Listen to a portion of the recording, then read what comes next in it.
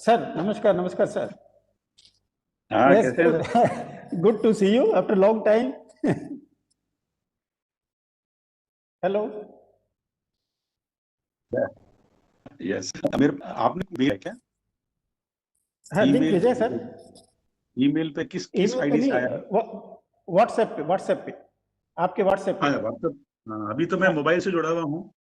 अच्छा। मैं देख रहा था, मैं लैपटॉप से जुड़ जाता तो क्या है कि मोबाइल पे फोन आते हैं तो कट जाता है। हाँ हाँ हाँ। ठीक है, मैं इसी लिंक को मेरे मेल पे ले लेता हूँ, फिर मैं जुड़ जाता हूँ। जुड़ जाते, yes yes. So nice of you जी, sir, thank you thank right. You. Yes.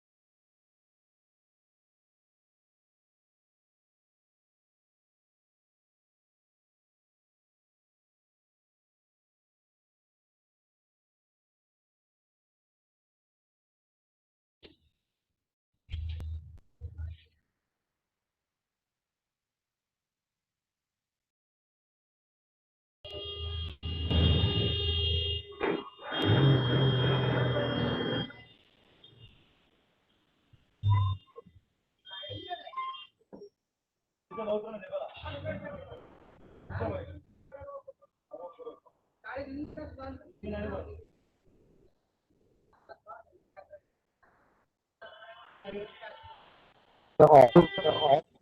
request, please.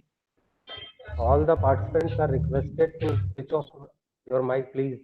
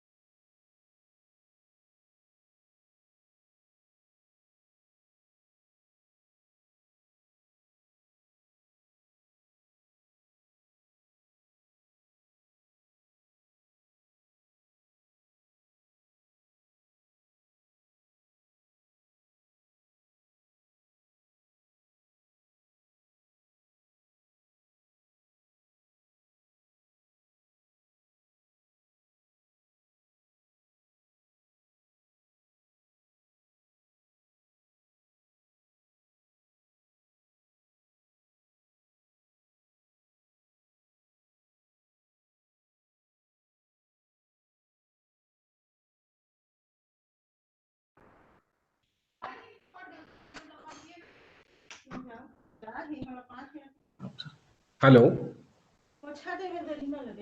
Hello, हाँ, गुड मॉर्निंग। Good morning. वो एक लिस्ट राजेश कानवरिया जी को बोले थे भेज देने के लिए, कौन कौन हैं इससे कनेक्टेड, तो उन लोगों को ये करेंगे ना, वेलकम में बोलेंगे। सर, वो आ रहा है, आपके तो पास ही आ रहा है सर। आ रहे हैं? हाँ, आ रही है। Okay okay. Mathur, professor Mathur. अच्छा, हो गए। यस यस, कल बोला था मैंने उनको, फिर मॉर्निंग में भी अगेन आई रिपीट हिम। मैं सर, जी आपका जी। तो इवेंट है, आपको तो आना ही है। अच्छा अच्छा, गुड। तो यस अच्छा हुआ।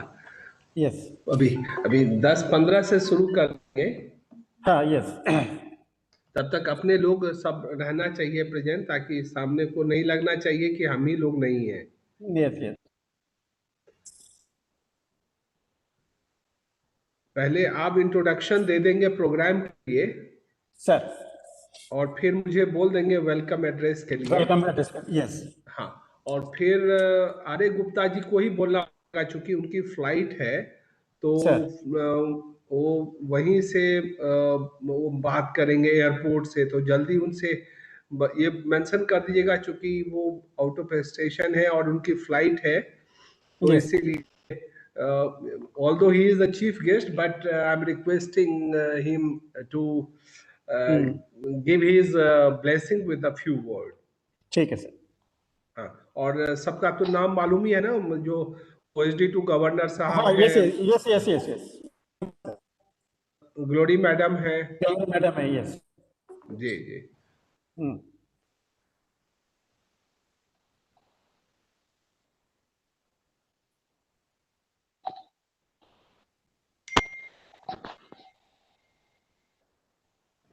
So immediately after your welcome address, then I will switch over to VC sir. VC sir, मैं पहले हाँ, बता दूंगा अपने ही स्पीच में किस तरह से उनको प्रॉब्लम है प्रॉब्लम है, यस VC सर। साहब को, तो यस, इसीलिए मैं बोल, फिर आप बता हाँ, वो कर दीजिएगा देंगे सर। फिर आफ्टर दैट उनके बारे में। ग्लोरी मैडम, हाँ, after that Glory madam, then हाँ जायसवाल जी, देन माथुर सर, हाँ। प्रोफेसर माथुर, देन कौन सा फोर टर्न पहले? ऑफ। सर पहले, चीफ गेस्ट लास्ट में, मतलब वो जायसवाल जी लास्ट में। अच्छा, जायसवाल जी लास्ट में, ग्लोरी सबसे पहले Mathur, professor Mathur, Glory madam. हाँ, प्रोफेसर धीरेन माथुर, पहले धीरेन माथुर साहब, ठीक है, ठीक है। इसके बाद ये ग्लोरी मैडम। ग्लोरी मैडम, और हाँ, फिर गोविंद राम जायसवाल जी। ठीक है। जी जी। हाँ, माइक ऑफ करिए, आप फोन पे बात कर रहे अभी नहीं, इनसे बात कर रहा था, राठी जी से अभी। हाँ, ओ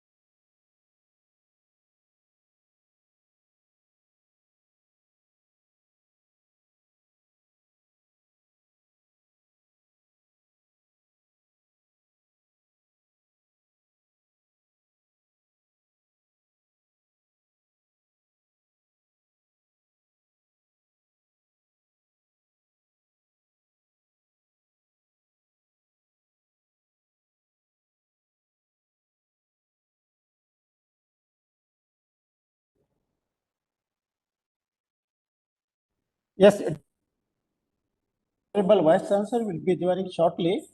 So it is requested to wait for another 5 seconds.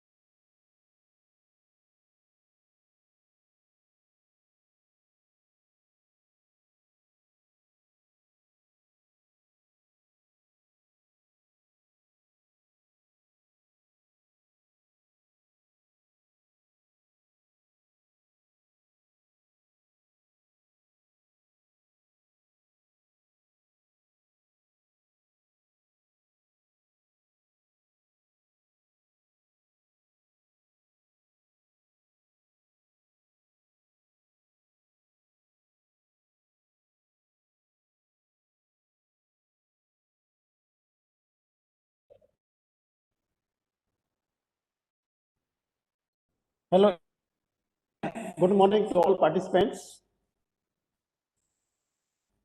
We're going to start.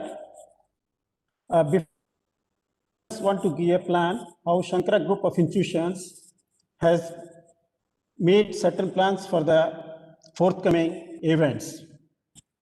And next week, we have planned for teaching methodologies.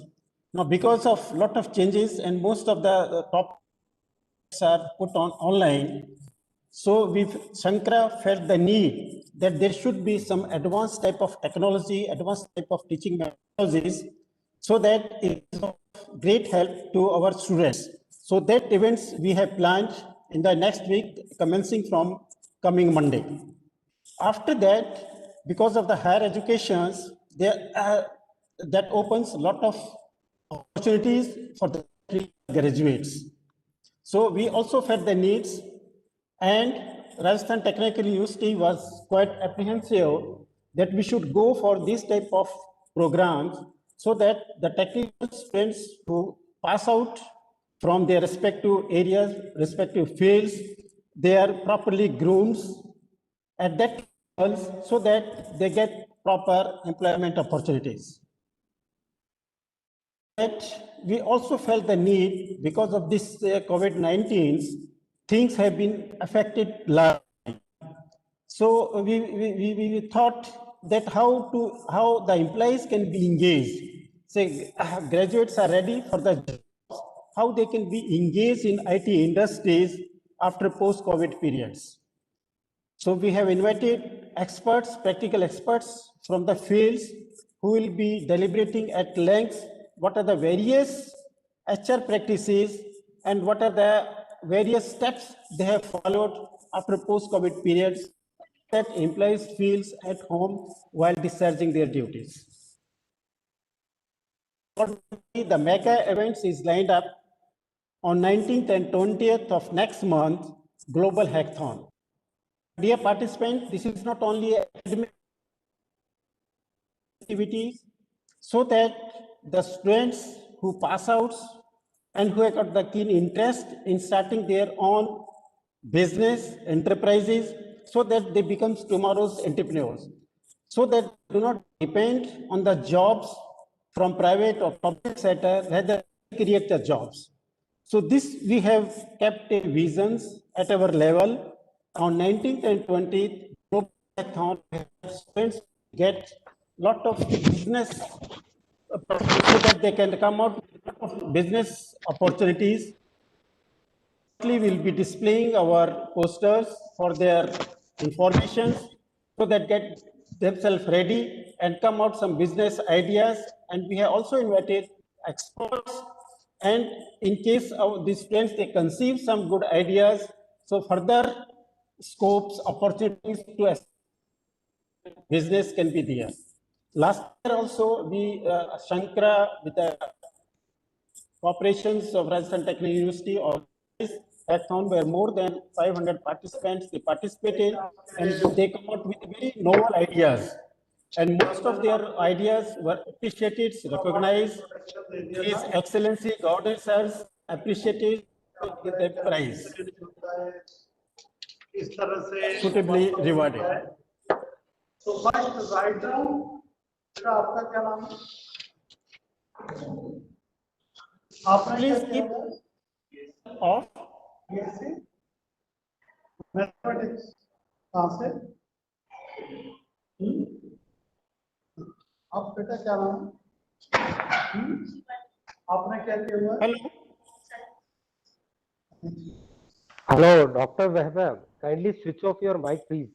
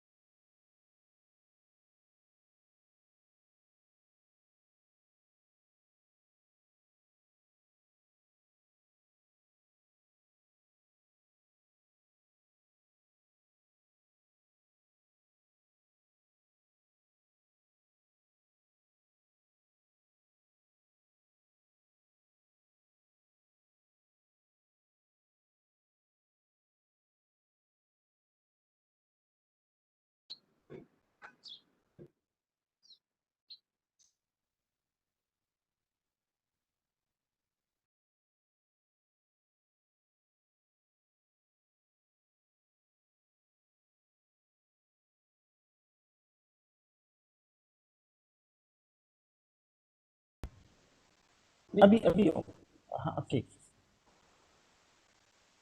As regard the present workshops, which we are commencing from today, the topic is Internet of Things and Artificial Intelligence. This subject is of high importance to our students, to our faculty members, because all this present technology is going to be applied in futures in one way or the other ways. Now, see robots. Few days before a small documentary in for a Japan this things hotel, where Robert was doing everything. He was taking care of the guest. He was receiving the guest. He was putting the briefcase of the guest in the hotels, serving water, asking for further requirement, switching on the TV. Everything he was taking care of. Now, keeping these minds that the topic is great importance to our faculty members, to the public also at large, to the students at large. Shankara, therefore, has designed these programs on Internet of Things and artificial intelligence. So we have lined up 4-5 events in the lectures, and our faculties members, they are keenly involved in all those things. And with the blessing with our chairmen to all our staff members, we are putting all efforts so that all these events are lined up, get a great success. And therefore, we have also invited eminent personalities, particularly those people who are expertise in their practical fields. So, and so that our students, participants, our faculty members, they don't face any doubts in their mind. They don't carry any doubts in their minds, and whatever queries, whatever doubts they have in their mind, they must get it clarified. So my request to all the participants is queries as much as possible. Try to understand the subjects from the practical insights, not only simply carry forward the theoretical aspects of the subjects. Because these topics are of great importance, Internet of Things, because now these days nobody can survive without internet. So it is of these are of great importance. And our efforts have been that we should take more and more our eminent speakers from the practical sides who are already working, who are on this type of technologies, so that they can get clarified your doubts, your any apprehensions is there.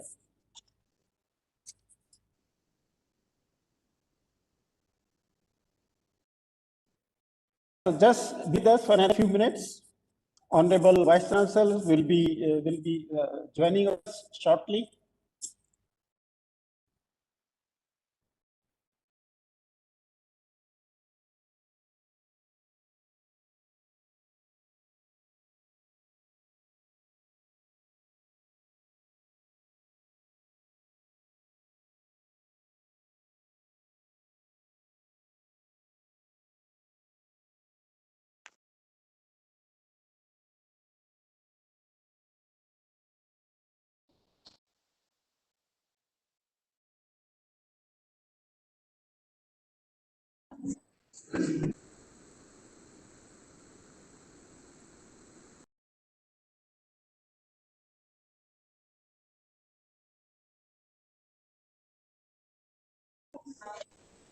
You have unmuted your call.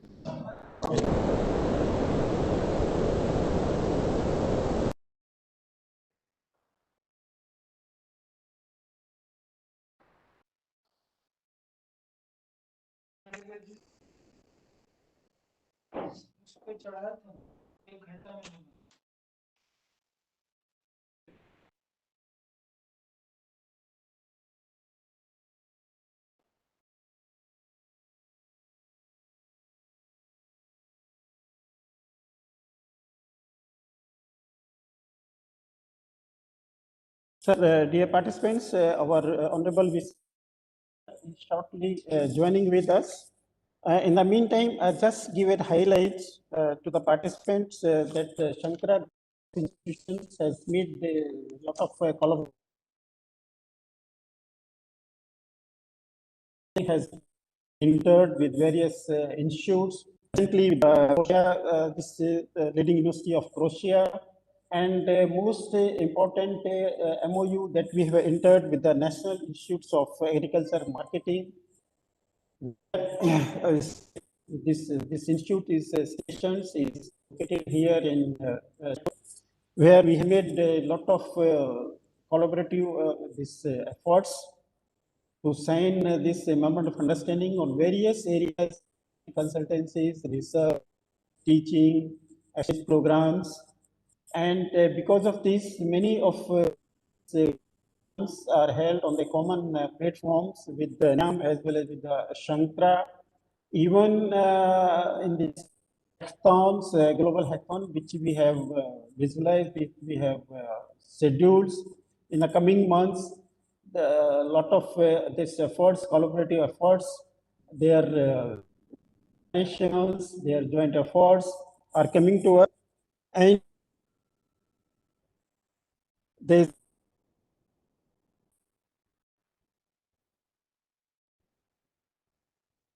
also the Shankara has also made this collaborative agreements with European Union of Universities, where some exchange programs in the two Shankara groups and some European universities are conducted. Some exchange programs are there. Students are also goes there for on scholarships.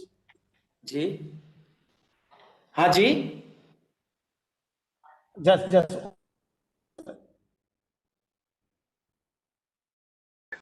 जी नमस्कार sir, स्वागत है आपका। महोदय का स्वागत। नमस्कार। मैंने ये प्रोग्राम में आने के लिए कल फ्लाइट को प्रिकॉर्ड किया और शाम को जयपुर आया। मेरा प्रोग्राम नहीं है सर, ये तो आप हुआ है, ये तो आपके द्वारा गिफ्टेड है पूरे स्टूडेंट के लिए, फैकल्टी के लिए और आरटीयू के लिए।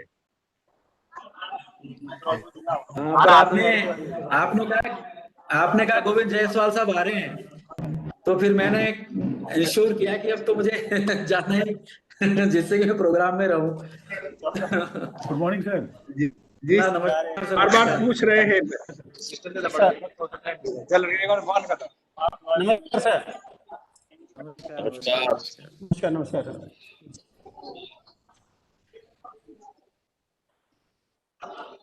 Sir, and good morning to Honorable Vice Chancellors, Professor R.A. Gupta, Sri Govind Jaiswal ji, Principal OSD, to Honorable Rajasthan of Government of Rajasthan, M.S. Glory, Director General, MSME, our Shankara Institute's Chairman, Dr. Sant Kumar Chaudhary, and Dr. Joint Directors, guiding stars from Rajasthan Technical, K. Mathur, Professor Bharinder Mathur, and coordinators from the RTU, participants to the workshop. At the outset, the family feel highly honored to Professor Gupta, Sri Govind Jaiswal and Madam Glory for accepting the invitations to the inaugural event day workshop. I, Dr. R.S. from Shankara Group of Institutions, welcome you all to these 5 days workshops on Internet of Things and Artificial Intelligence. I take the opportunity to brief you about Shankara Group of Institutions and about the purpose and objective of the workshop. As education is the parent organization of Shankara Group of Institutions, Dr. Sant Kumar Chaudhary is himself an established leader of more than 50 institutes spread over in more than 9 states across the country. The group helps millions of people enroll developments, healthcare, education, vocational training, etc. Technical education has made the torchbearer of social service sector. The trust at present runs primary schools, inter-degree colleges, engineering, management colleges, teachers training college, eye hospital, nursing, Kirsi Vigyan Kendra, watershed development program, etc. The trust has a collaboration with the European Union of Universities. Shankara also feel honored to be invited by one of the leading universities of Croatia to conduct programs on same basis. Furthermore, enters a memorandum of understanding with National Institutes of Agriculture, Marketing, NIAM, Jaipur. It has been envisaged in the MOU that both the parties will work with collaborative efforts to conduct research, consultancy, education, outreach programs, exchange programs, study visits, national and international conferences. Shankara Group of Institutions believes in the overall development of persons, and to meet this, the college invites eminent personalities, technocrats from prominent institutes, corporate. In this direction, a business activity in collaboration of Rajasthan Technical University undertook was conducted last year, wherein more than 600 participants from various states took part. The winners who translated their business ideas into a definite tangible product by using technology were facilitated and awarded by His Excellency Sri Kalraj Misraji, Governor of Rajasthan, in presence of many international and national dignitaries. A similar global hackathon has also we have lined up in the next month, 19th and 20th of March. As regards this workshop, the workshops on Internet of Things and Artificial Intelligence has been designed under the visionary leadership of Honorable Vice Chancellor, Professor, who conceived the idea to groom the faculty members in today's context in the area of Internet of Things and Artificial Intelligence, in turn would be of great benefit to the large. That is, understanding technology for future applications. Respected sir, your overt dream to impart quality technical education to our students in various fields will certainly be achieved by undertaking such workshop. And Shankara Group of Institutions is taking a step in this direction under your benign blessing.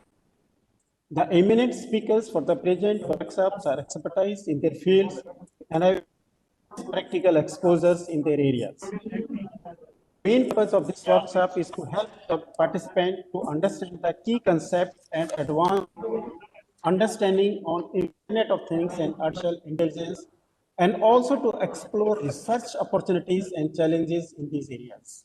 Shankara feel honored and proud Vice Chancellors for the foresight he has provided for this program. Shankara also feel privileged to Professor Dharendra Mathurji that due to his untiring efforts, if I'm not wrong, more than 250 faculty programs have been conducted in various affiliate institutes during the present sessions. Now I request Dr. Chand Kumar Group of Institutions to welcome the dignitaries by his resounding speech. Over to sir.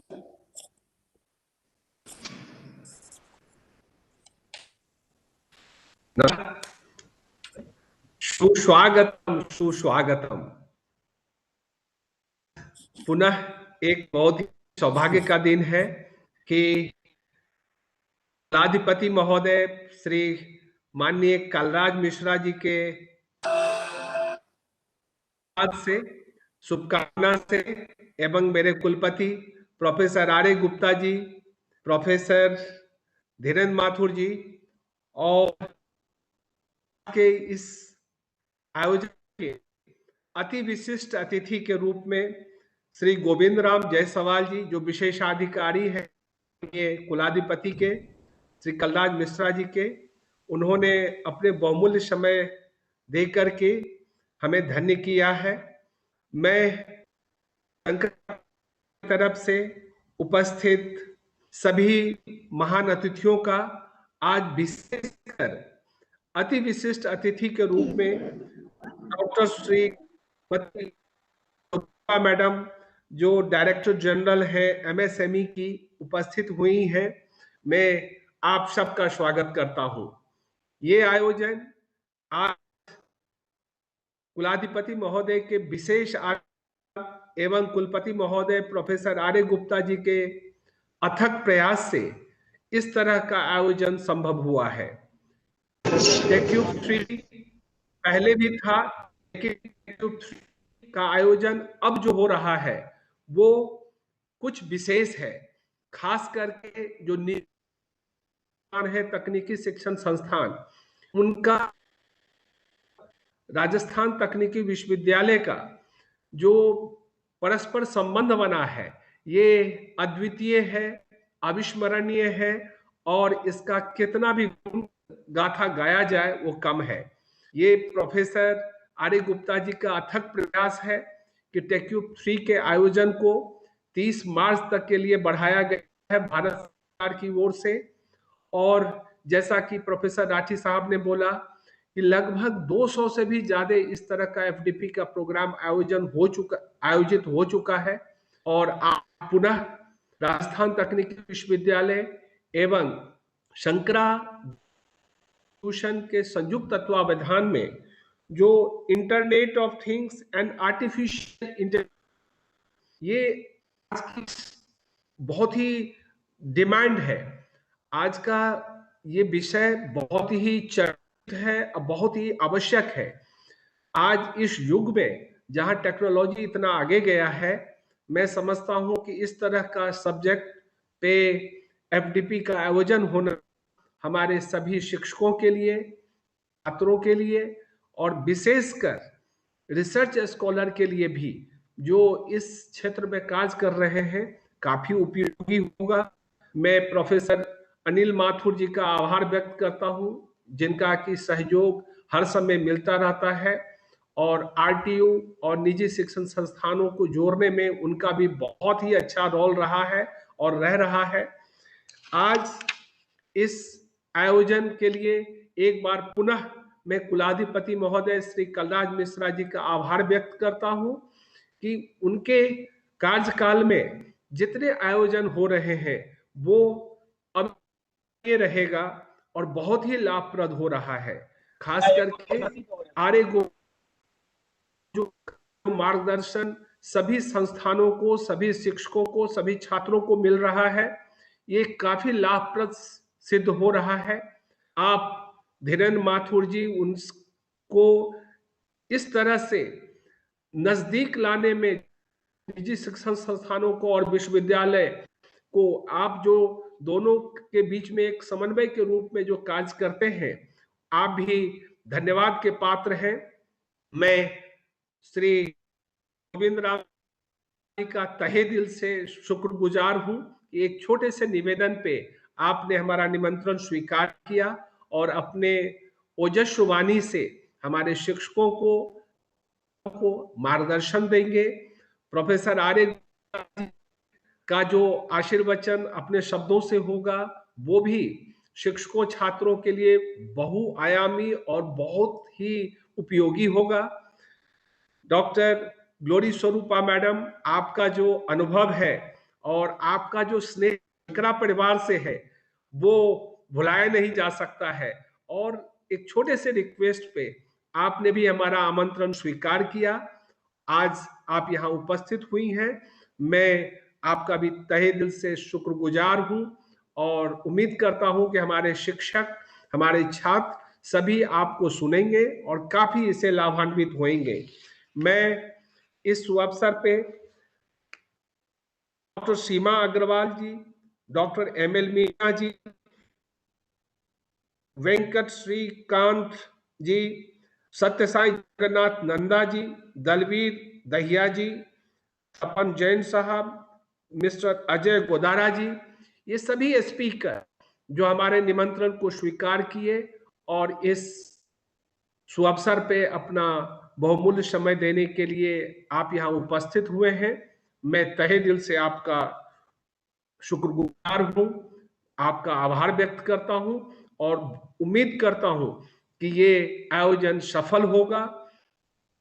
Last but not list, जितने भी participant हैं जो इस आयोजन में जुड़े हैं, मैं आपका स्वागत करता हूँ। शंकरा परिवार इस तरह का आयोजन करती रही है, आगे भी करेगी, और आज इस आयोजन में आप पार्टिसिपेंट जितने भी उपस्थित हुए हैं, मैं आपका स्वागत करता हूं और उम्मीद व्यक्त करता हूं कि ये अवश्य ही बहुत ही सफल होगा। और मैं विशेषकर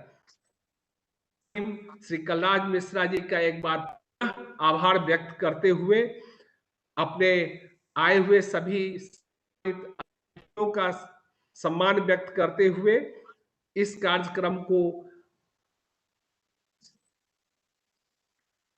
सहयोग अपेक्षित है और उम्मीद करता हूं कि अगले महीने जब 19-20 को ग्लोबल हैकाथॉन का आयोजन होगा, महामहिम कुलाधिपति महोदय जी का भी आशीर्वाद मिलेगा, आप लोगों का पार्टिसिपेशन होगा और वो भी एक अपने आप में अद्वितीय होगा। इन्हीं शब्दों के साथ एक बार फिर आप सबका बहुत बहुत स्वागत, सुस्वागतम, सुस्वागतम और बहुत बहुत आभार।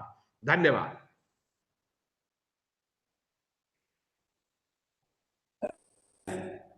Thanks so much, sir, for sharing welcome address to all the dignitaries and your kind words to the participants. Now I request Professor Mathurji to speak a few words on TQ. Because of his so much busy schedules, so many activities are being lined up, even in the past, in the futures, and what are the further, its line of thinking for these type of programs. Over to Professor Dhirendra Mathur ji. बहुत बहुत नमस्कार साहब और बहुत बहुत धन्यवाद कि आपने मुझे बुलाया। Honourable vice chancellor professor Arya Gupta साहब, श्रीमान Govindram Jaiswal ji, principal OSD governor of Rajasthan, Shri Sant Kumar ji साहब, chairman SIT group, madam Glory Sarupa, Director MSME, all other distinguished guests, all the eminent speakers, and dear participants. It's indeed a great pleasure for me to be part of the inaugural function of this 5-day FDP on IoT and artificial intelligence, which is being organized and hosted by SIT under the aegis of TechCube 3. We all know that IoT and AI is an emerging area, and under TechCube 3, our mandate has been to bring improvement in the quality of engineering education in the affiliating colleges through different kinds of academic activities and different kinds of training programs and workshops. In the past 3 years, we have been doing very successfully with the support of all our affiliating colleges, and different kind of topics, different kind of emerging areas, technologies, and have been chosen by our organizing teams of RTU and of all the affiliating institutions, so that our students and faculty members, they get the latest work being done in the emerging areas and latest knowledge from all the eminent speakers around the country. In the pandemic situation, since July, we have been conducting all our academic activities in online mode, and very successfully we have conducted more than 200 activities for the benefit of students and faculty members.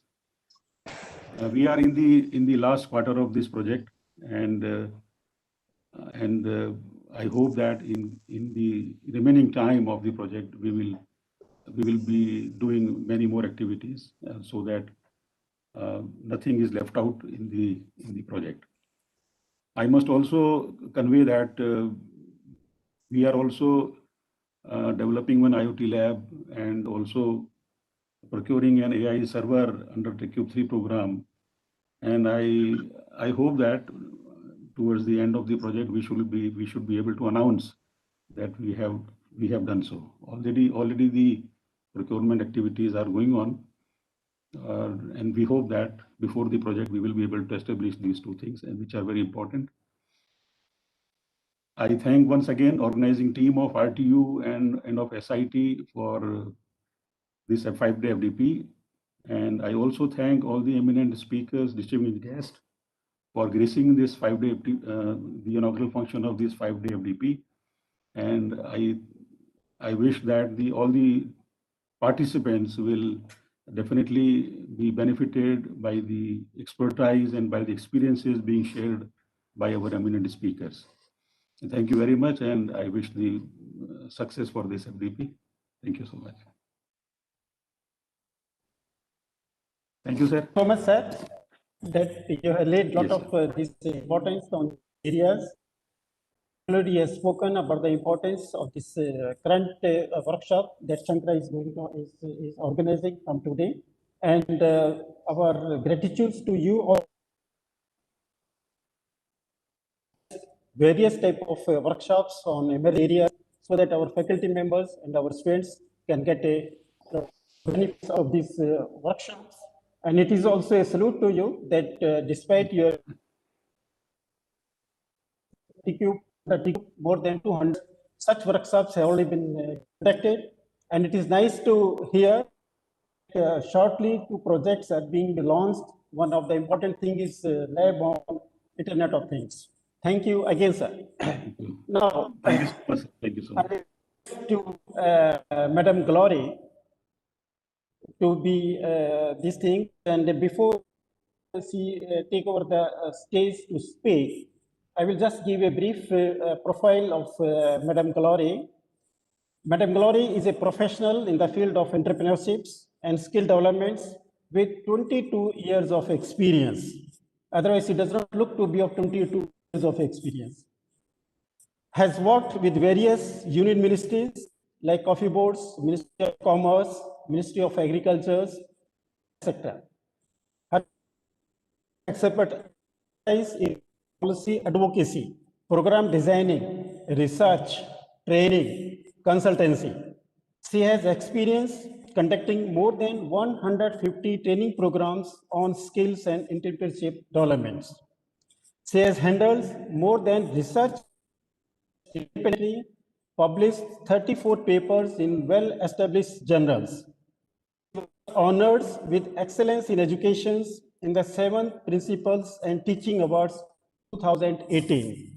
And more importantly, she has the knowledge language. She can write, speak English, Hindi, Telugu, Malayalam, Kannada, and Tamil. So fortunate that Madam Glory is with us. Just would request you to share your views, your ideas on this current workshops or your personal things, whatever you want to speak. Over to Madam Glory. Namaskar. Today's chief guest, Professor Arya Gupta, and today's special guest of honor, Sri Govindram Jaiswalji, and the chairman, Shankara Group of Institutions, Dr.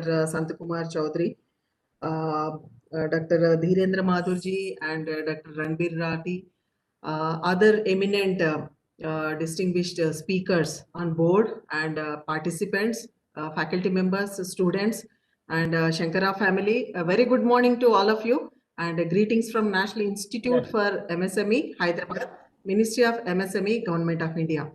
I'm so much honored and privileged. In fact, I'm so glad to be part of this inaugural session, to be on board with you all. Thank you so much, and thanks to Chaudhary sir for inviting me to be part of this inaugural session. I really congratulate the Rajasthan Technical University for conducting 200 online FTP program. I think it is a commendable job during the lockdown being carried out. Even DST has conducted several programs, but being a state university, you could reach 200 into at least 100, so 2,000 people you could reach the faculty members. It's really appreciable, sir. So TechWip 3 is doing very well. Even other institutions who are funded by this TechWip 3 have invited me to deliver some lectures and all. So thank you very much for conducting these programs, and it is also good to learn that you are coming out with your own laboratory for IoT and AI. Today we know that everyone's focus is on Internet of Things. machine learning and artificial intelligence and data management. And the statistics show that huge data will be grown and most of devices to be connected on internet by 2025. That's what they envisage. The solution is integration of these three technologies, namely IoT, ML, and AI. Of course, this FDP are focusing only on two, but ML also goes very much with this. I think elsewhere you may be conducting in combination of all these technologies, I believe. This machine learning algorithms eliminate optimization and estimation of process and allow to learn the patterns by itself and take autonomous decisions without new set of rules and regulations. Actually, there is a lot of potential, lot of tremendous in these areas coming up. And in this FDP, I believe various architects and techniques related to algorithms of this IoT, ML, and AI are to be incorporated and to be taught, and a lot of advanced information related to these technologies and skills to be imparted, I believe. And the benefits are fourfold to me. Like there are several benefits, but I have just gone through the information and IoT and AI. Firstly, to educational facilities, educational institutions, forward learning technologies, and the IoT can help universities build educational spaces that are immersive with virtual reality and enhanced reality so that their students can learn more intelligently. They can provide students the sense that they are on the spot, enriching their experience as well as teaching experience for faculty. And new sophisticated facilities are being created that can do more to attract top students and faculty. And not only in India, across the globe. So the studies have been initiated. These techniques have been utilized, and a lot of progress has been taken care. Multiple learning scenarios can support this approach. For example, in a lesson on geology and volcanoes, students can experience live 3D information sent through live feeds, sensors, and other data of an active volcano in Indonesia, Japan, or Italy. So that is the importance of this technology, and that's how students and faculty can empower themselves. And one step further, this IoT and AI opens up the possibilities of students in a classroom in North America. So when it can happen in North America, so it can very much happen in India. That's what I believe, and I suggest the faculty and students to use more these technologies and encourage the students to take up more assignments so that our country's name also will be in the global index and it will be listed. Even students can use these technologies at their home, interacting and sharing information with their friends and experts and the faculty. And it is very much happening in Europe and in Asian countries also. That's how India, we can also use this technology because we have national institutions of importance like IITs, and most of the institutions, group of institutions like Shankara and so many universities can very well adopt this. And it is also very much helpful in research. So the research also can be powered by AI. It can be used to increase researchers' network to in similar fields, create connections across disciplines that are currently working in silos, and find new insights in papers. So while writing a paper or while integrating the data, so this is very much useful. AI can aggregate, curate, and help the student and researchers conduct their analysis and help them focus what they need. So as per the objectives, they can use the AI application and can conclude an effective and purposeful research. And in infrastructure development also, the techniques, the tools, what you are discussing, the IoT and AI are very much important. The infrastructure in university can be connected to the devices of researchers, students, and professors, so the university staff can better plan and use the educational spaces. And students can find out in advance if a study pod is available and if they can work with their peers online instead. So researchers can find out if their lab is available in real time or book a lab elsewhere. So even they can save the time and they can get linked with the experts. That's how the infrastructure.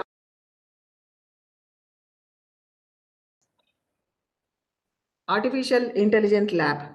And In the personalized learning solutions also, there is a lot of scope and potential for this artificial intelligence and IoT.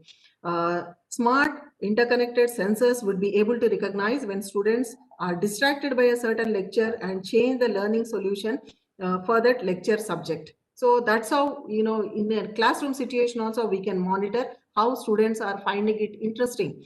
And feedback on students' learning and alertness state can be shared with the professors for better connect with their classes. So the teaching methodology can be improved. Even student interest can be improved by applying all these techniques.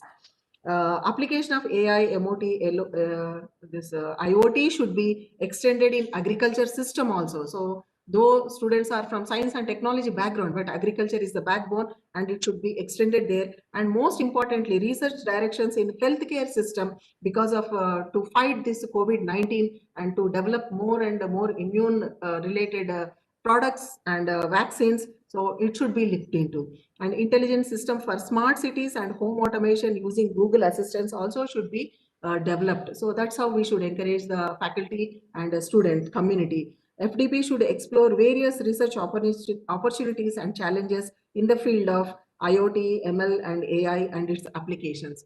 I am also happy to share that we are going to establish a center of excellence in future skills, that is smart manufacturing technologies, sponsored by Ministry of Electronics Information Technology, the Government of India. So our proposal is under active consideration. Last week we had a presentation with the Joint Secretary, and we are coming up with this kind of lab.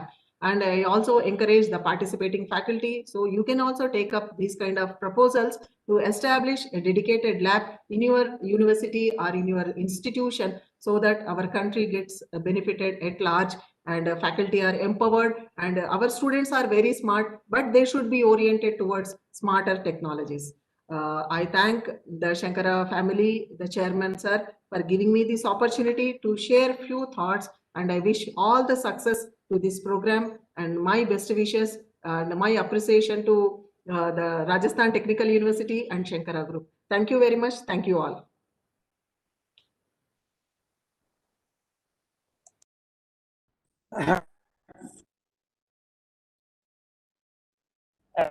Said, Madam has appreciated the efforts being made by TQ for organizing such programs. She has highlighted the importance, the benefits of these workshops, things and artificial intelligence. According to her, if three technologies, machine learning, Internet of Things, and artificial intelligence are integrated, they can create a lot of potentialities.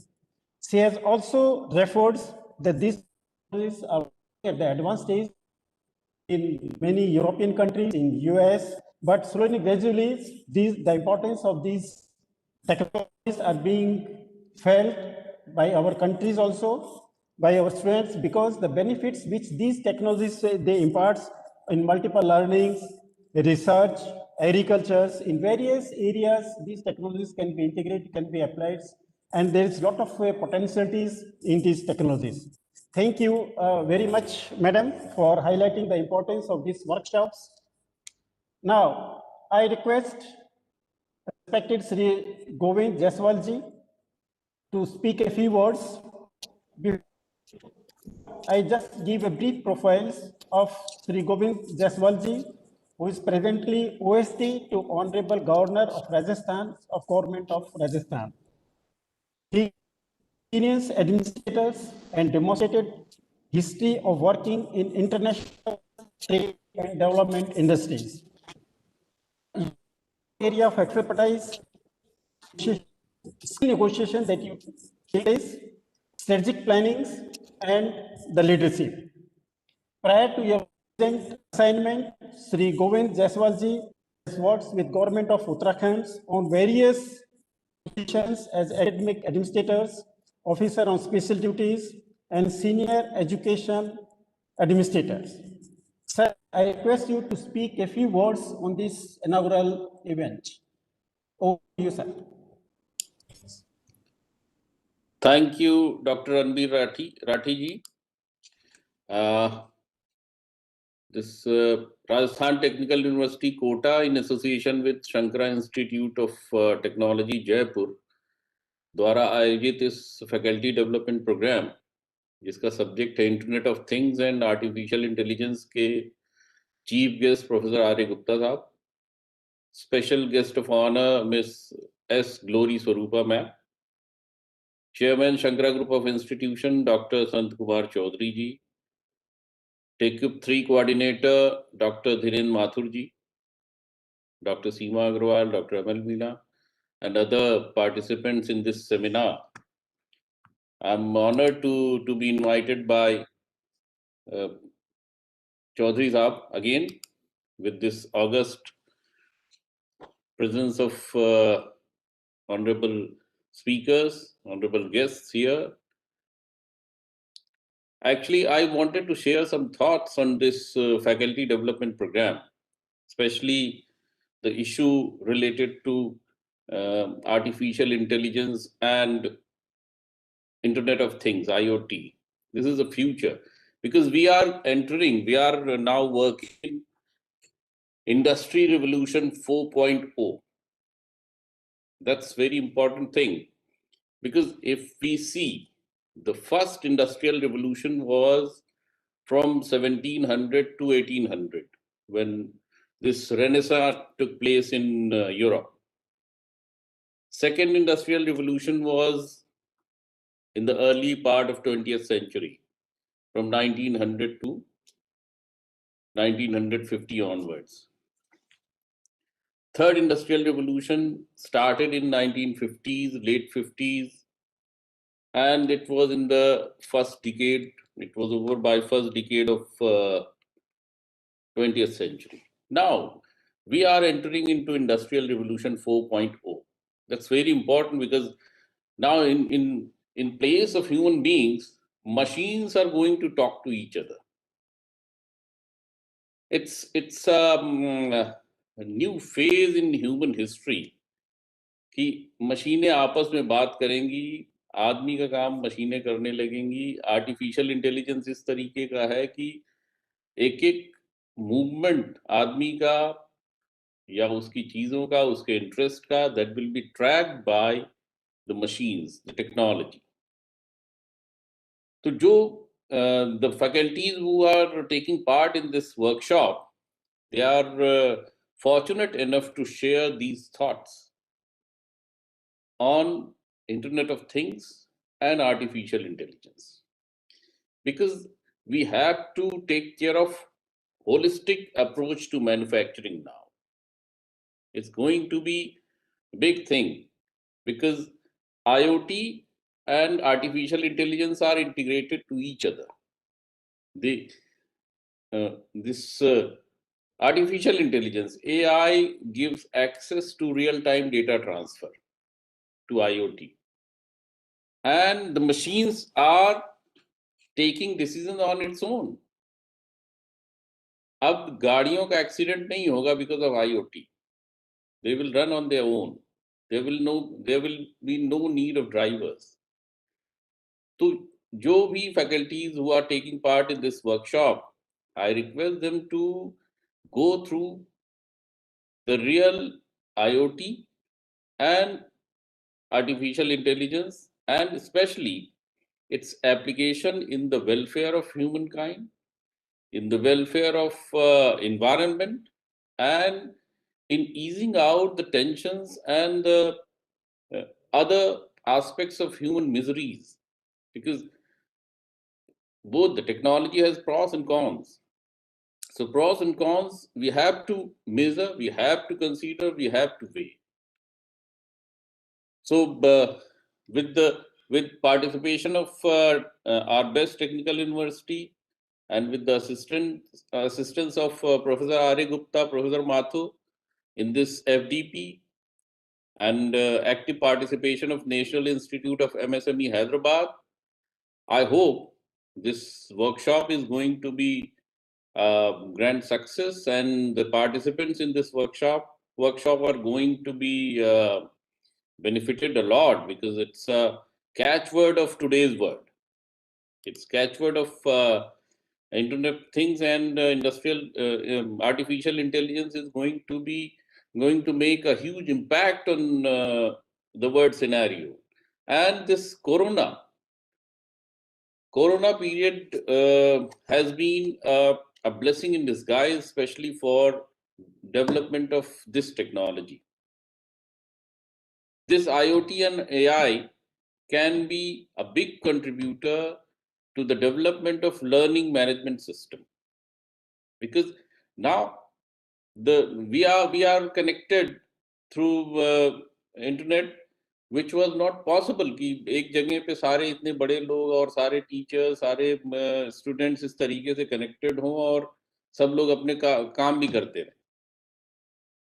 Now this will be more helpful if we develop the LMS with the help of IoT and AI. And I hope this development of cyber physical system is going to be of great benefit to students and the teachers. Teachers को time पे orientation, time पर उनका refresher course, time पे उनको नई नई चीज़ों से बताना, बिकॉज अल्टीमेटली फैकल्टी को लगातार पढ़ते रहना सबसे ज़रूरी है. अगर उनको बच्चों से रिस्पेक्ट चाहिए, अगर उनको बच्चों को इम्पार्ट करना चाहते हैं, वो करिकुलम ट्रांजैक्शन करना चाहते हैं, they need to study hard, they need to study regularly, and these type of workshops are going to help them a lot, because it's a contemporary topic. With the help of Shankara Institute of Technology and Rajasthan Technical University, I wish them luck. I wish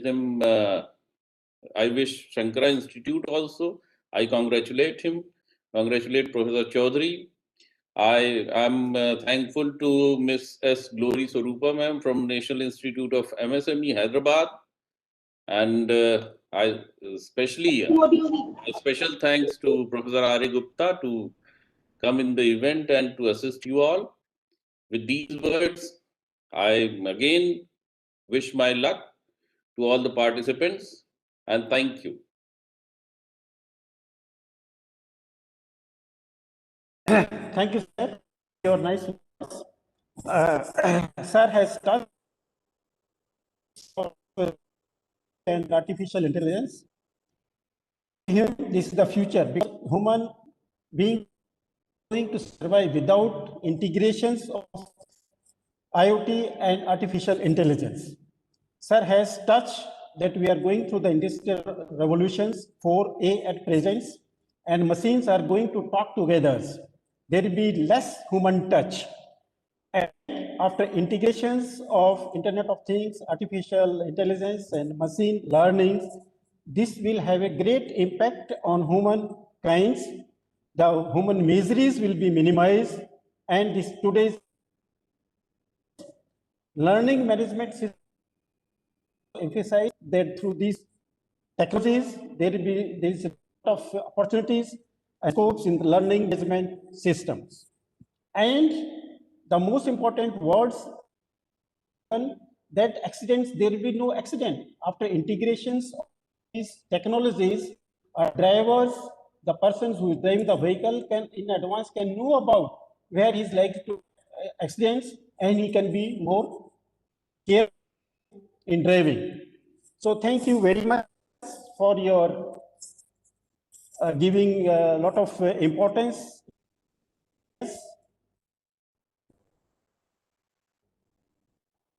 Now, I request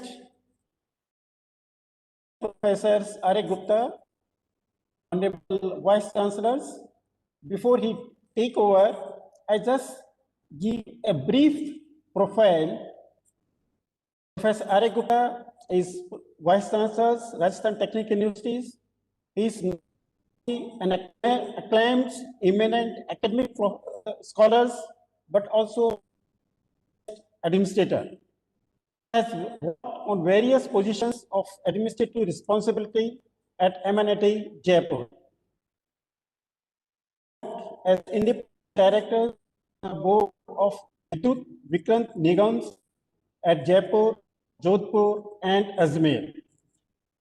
Professor Gupta has in various areas of electricals and published about more than 20 research and has also guided 18 PhD scholars. Professor Gupta received eminent engineers awards for contributions to the professions of electrical engineers. Traveled to various countries, Switzerland, Spain, London, on assignment. Sir believes in the motto, keeps adding value to what you do all your life. Professor Gupta has also been assigned many administrative responsibilities state governments. Or, sir, over to you.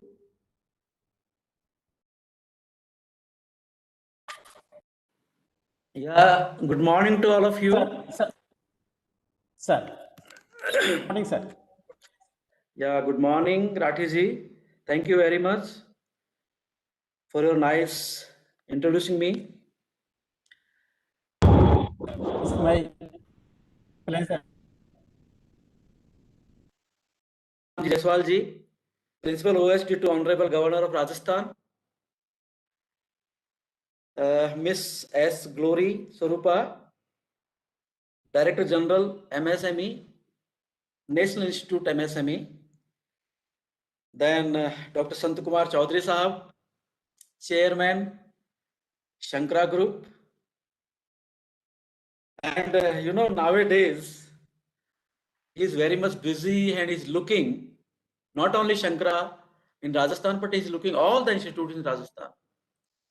He's speaking how we can proceed so that every institute can develop. Then our Dhirendra Mathur Sahab,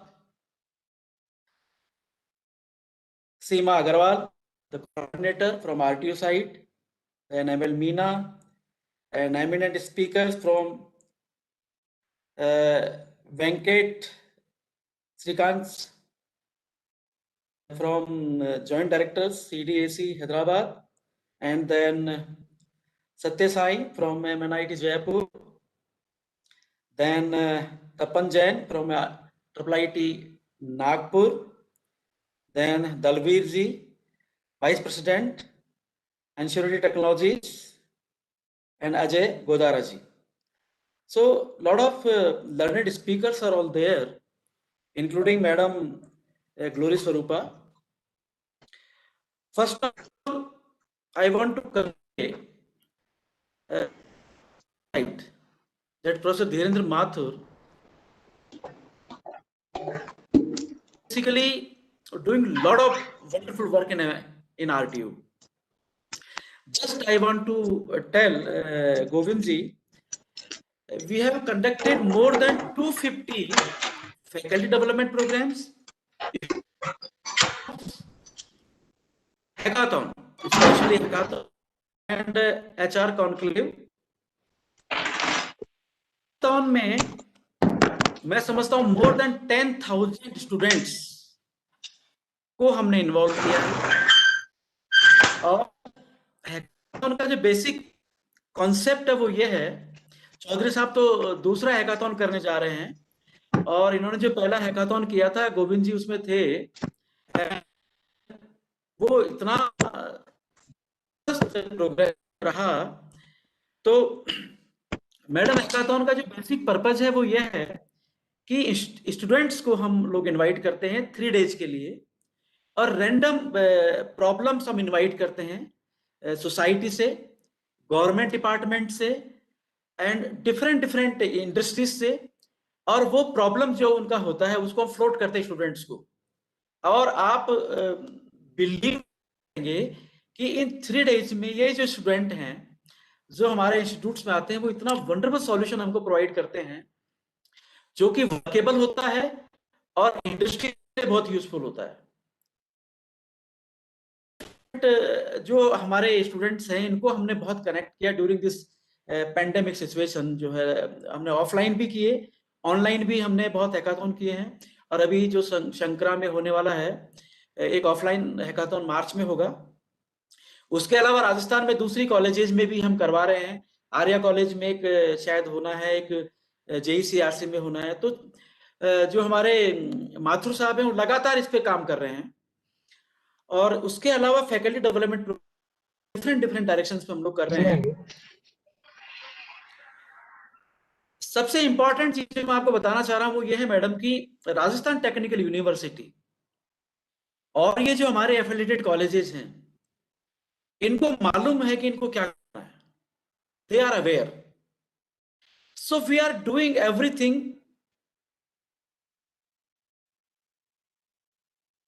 working. Machine learning we are working. We have floated so many programs. AICT also floated these programs और हमने इनका syllabus upload कर दिया है, बना दिया है और वो उसको निकाल दिया है। So branches are running in Rajasthan. उसके अलावा न्यू एजुकेशन पॉलिसी के अकॉर्डिंगली हमने सिलेबस रिवाइज कर दिए हैं और उस सिलेबस को रिवाइज करते टाइम हमने जो है ओपन इलेक्टिव्स को वेटेज दिया है, डिसिप्लिनरी कोर्सेज को हमने वेटेज दिया है। Can suppose 50%, but 40% computers, language. If he or she is interested in going to other basically area like music, so all round development we are going to do it. ये हमने syllabus बना दिया है and it is already floated. Now we are planning to work in multi-exit. That is very main basically our target in new education policy. Suppose one student wants to leave in first year, then we will give a little certificate to him so that he can go to do some certain assignment. अगर उसको second year में जाना है तो हम उसको दूसरे तरीके का एक सर्टिफिकेट प्रोवाइड करेंगे।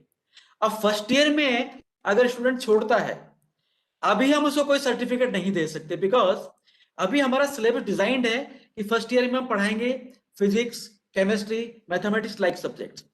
टेक्निकल सब्जेक्ट अभी नहीं आ रहा है तो कोई सर्टिफिकेट हमें देना मुश्किल होता है। तो हम इसको वापस रिवाइज करेंगे और इस तरीके से हम रिवाइज करेंगे कि फर्स्ट ईयर में भी एक टेक्निकल कंटेंट के साथ में स्टूडेंट जाएगा। ये हम न्यू एजुकेशन पॉलिसी में काम करने वाले हैं और इस पे हमने काम शुरू कर दिया है, इस पे हमारा काम चल रहा है। इसके अलावा हम एक्सेलेंस पे जो आपने भी बताया, हम आपसे चाहेंगे कि हमारा एक MOU आपसे असाइंड हो RTU के साथ में। तो हम आपको इनवाइट भी करना चाहते हैं कि आप एक बार RTU में विजिट करें, कोटा आए, हम लोग आपसे बात करना चाहेंगे। हमारे जो एफिलिएटेड कॉलेज की फैकल्टी है उनको भी इनवाइट करेंगे। मैं तो अभी ये प्लान किया है कि फर्स्ट और सेकंड वीक ऑफ मार्च में सभी चेयरमैन को इनवाइट कर रहा हूं कोटा। एक बार मैंने पहले भी इनवाइट किया था, उस वक्त हमने ये जानने की कोशिश की थी कि उनको क्या डिफिकल्टीज है और हमें क्या करना है। अब हम उनसे ये जानना चाह रहे हैं कि हमने कितना उनके लिए सॉल्व किया है और अब आगे क्या इश्यूज है। तो मैं चाहता हूं उस टाइम अगर आप भी वहां रहें तो एक इंटरेक्शन होगा और एक हेल्दी इंटरेक्शन में हम लोग जानेंगे कि हमारे एफिलिएटेड कॉलेजेस को क्या चाहिए और आपके लिए क्या कर सकते हैं। बेसिकली हमारा ये मानना है मैडम कि ह्यूमन रिसोर्स हमारे पास है, रिसोर्स आपके पास है, वी कैन जॉइन हैंड्स और एक साथ काम कर सकते हैं। हमारे स्टूडेंट्स बहुत इंटेलिजेंट है। हमने एक नई चीज शुरू करी है अभी, IPR, इंटेलेक्चुअल प्रॉपर्टी राइट। उसमें हम इस तरह से काम करना चाह रहे हैं कि स्टूडेंट्स पहले प्रोजेक्ट जब करते थे तो वो मार्क्स लेने के लिए प्रोजेक्ट करते थे और उसके बाद वो प्रोजेक्ट्स कहीं भी डंप कर दिया करते थे। अभी हम असाइनमेंट देना शुरू किया फैकल्टी को कि फर्स्ट ईयर में भी या इंजीनियरिंग में भी, यूजी में भी जो प्रोजेक्ट हो वो इस लेवल का हो, उसमें इंडस्ट्री कंटेंट हो और वो रजिस्टर्ड हो जाए IPR में, वो वर्क वेस्ट नहीं जाए। बिकॉज इतना बड़ा रिसोर्स हमारे पास है, यूजी में थाउजेंड्स ऑफ स्टूडेंट्स हमारे पास पढ़ते हैं और हम उनको सिर्फ क्लास करवाते हैं, एकेडमिक्स करवाते हैं, सर्टिफिकेट देते हैं और छोड़ देते हैं। अब हम ऐसा नहीं करेंगे, अब उनसे हम इंटेलिजेंटली प्रोजेक्ट्स करवाएंगे, 60% थ्योरी करवाएंगे। अभी हमने एक और किया है रिफॉर्म, पहले हमारे 20% सेशनल होते थे, 80% थ्योरी होती थी, हमने इसको 30% कर दिया है sessionals. So student can learn more in the institute. So continuous evaluation को हमने वेटेज बढ़ाया है कि ज्यादा टाइम स्टूडेंट इंस्टीट्यूट में रहेगा, उसके मिड टर्म को वैल्यू मिलेगी, उसके other extra curricular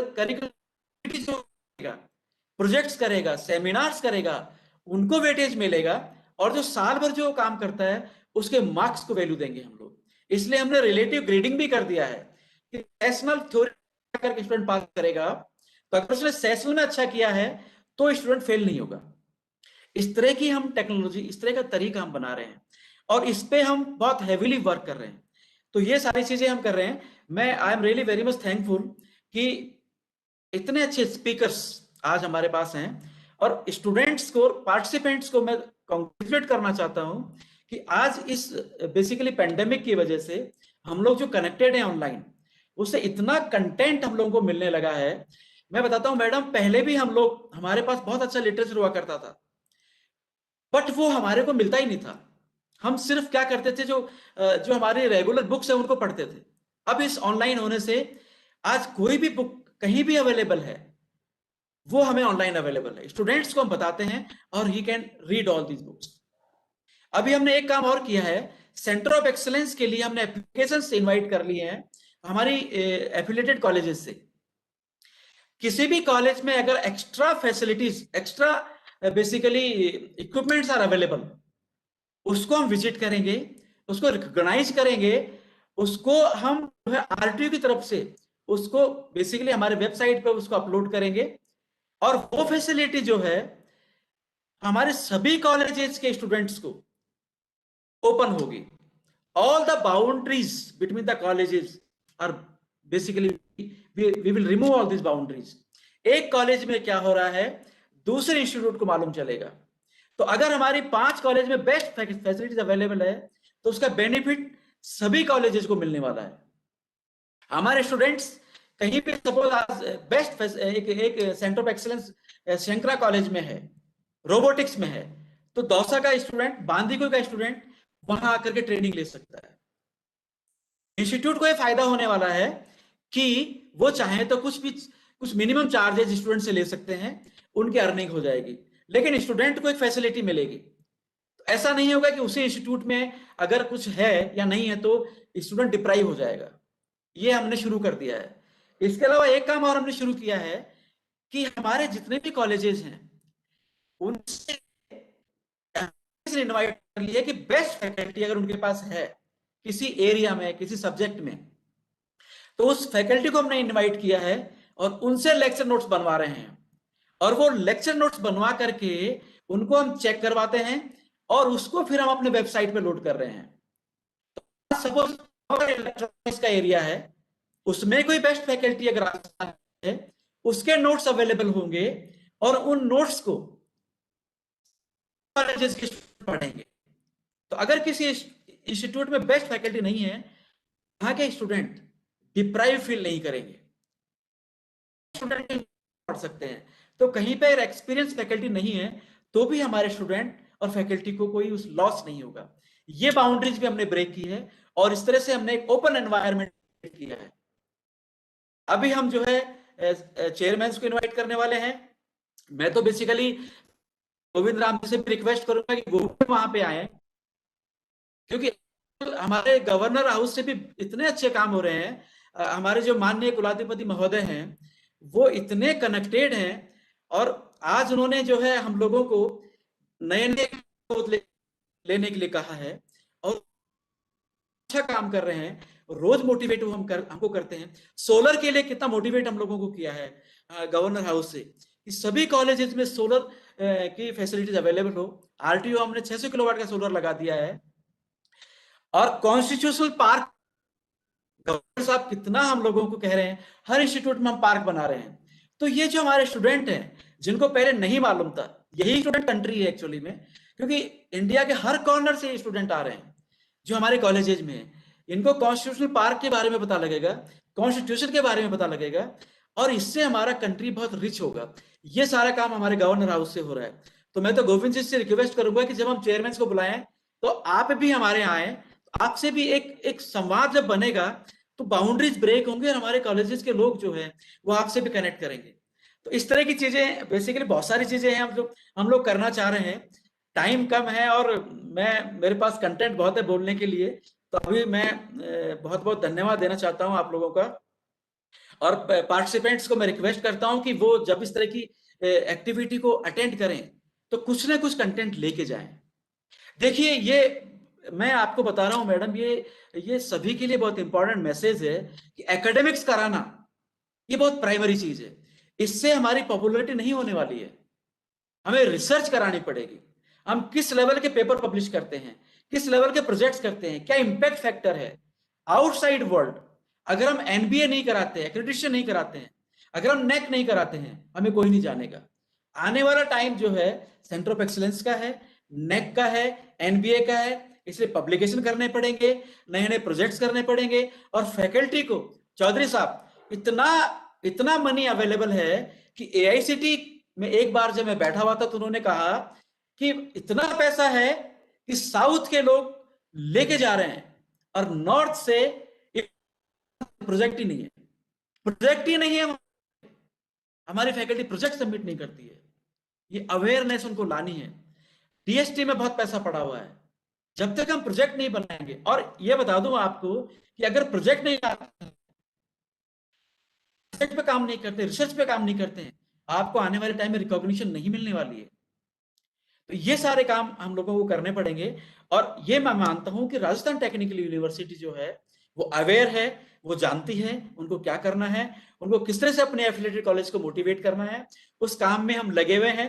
Dhirendra Mathur साहब जो हमारे आरटीयू में प्रोफेसर, ये हमारे पिलर हैं, यही प्रोफेसर आप काम कर रहे हैं। पिछले 6-8 महीने में साहब बहुत कनेक्टिविटी को बढ़ाया है। Thank you very much inviting me. Thank you Rathi sahab, thank you very much, thank you. Thank you, sir. Thank you so much. Thank you. Sir has at the outset, sir at the outset has appreciated the efforts made by Professor Dhirendra in conducting various programs at various places under equipped thirds.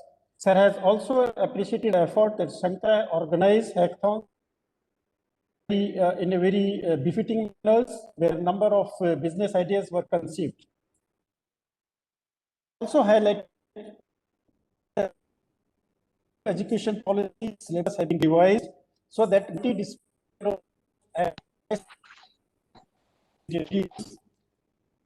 all institutes. Sir also believes in healthy actions with all chairmen of various colleges and institutes, so that if any new ideas in the positions implemented. Sir also believes that the syllabus should be very practice-based, where he even pertains to signals and less to the theory parts. Sir also believes that there should be a continuous evaluation of students so that they don't feel, at the last moment, they don't feel to appear in the examinations, or they don't have, so that entire evaluation is best part which sir has touched, that they have called the best faculties to prepare lectures and so that the students of any institutes is benefited in, despite any of the faculty is not there by these lectures.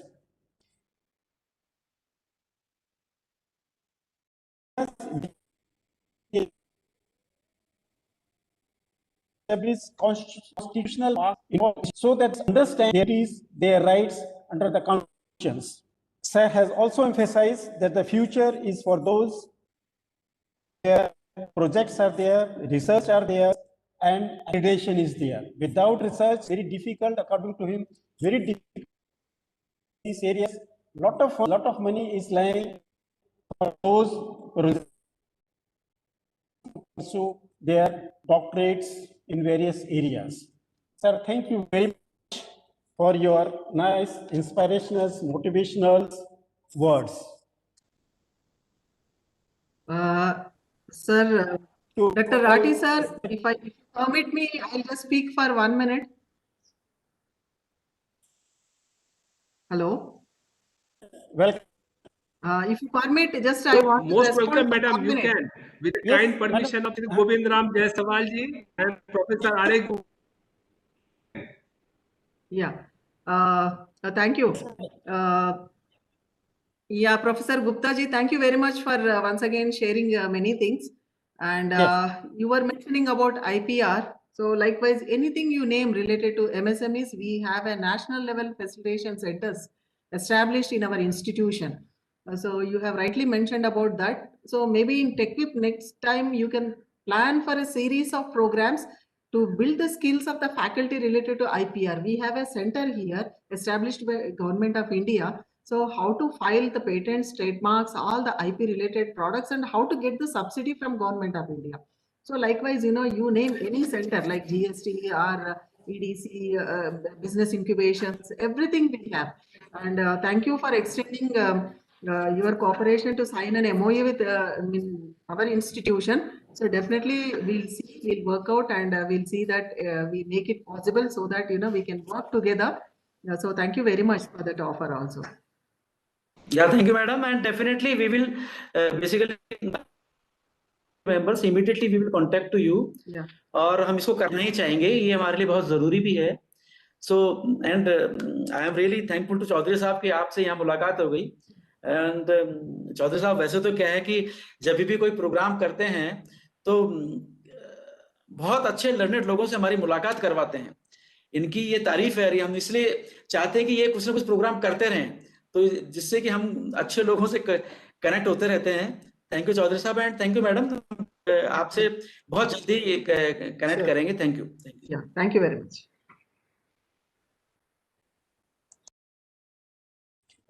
Thanks, madam. Thanks, sir. Next part of the program, remembrance all the dignitaries. Chief guest, Professor Arik Gupta, Honorable Vice Chancellor, RT.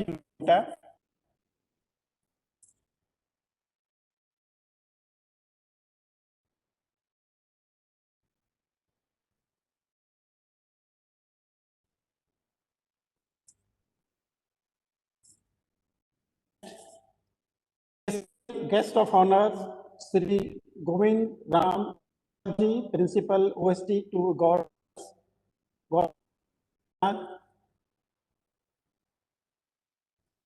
Next, Madam Glory Saurabha, Director General MSME, Government of India.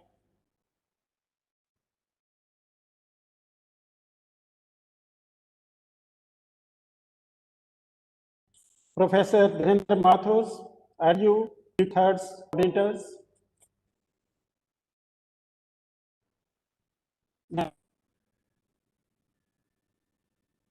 FDP coordinators, RTU quota.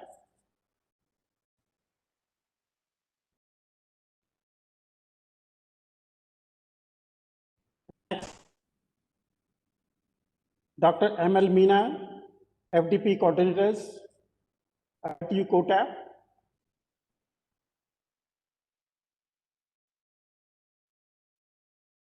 Dr. Venkata Srikant, Joint Director, CDEC.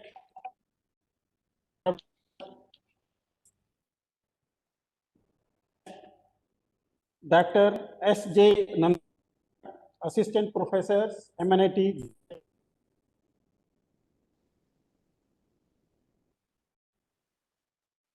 Next, Dr. Tapan Jain, Professors, IIT Nagpur. Next, Mr. Dalbir S. Dahiya.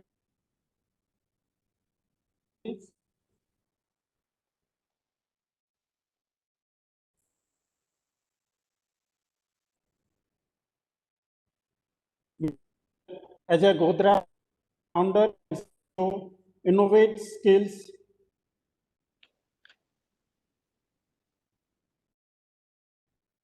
And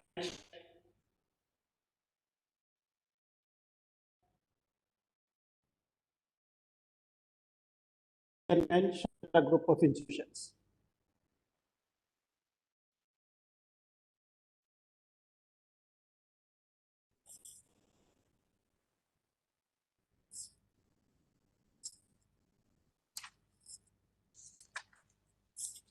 Thanks you all, sir, for your benign presence. Now, Professor Astosh Misra ji, word of thanks.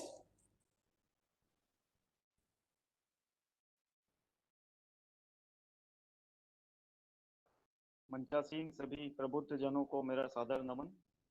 मैं शंकरा समूह की तरफ कार्यक्रम के मुख्य अतिथि माननीय कुलपति राजस्थान तकनीकी विश्वविद्यालय कोटा प्रोफेसर आर्य गुप्ता जी का आभार व्यक्त करता हूं कि उन्होंने अपना बहुमूल्य समय इस कार्यक्रम को देकर इसकी गरिमा बढ़ाई। शंकरा समूह की स्थापना के समय से ही आपका मार्गदर्शन हमें निरंतर प्राप्त हो रहा है। आपके कुशल नेतृत्व में राजस्थान तकनीकी विश्वविद्यालय एवं उससे संबद्ध महाविद्यालय निरंतर प्रगति पथ पर अग्रसर हैं। भविष्य में भी आपका मार्गदर्शन एवं आशीर्वाद यहाँ के शिक्षक छात्र छात्राओं को मिलता रहेगा। इसी कामना के साथ मैं इस कार्यक्रम में पधारने के लिए आपको बहुत बहुत धन्यवाद देता हूँ। इस कार्यक्रम में विशिष्ट अतिथि के रूप में पधारने के लिए मैं महामहिम राज्यपाल राजस्थान के मुख्य विशेषाधिकारी माननीय श्री गोविंद राम जी जायसवाल को बहुत बहुत धन्यवाद देता हूँ।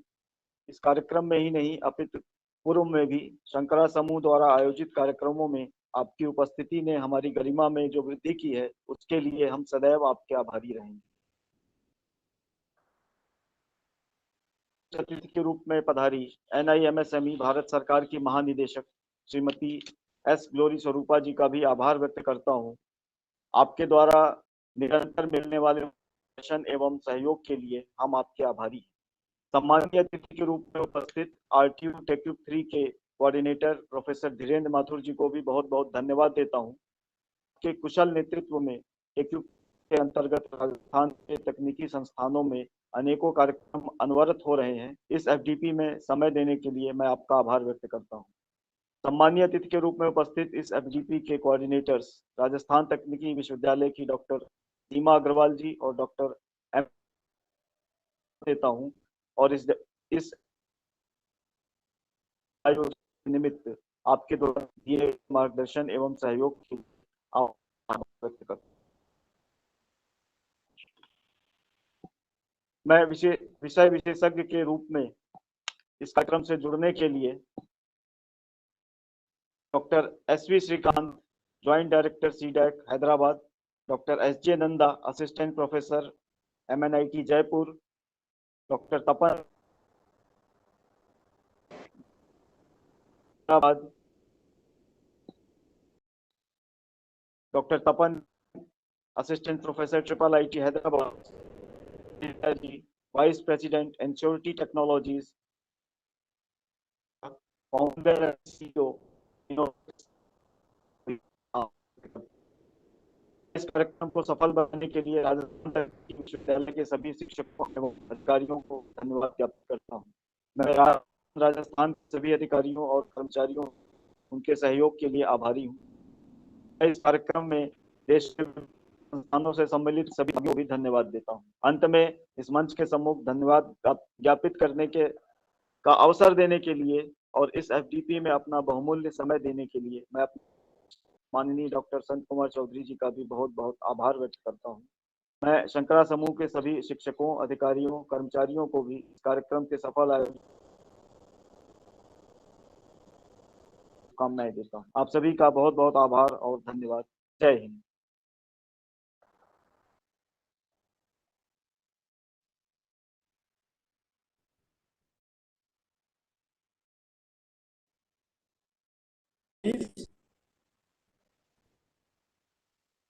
Participants, now the regular sessions will start. Application security analysis for Internet of Things and mobile devices is Vice President in Security Technologies. Sri Dalbir Singh Dahiya, I just touched upon his brief profile. Versatile technocrat and cybersecurity researchers with excellent expertise on cutting-edge technologies like mobile, cloud, IoT, years of experience in digital formations. Strategies and products leadership team with large startup companies like Microsoft, Nokia, Motorola, Reliance, Capco, and believe Sri Dalbir Singh Dahiya is always ahead of others in keeping technical skills current and in learning new concepts, skills.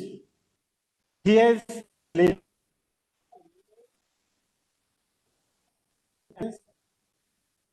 complicated issues and always come new challenges like blockchains, quantum computing, and cryptography. Sri Dalbir Singh Dahiya is also a KPMG trained CPM assessor, lead high performance teams in different geographies, including India, US, China. He had a volunteer experience for rural healthcare, education, contributor with poor students. Oh, you sir. We welcome you here. Thank you very much, Sir, Dr. are you getting Ranbir. me? Yes, able to hear me? Thank you very much, We are Dr. able to Ranbir hear. Rathi. Yes.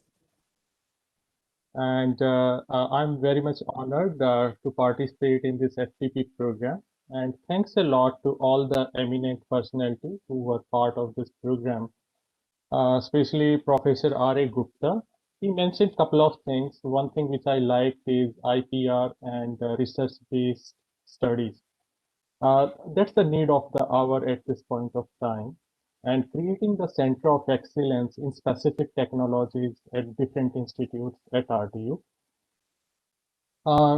Sri Govind Jaiswal ji brought up a really good point on the Industrial Revolution 4.0. I'm going to touch base a bit on that so that like to just break the monotone and take our journey from there. Miss Glory Saurupa ji, thank you very much for your enlightened focus and details which Government of India is focusing on AI, ML, blockchain, cloud computing. So thank you, thanks for this information, and it would be enriched for all the RDU students. Dr. Sant Kumar Chaudhary ji, thank you very much for inviting me to your college. I visited once somewhere around 8 years ago, your college. Other eminent personalities, Dr. Mathur, Seema Agrawal, Dr. M.L. Meena ji, thank you very much. And last but not least, my childhood friend, Naveen Sharma.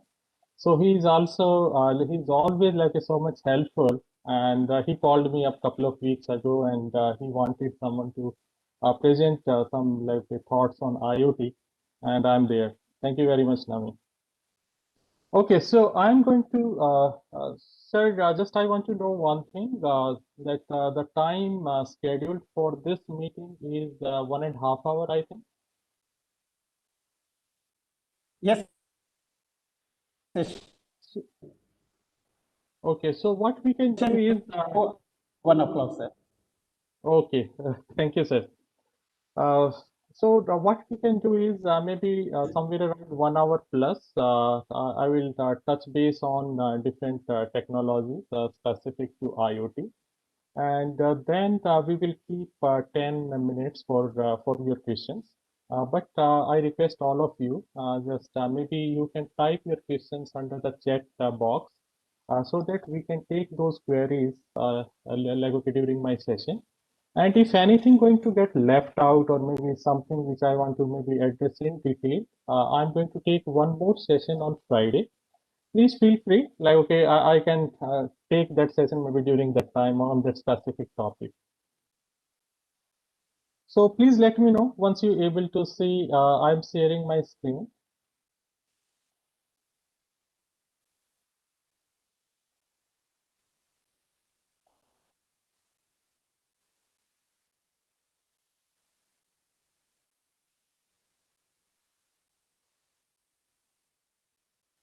Yes, sir. So someone please acknowledge that you have my slide deck.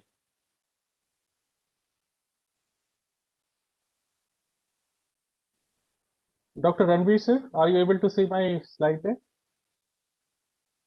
Yes, sir. Please. Okay. Yeah. So this is we are talking. Yeah. So I'm going to talk a bit on IoT, then on the security aspects, and then application security analysis. Because overall, it's the applications which have all the business logic, data logic, and how those applications can become more secure, so that overall our IoT ecosystem can predict as per those requirements. And just maybe before we start, I want to maybe give one or two stories, and so that we can start. See, Govind Jaiswalji mentioned about Industrial Revolution 4.0, and Dr. Ranveer Rathi also mentioned that yeah, in some time, those machines are going to talk to each other, and human intervention is going to be very less. But if those machines can be maliciously being used, those are going to cause like a havoc. So that's why security is very important. Plus, nowadays we are aware of it. A couple of weeks ago, Tesla opened their office in Bangalore, and another news yesterday that we are going to have their development center in Bangalore.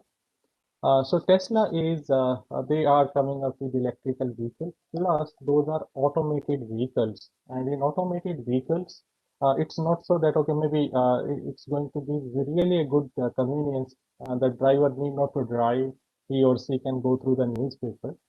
But these devices also need to have high level of intelligence, which has to come through artificial intelligence, through continuous machine learning, and then deep learning, so that these machines would able to take the right decisions.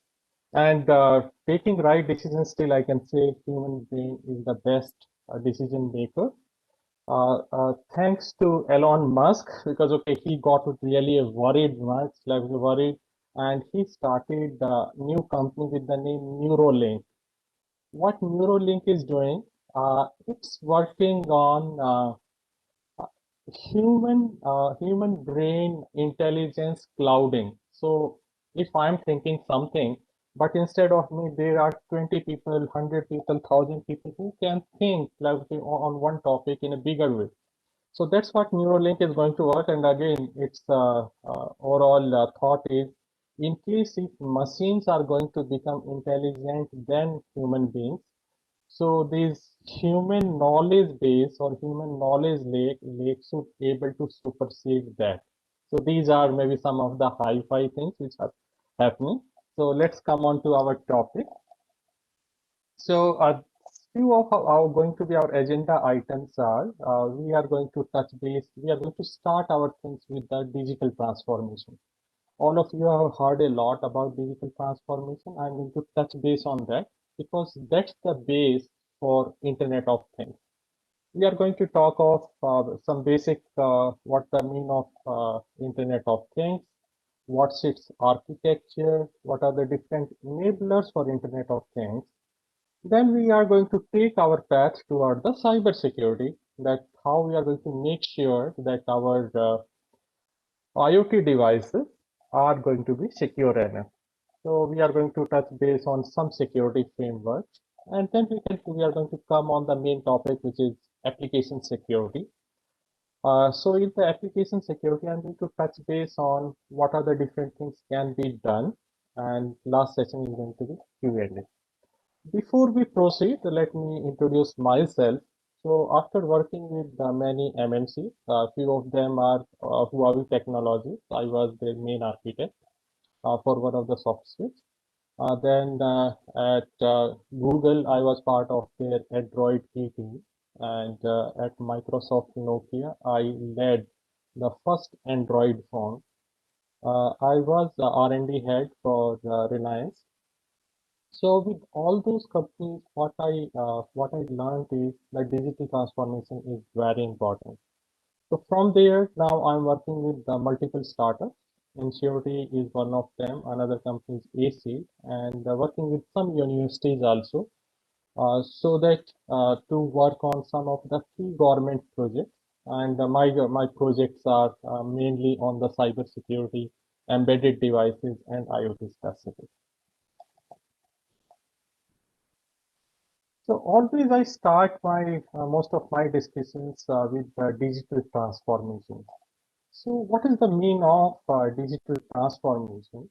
Uh, so digital transformation, like okay, I can say like as per Salesforce, is the process using digital technology to create new and modify existing business processes, cultures, customer experience to meet the changing business and market requirements. It's the reimagining the business in digital age, that is digital transformation.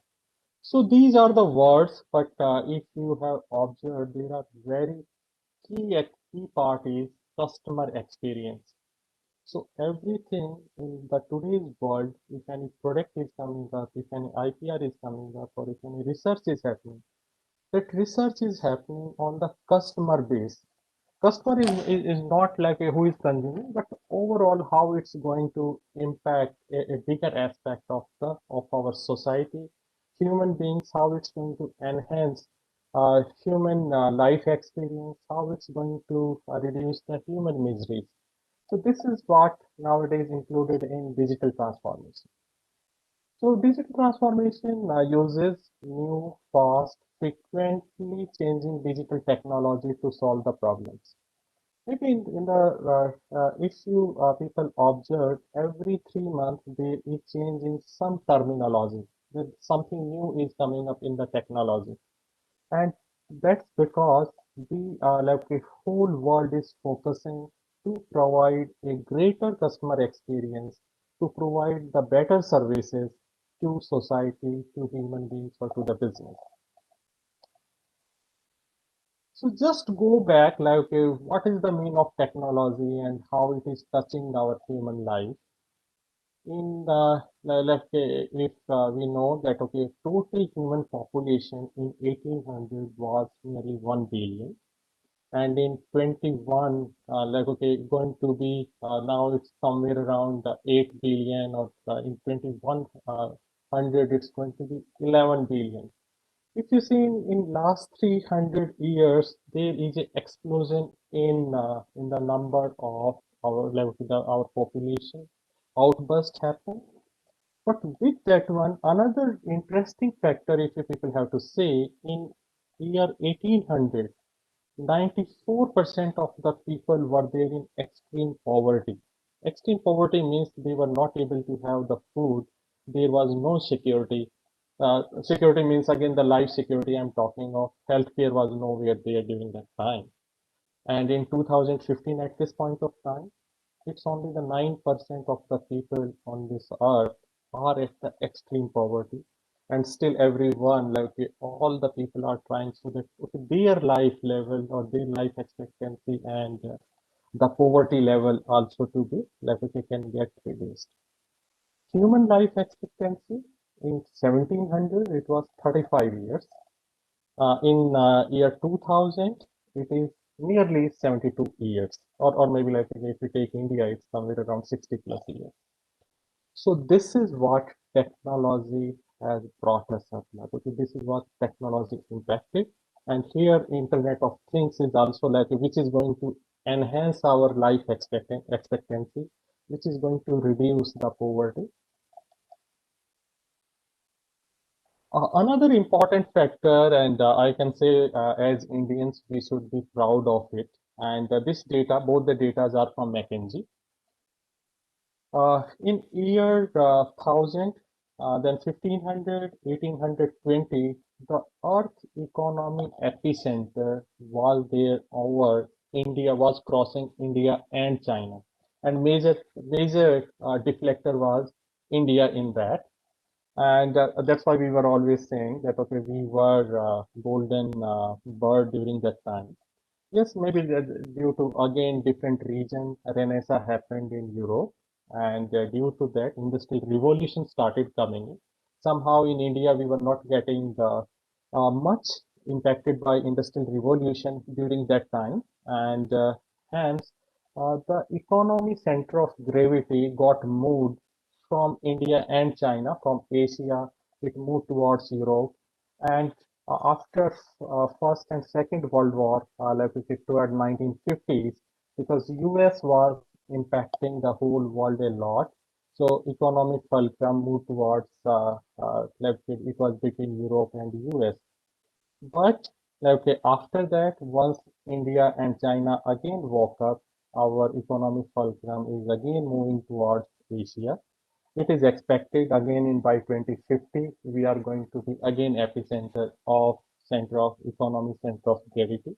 So this is not my figures. These are the figures from McKinsey, which is world-renowned company on the data analytics and services. And there is a greater scope for all of us. Now, I'm just touching base a bit on industrial revolutions. Industrial revolution, as we know, first industrial revolution happened with the engine, which was the steam engine. Second was electricity. So thanks Thomas Alva Edison for the bulb, and Tesla for alternating current. Then third generation, which was the semiconductor base, which happened in 1930s or 40s. And currently we are in the Industrial Revolution 4.0, which we are seeing automated machines, machine-to-machine communication, Internet of Things. So these are the digital transformation trend. So if you see, अगर मैं हिंदी में कहूँ तो बहुत ज़्यादा घिचपिच है इसमें. But here, let's try out what are the important things for us, which we people can take it up. A few of them are quantum computing, industrial automation, this is already we spoke. Then advanced analytics, we are going to touch base AI, ML, and DA. Mobile computing, which is again we can say part of embedded computing, or like, okay, again bigger part of IoT. Then we are coming on to pattern recognition, intelligent software systems. These are again some part of IoT base. Machine learning, we know that the machines are learning quite significantly and moving towards the next level. They are becoming intelligent. Electrical vehicles, which was thought of a couple of years ago, there were not going to be any electric vehicle. And if you see most of, in India itself, there are so many vehicles which are there with green number plate, which means those are electrical vehicle. And the next big point which is coming up is automated, like, okay, driverless cars or vehicles which are going to be available, which is part of autonomous vehicles. So these are the many things, these are the many disruptive technologies. Please feel free to maybe do some research on any one of them or be part of it. Now let's come on to Internet of Things. So what do we mean by Internet of Things?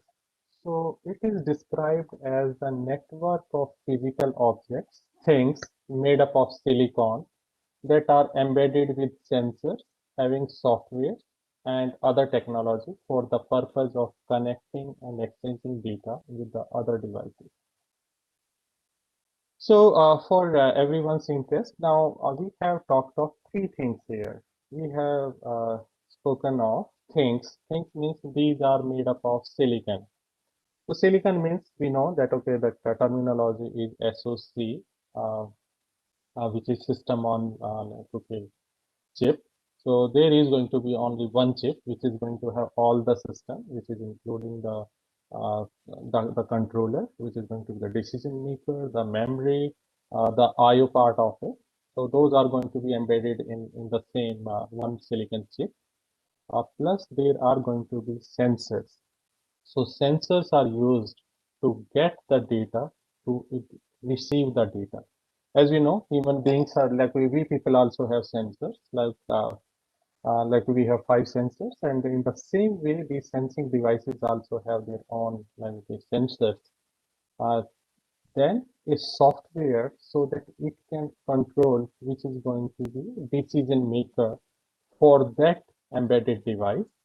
And these devices are connected to other devices or gateways or cloud or decision making system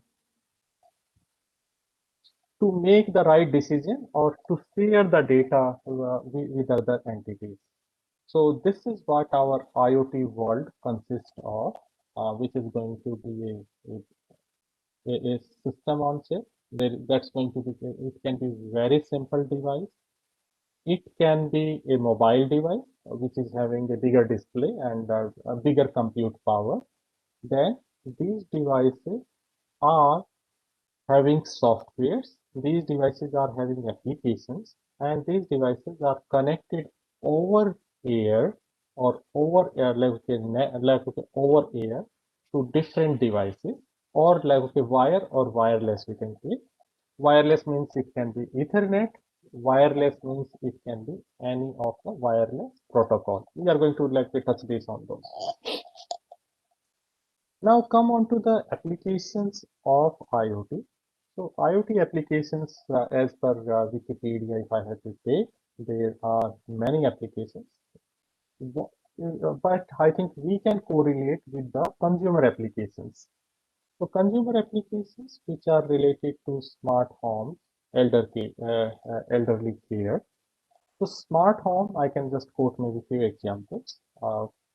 So it's Samsung who is quite leading on the smart home, followed by Google, Apple, and so on and so forth, many other companies. So in a home where we have AC, but ACs are used to control the temperature of the room. If some person is driving or there in the office, and if you want to come home, or maybe his elderly parents don't want to know how to control the AC. So from being at a distant place itself, he can control the AC and control the temperature of the room. So that's, let's say, all the credit goes to smart home technology. Smart home technology, it's consisting of a smart home hub, and from the smart home hub, it's again connected over internet, and internally it's connected with all the smart devices. Smart devices are going to be, let's say, uh, air conditioner, it's going to be refrigerator, it's going to be tea and coffee maker, it's going to be a microwave oven, it's going to be a TV. So these devices, you people can control from anywhere, and later on, these devices are going to be smart. Let's say milk got exhausted in your refrigerator. So if you give those privileges to your refrigerator or to the fridge, it automatically going to make and request with, let's say, Big Basket or maybe Star Bazaar or Reliance Bazaar that, hey, I need 5 liters of milk, please supply that. And your money is going to get deducted from your wallet, and you are not worried, by the time you are going to come back home, your milk will be delivered. So your refrigerator is intelligent. So these are I can say providing convenience to the users so that we people can focus on better things.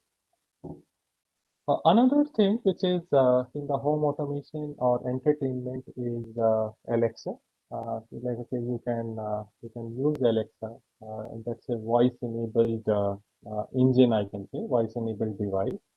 You can listen to some music. You can program your smart TV or maybe you can instruct to some of your devices using Alexa or Google Mini. So from entertainment, let's move towards the care part. Most of us who are in who are working, sometime our parents are there with us, or sometime our parents are not there. So for elderly care, smart devices are very much helpful. So we people need not to worry. All the parameters of our parents are going to be available to us so that we can contact doctor and get his or her input. That okay, what medicines has to be given or what tests we have to plan during the weekend. Just adding on to that, Philips and other companies are working on multiple technologies so that your hospital facility can come back to home. And thanks, like if you see the COVID time, so most of the people from home itself, they were sharing their parameters with the doctor. Doctor was not physically present, but they were getting your parameters from through some different devices, and they were accordingly appropriately guiding the patient that okay, what decision they have to do, whether they have to hospitalize or be at home, take rest and take the medicines at right point of time. Another is organizational applications. So these organizational applications, starting with health first, it is Internet of Medical Things. Internet of Medical Things, as I mentioned, moving the hospitals to home, or in hospitals, uh, we know, and in multiple rural places or tier 2 cities, it's very difficult to get the specialist opinion. But they people being human, they also need the right care because diseases are not like boundary specific. So for that purpose, IOMT is playing a major role. So to let's say in any of the rural village or in any small town, the parameters are taken up by the any health worker or a general physician, and those details can be shared with the specialist in metros, and those specialists able to provide the right medicine or maybe like the right treatment to that doctor or healthcare worker. I did this one of this program with Reliance. Reliance is having two hospitals in Mumbai, Kokilaben Hospital and Reliance Hospital. So they tied up with government of Maharashtra and government of Gujarat. And in the rural villages, there was a kit. This in the kit, if you are left with the blood or urine is given to that healthcare worker. So those parameters like are being read there itself, and that reports are made available to the doctor in big metros and especially in the Reliance hospitals. And there a team of doctors was dedicated who were able to provide and guide those patients through either doctor or healthcare worker. So I was part of that program, and this project was done using IoT. Transportation, as most of us are aware of it, the truck drivers, it's a very difficult life for them. But nowadays, using IoT, it's very easy. Like thanks to lot many applications, that okay, they have to be there in their area and they can leave the truck and give it to the next truck driver. Plus, the truck in the like finding out the least cost path, finding out the best path, or if any emergency is there, where they can contact someone, and how, if anything, if any urgent or critical thing they are transporting, how it has to be transported securely from one place to another place, how it is going to get tracked. All those parts are coming part of the transportation. Automobile, we discussed a bit on electrical vehicle and automated vehicles. It started with one device which was known as OBD, onboard diagnostic. It's a very simple device or smaller device which you can attach in your car. Most of the car dashboards are having a slot for it, and once you connect it, You can get multiple things. You can secure your car, you can get your engine health, you can get multiple details out of that. And in case there were multiple instances happen, if any theft happen of your device, so you can track it where the device is. So those type of services available. We have spoken of automated like the driverless cars. So those are being tested like by multiple MNCs like Google is part of that one. Apple is also venturing in that. Uber is doing a good amount of research. Building automation. So here I want to quote maybe a few examples on the building automation.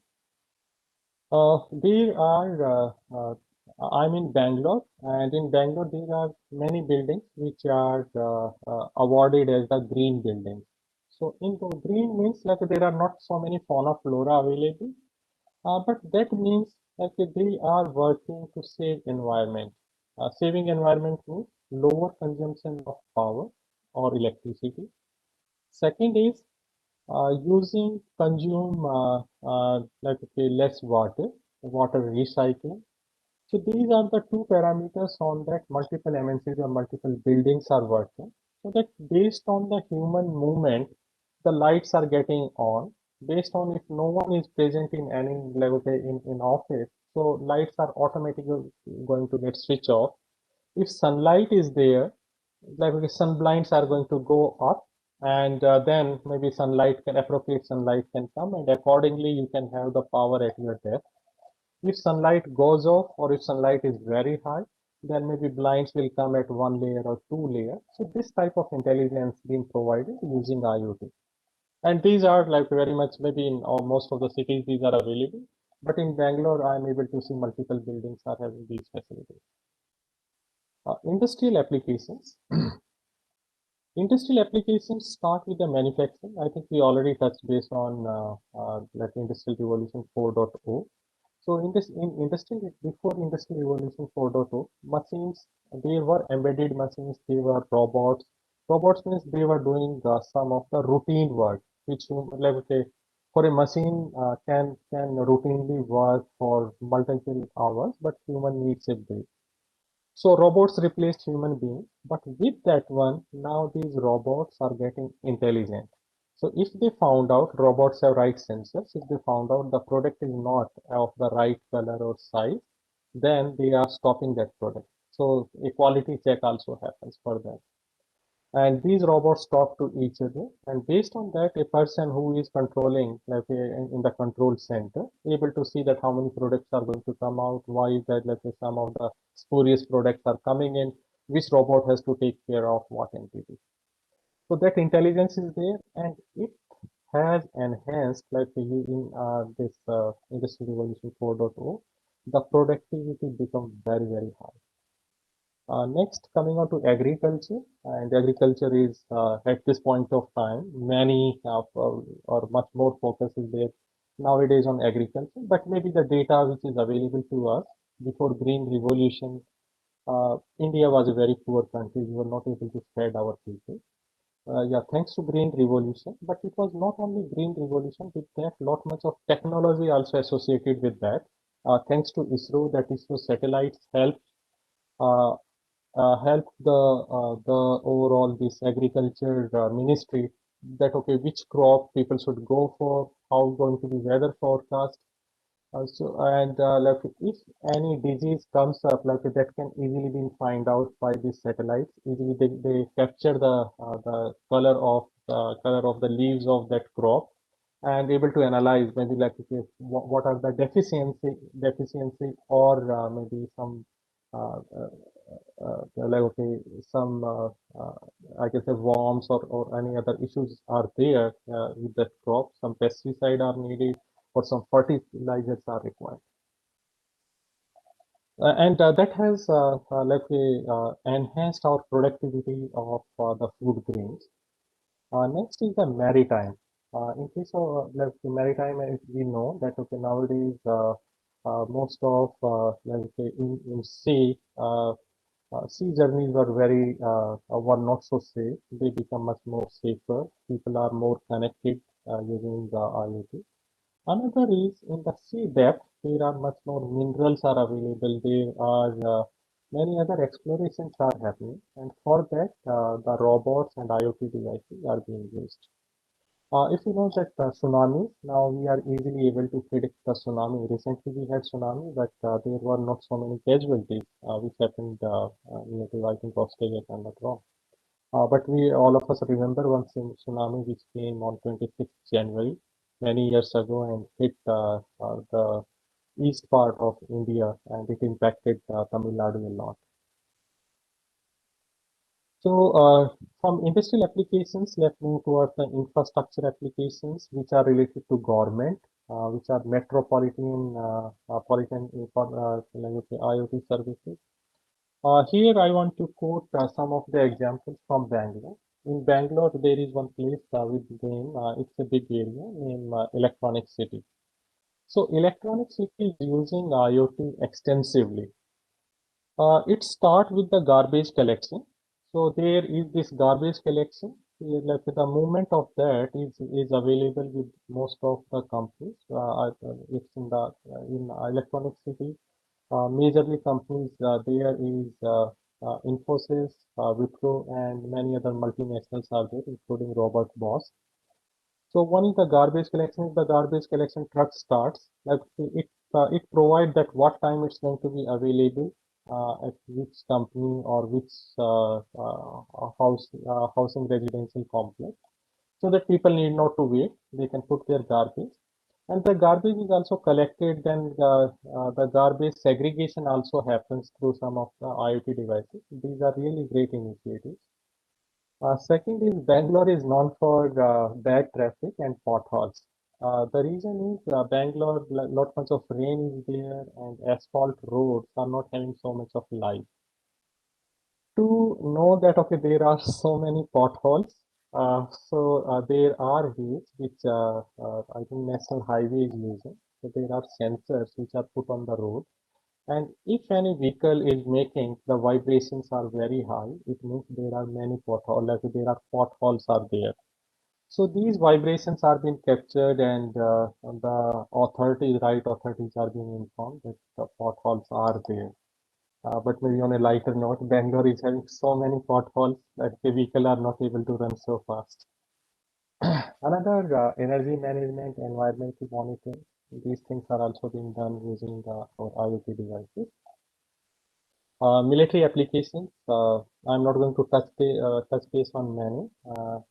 Uh, Internet of battlefield things, then ocean of things by data. So these are the programs in that there is a huge amount of data collection. One is for the internal security of US. I'm just quoting US, but these are happening in most of the countries, including India. So users' data is being collected, and based on that, it is being like using AI, ML, and other algorithms. We try to predict that, yeah, so everything is going fine.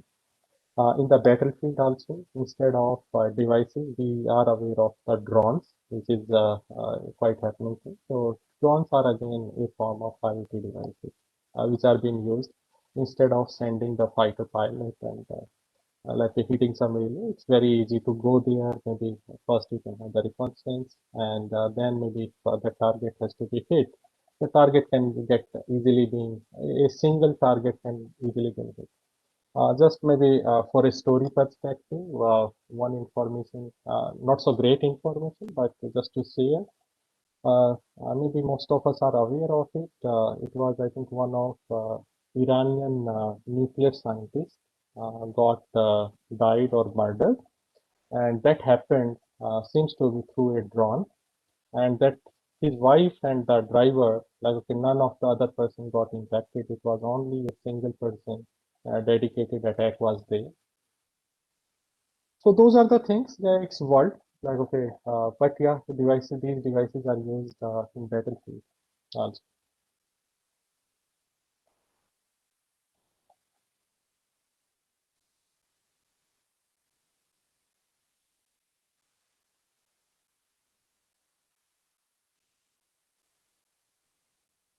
Just a minute.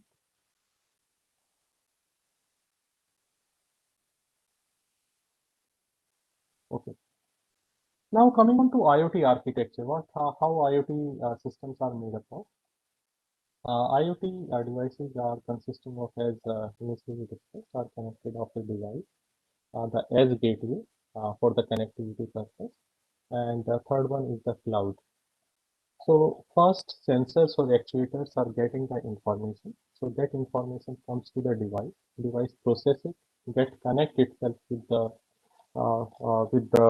connected gateway. So gateway is nothing but a device. It can be a base transceiver, it can be a Wi-Fi router, or it can be a Ethernet router, or maybe so on and so forth type of device, or it can be a very intelligent gateway like from Huawei or Cisco. So the information from the device being sent to the gateway, and what these gateways are doing and how these gateways are connected with the device are using multiple protocols. Some of the protocol I think which you people are also using, one of them are Bluetooth and Wi-Fi. But there are other protocols which are being used, are something like Zigbee, Modbus, and so on and so forth. At the edge gateway, it's not only collecting the data, but sometimes nowadays these gateways are becoming much more intelligent. So they are doing some data pre-processing. So data is being processed. What is the mean of data processing? Because these actuators or the IoT devices, they continuously send the data. And if we see this data goes in petabytes, which is not having much of the sense. And these devices again consume lot much of energy. So there are two ways like okay to save the energy. First, in these devices itself there is an intelligent system. So if like what all the data which let's say one sensor is there on a road, if no vehicle is passing through, so it's like if whatever that data is there, it's not going to send any data during that time, during the idle time. If any vehicle is passing through, it means there is going to be a sensation, and then this sensor or actuator is getting active with that one, and then only it's sending the data to the gateway. But this gateway is receiving data from thousands or let's say lakhs of millions of devices.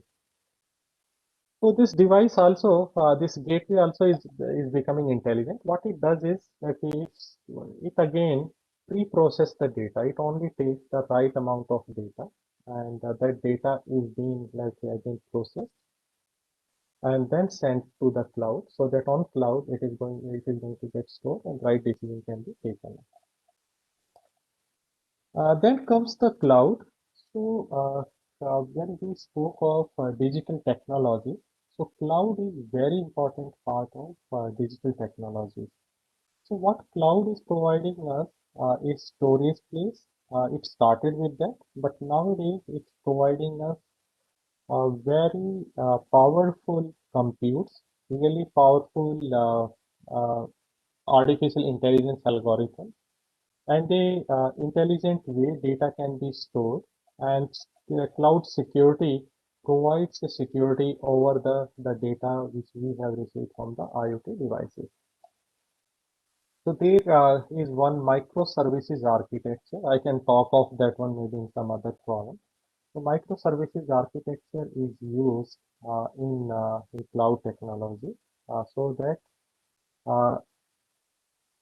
these services are like again instead of one service, previously it was service oriented architecture. From there now we moved on to microservice oriented architecture.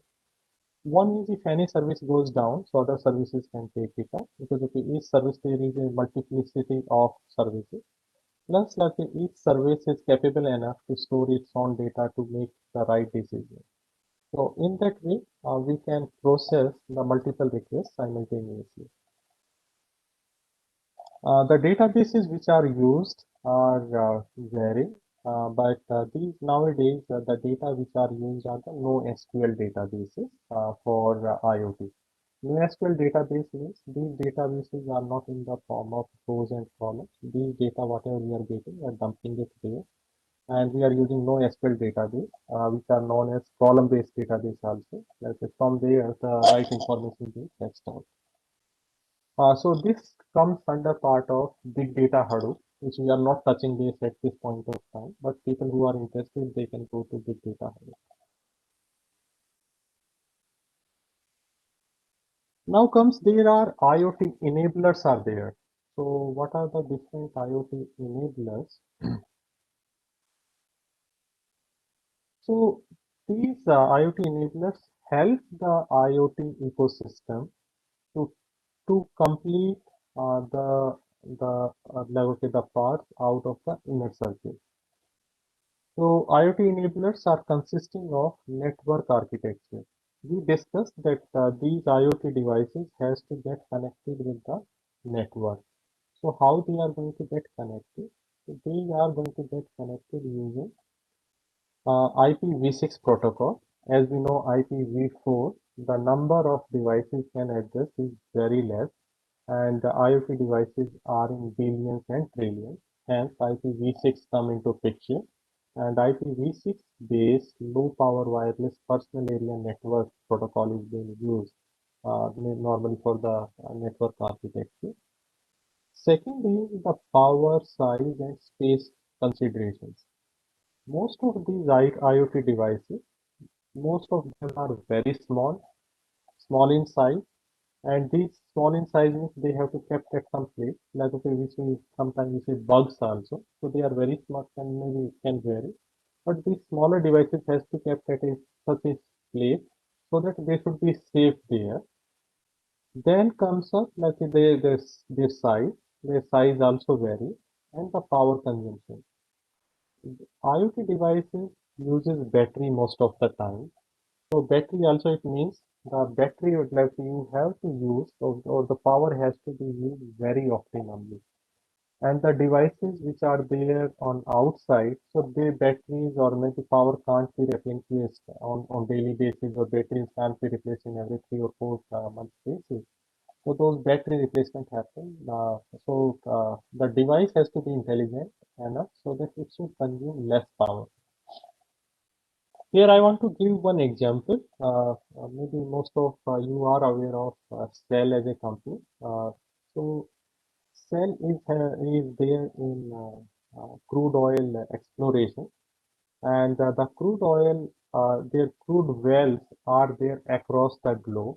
So it means like to manage that one, Shell need to have so many people, and at one well, if you see the human power, many people are required. But thanks to IoT, Shell was among the first companies who used IoT, and most of the time it are the IoT devices which are there on those oil wells, and the number of people got reduced. And from one center, which we say NOK, like a network operations center, only few people will able to manage multiple oil wells.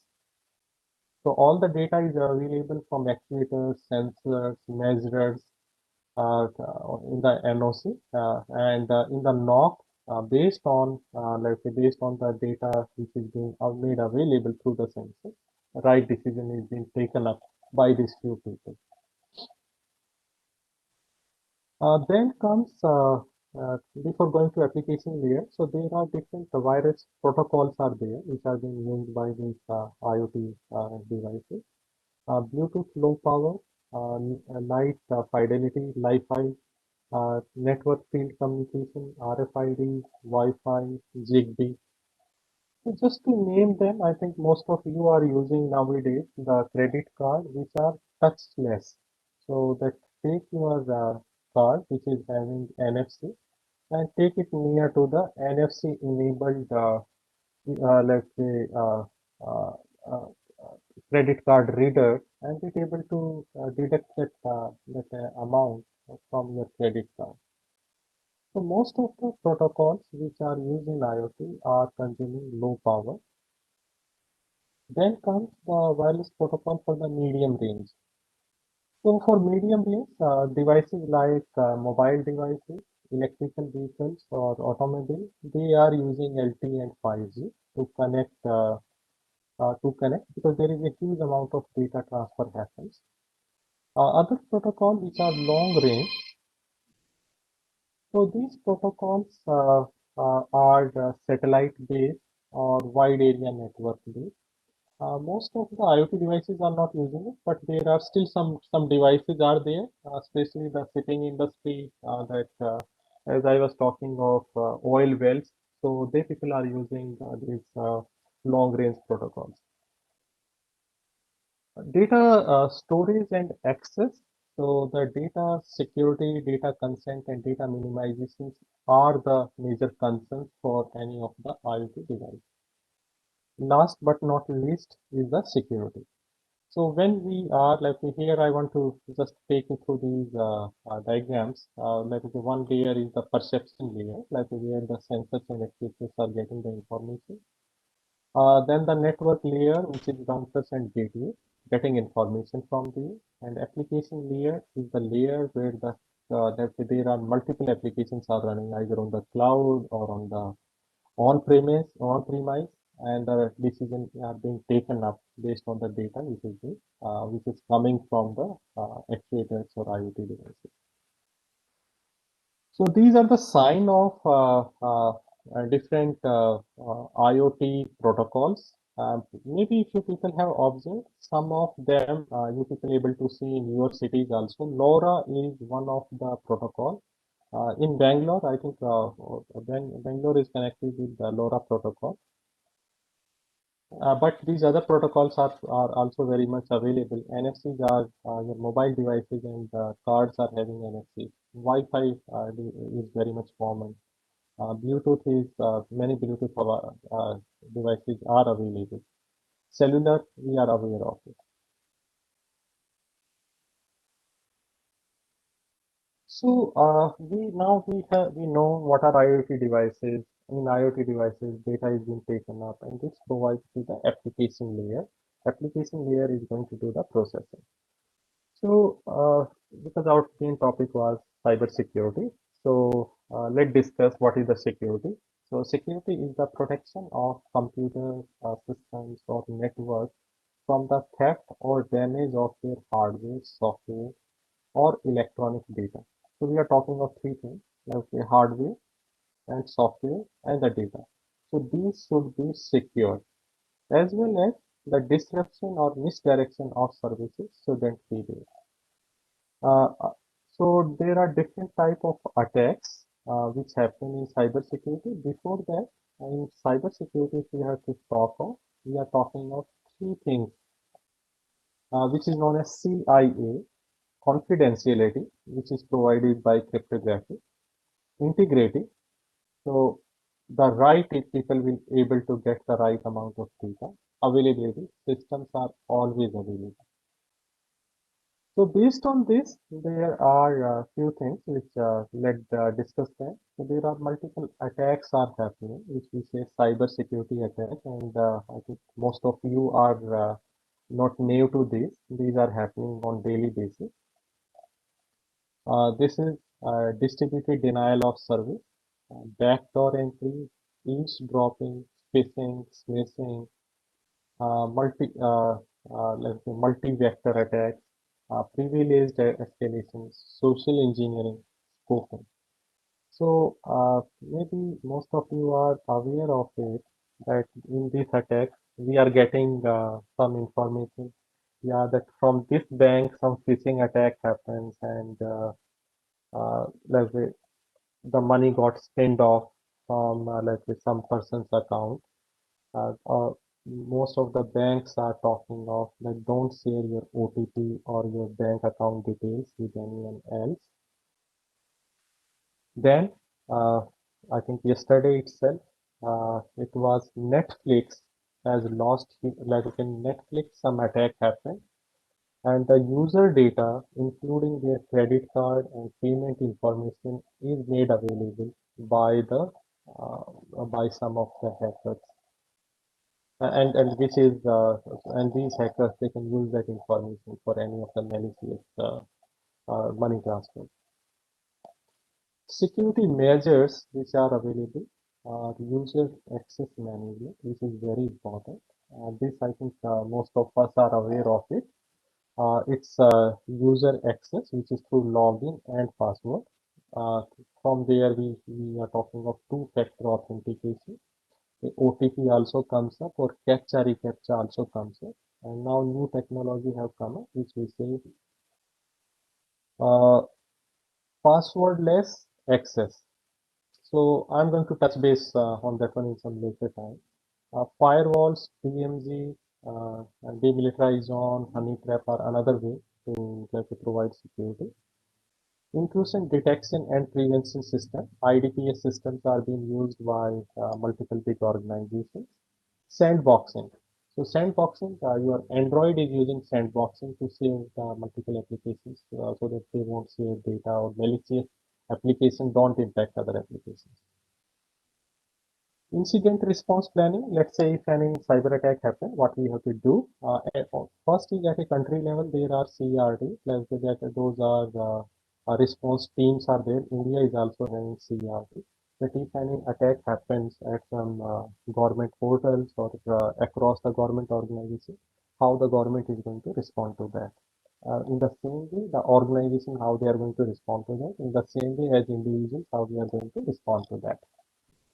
So first is prepare ourselves, then other way is detect and analyze. So we have to always get the data, like whether our data is got leaked or not. Then containment, eradication, and recovery. If any system which got faulty, which got malware, or which got attacked, so first is identify it and then separate it out, put it in a different containment zone so that other systems are not going to get impacted with that. Then after that, post-incident activities which are having the root cause analysis, so on and so forth. So these are the different ways where cybersecurity comes in picture, and in IoT, how it plays a role is here. Like here, I have taken up maybe a blown out diagram of IoT architecture. So IoT is let's say any of the IoT system is consisting of hardware and software. They are the two main part of it. Hardwares are customer platform, which is a silicon, and this silicon is there are only few companies which are providing. Maybe electronic student would be aware of it. So there are two platforms.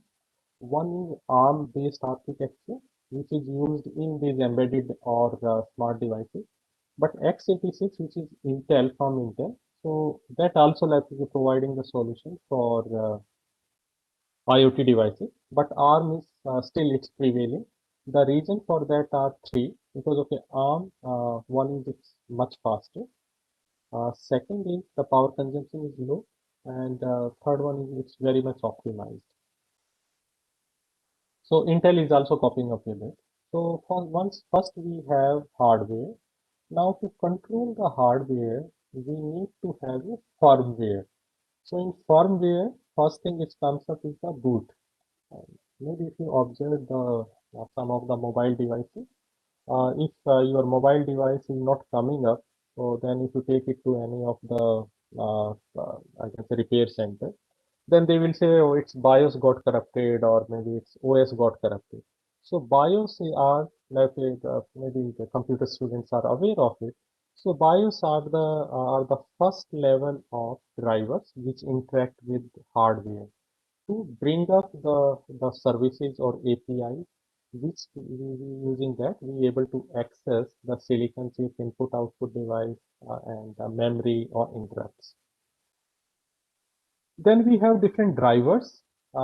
These drivers are used like Wi-Fi is one of the drivers, display is a driver, keyboard is a driver. So these are the different drivers, and these are getting interface with application using different APIs, application programming interface. So there are other let's say crypto-based libraries are there, like crypto libraries, standard crypto libraries, and then resistant diff libs. Then crypto and X509 some certification layer comes in. So just I'm not going to go in detail for the certifications of crypto. Maybe some other time we can discuss it. So these certificates, just at a layman term, which I can tell you, normally when you are browsing any portal, it's coming as HTTPS. S means like there is a security certificate which is being used for the secure communication. So there are multiple type of certificates. These are used to have a secure communication with the different entities. Then there are different layers are there, which is a software framework layer, application layer, toolkit layer. This TLS and IPsec are like having a dedicated secure channel, a network channel. Then we have OpenSSL, and over that we have our applications. So when we are coming up to applications, hardware has to be secure, framework has to be secure, but applications are where it provides a huge amount of area where the security can get enhanced. So now coming on to software security, OS, I think already, let's say these OS, if I have to speak of for IoT devices, the major OS which is used is the Linux. So this IoT based, like there are multiple Linux images are there which are very thin. Then Android, most of us are aware of it. iOS, FreeRTOS. RTOS is real-time operating system. Trustonic T. So these are the different OS which are used by these IoT devices, and all these operating systems are known as RTOS. These are real-time operating systems. So these operating systems are very thin, consumes less power, and able to cater to that specific requirement of that device. If it is not catering to that, other parts are being taken off. I like being part of Nokia Microsoft, we brought up first Android phone. So that phone was having one characteristic that its battery life was very high. So we made sure that unnecessary battery consuming applications has to be taken out. And hence, if you see most of the still the Nokia devices, any mobile device or anything, their power consumption is very low because Nokia is focusing on power. Then comes the different applications on the software.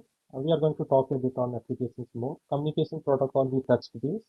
Database, like there are no SQL database, and the cloud. It can be cloud are of different types. One can be on-premise cloud, which can be achieved through virtualization. Then there is a hybrid cloud approach, public cloud versus private cloud, and use some important information in private. The rest you can put it in the public. And public clouds, we know that there are big vendors are there or small vendors are there. Big name we are aware of it.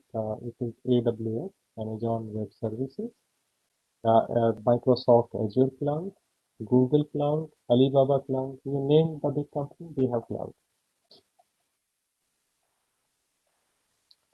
Yeah, so now coming on to this IoT security layers. So first secure layer is you have to put security in your hardware. Your devices has to be intelligent. When the edge processing is happening, so there you have to focus that unnecessary ports you are not opening. So if there is an unnecessary or unused port is there, it's very much there that any of the adversary can access that port. Then comes gateways and connections, then which comes part of the secure communication. So how secure communication can get achieved? It is device initiated connection. It's the device which is going to connect to the network, not the network is going to connect to the device. Because if that way happens, so then network is intelligent, and if devices are opening port for any available network, in that way, any cryptanalyst or adversary can send continuous request to the device and cause DDoS or DOS. Message controls. What all message communication is happening, that has to be encrypted. We have just had a look that IPsec tunnel can be there. TLS protocol can be used, TLS 1.3 or other protocol can be used for the secure communication. Another is making the cloud secure. So clouds, we say these are the publicly available, but clouds are also having stringent algorithms or they have stringent VPNs over the cloud, which allow only specific communication, specific IP and port only which can connect based on the business requirement. And cloud have a very stringent way to identify the user, authenticate it, and any communication has to be encrypted. Next, which is the secure lifecycle management. So all the life cycle, which is from device to your cloud and from cloud back to the device, if any decision making is happening, so that life cycle has to be secure using the remote control and update of devices. So any device or in between gateway or cloud, they need frequent patching for security. Maybe if we have observed, on mobile phones, security patches are more frequently which are being applied. The reason is because security is such a thing which is a happening thing. So there you have to be vigilant. There you have to keep your eyes always wide open to see that what all is happening on other side, how I am going to secure myself.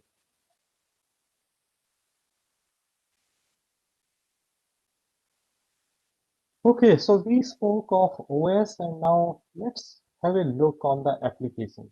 So all the IoT devices, applications play a very critical role.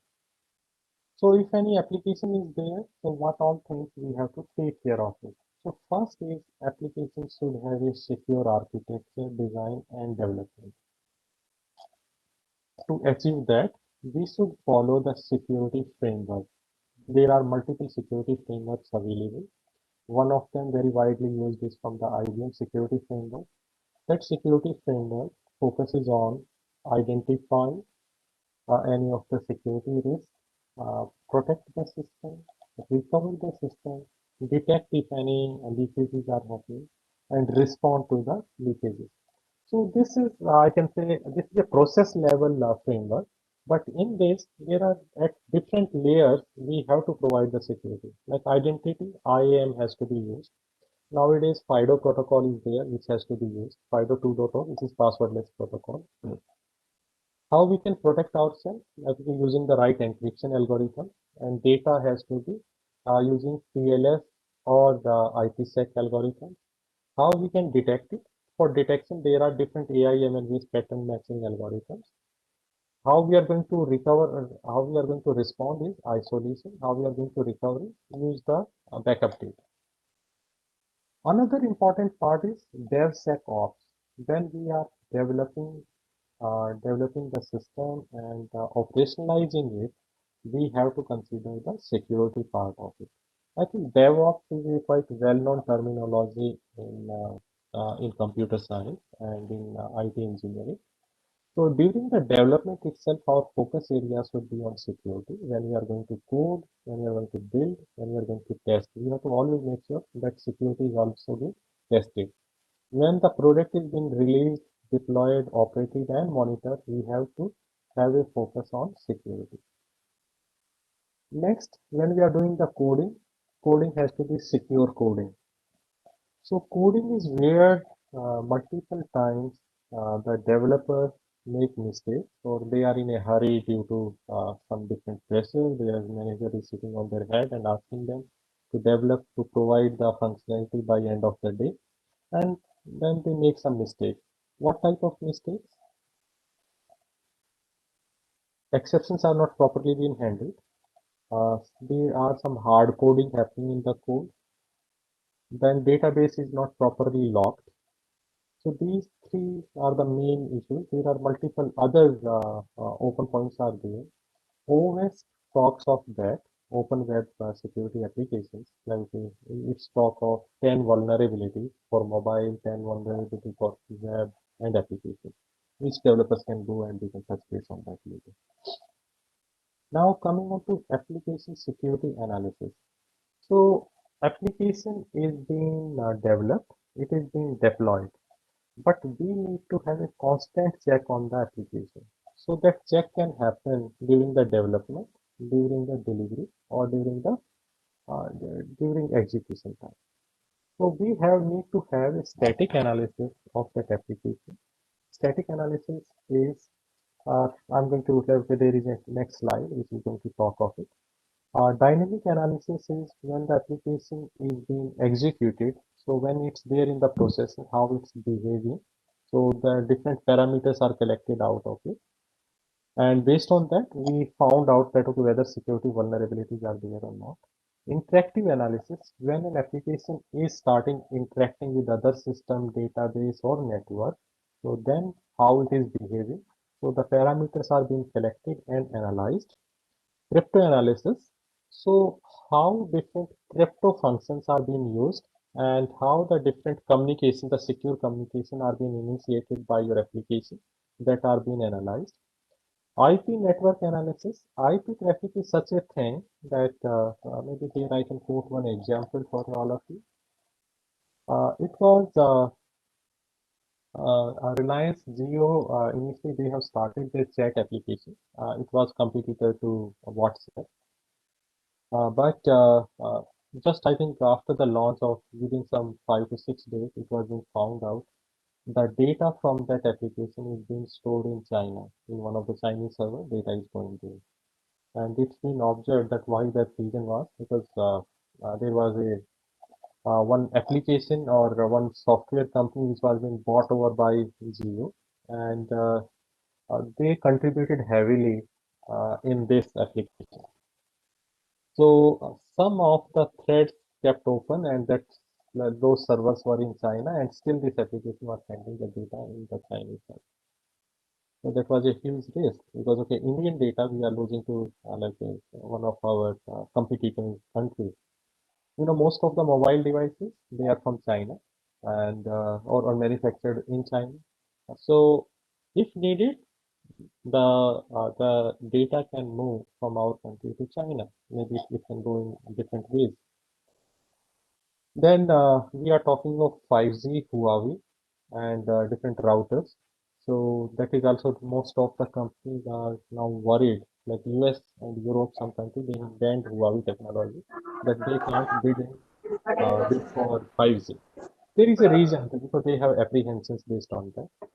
So on these areas, I'm working with the government of India on these areas. I can't disclose much, but yes, like there is a huge plethora of information which we are trying to block at different levels so that our critical information won't get shared with our competitor companies. Now, IoT security for one specific application, what are the different information which we are getting out? Just for a secure purpose, what I have done is, I'm just going to share with you. Facebook, we have come up with we developed many products. So one of the product is M4. I think someone is talking. If they can go on mute.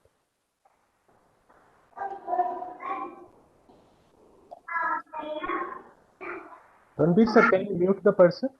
I think Poonam Sani is like her mic is on. Yeah. So in case of Yes, sir, you can another couple of minutes till 1:10. yes, sir. And So I'm nearly done. queries will also be raised. Yeah, I'm nearly done. You're on So last slides. Yes. yeah, this is the last slide. So in IoT security for any of the mobile application, this is my main topic, IPsec, like application security. So we have developed multiple tools, and these tools are used by our renowned organizations also. So what we do is out of those, we try to get the file information. Then the file information. File means the file, like APK is a file. Then what are that app information? What are the different components? What are the different security certificates are being used? Permissions for that application, which it grants or which it accepts. Then manifest analysis. So manifest is the first file which is used to let's say create which is the first file which is being installed, and after that one any APK is being installed. Then different code analysis, domain checks, publishing information. So just for everyone's consumption, I'm sharing the analysis which we have done on Facebook Live. So this name of the product is M4 and it's being used with the defense services. So I'm not going up more than this one. Yeah, but here just quickly I can showcase like this is the app which we have analyzed, and this is the information of that app. If you can get some of the hashing which is being used in this MD5, SAW1, SAW256. Then application information here, like this is a Android application, the minimum and maximum support of APK. Then application summary. This is having like 13 activities, 28 services are there. So if you people know, the Facebook consumes huge amount of power on your compute because it runs multiple services, many services. 28 is a very big number, and still we have taken the Facebook Lite. Receivers, it receive information from 26 ports, then multiple activities where those are sending the information outside are 12. Exported services which are being exposed to the outside world are 3. Exported receivers, so you can receive some information. And exported providers, provider is nothing but a database which is again being shared with the external entities, are 3. So these are red. Red means like here security vulnerabilities are there. Certificate information, what are the different security certificates being used? Application permission. In this application, what are the different permissions it has taken? So if you see here, it's providing a full internet access. Actually, for any application, full internet access is not required. Only for that, some ports information is needed. So wake up log is again preventing the phone from sleeping. Those are coming at the dangerous level. So we identified them at different levels.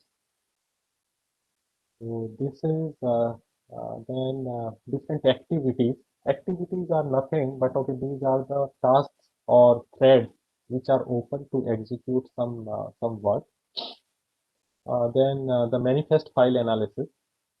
So manifest file analysis, if you see here, this broadcast receiver, Facebook is using one of the Google application, which is Firebase, but it's not protected. So there we felt like we found out that there are some malicious inputs are there, or maybe they can provide more checks over this application. So this is a long list. Then the code analysis, then malware check, static any malwares are there or not. So for malware, this app is found, different URLs used by it, different data store used by it. The information which this application is sharing with the public on the store while publishing. So these are the things which like I have given just a glimpse, which we people are developing softwares, and these are being used by multiple agencies for analysis of software. So I'm going to discuss these on something more in my second session. So that's all from my side today. Thanks a lot for continuous listening, and thank you for your patience. So if any queries are there, please let me know. Yeah, thank you very much. Your good attention and covering very applications of IoT. Sir, a few queries are there. Hello, you are getting, sir? Hello? Yes, I'm there. Hello? Yeah, I'm there.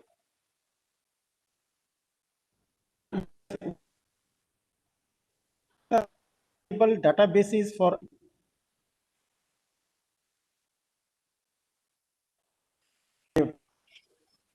has this doubt, this worry. Okay. So, sir, for IoT, the databases, there is in IoT database which we have to choose, we have to go for no SQL database because the data is coming abrupt and the data comes in with high volume and velocity and veracity. So it's always suggested that go for NoSQL database, like I mentioned here, Postgres, Cassandra, People use MongoDB also sometimes, but don't keep much data there. Like after that one, you have to convert it into better databases. Oracle also providing nowadays on an industrial side NoSQL database. So it comes under big data analytics. So this data which is being taken under the big data analytics using Hadoop and other big systems, then we have to process that data, and after processing, then it can be kept in the SQL database, whatever the important information is.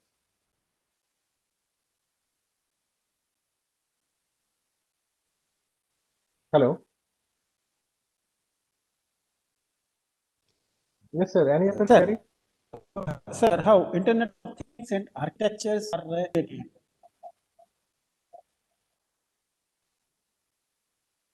Yes. On behalf of the participants, sir, how IoT and architectures, they are related, because most of the time we understand that there is more concerned with the bricks and mortars or design things. But how IoT, I mean, Oh, okay. So, sir, computer as part of computer science. Sir? So this is a generic term. This is a generic term architecture. In computer science, any system which is being developed, that is known as computer architecture. So from computer architecture means how the computer application, internet are going to be laid around. It is again, it's not that civil engineering brick and mortar. It is the entities. These are the silicon entities. So this is yeah. So these are the we are talking of computer architecture, and in computer architecture, IoT is also having its own architecture, and that architecture has to be followed, which I mentioned here, like a few things which I mentioned in that. That IBM is providing a IoT, a secure IoT framework architecture that has to be followed when we are creating a software for IoT based applications.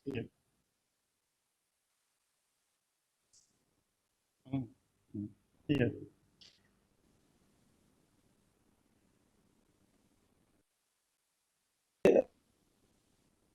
IoT influence the development of smart cities. How does IoT influence the development of smart cities? Any role or how it affects, how it influence? Sir, I mentioned during that application couple of smaller application out of it. I spoke of IoT in smart building, IoT in roads, IoT for public health. So all these are coming under smart city. So what is there in in any of the city if we take? So there should be low wastage like okay, garbage, power, water. So these three things are important things. And the transportation. For transportation, IoT can be used, IoT-based sensors. They can be used in different traffic lights to move the traffic in the right direction, or like get green light more where the traffic is more. Then waste management. So those waste management sensors are used to segregate the green versus solid waste. And I mentioned that what happening in Bangalore Electronic City. So they have made Bangalore Electronic City a small suburb type. So that's a smart city which they are claiming. So there are multiple sensors are there which get that actuator information. And there is one NOC which is known as Network Operation Center where people able to take decisions like okay for water if any water leakage is happening at any place of time, if like how this garbage management is happening, how the street lights are happening, if ambulance is coming in that area, ambulance is giving the preference through these traffic management. So red lights are going to be controlled in such a way that ambulance can pass it through. So that intelligence is there in the system. Then I was talking of green buildings. So in those buildings, power consumption is low, water consumption is less.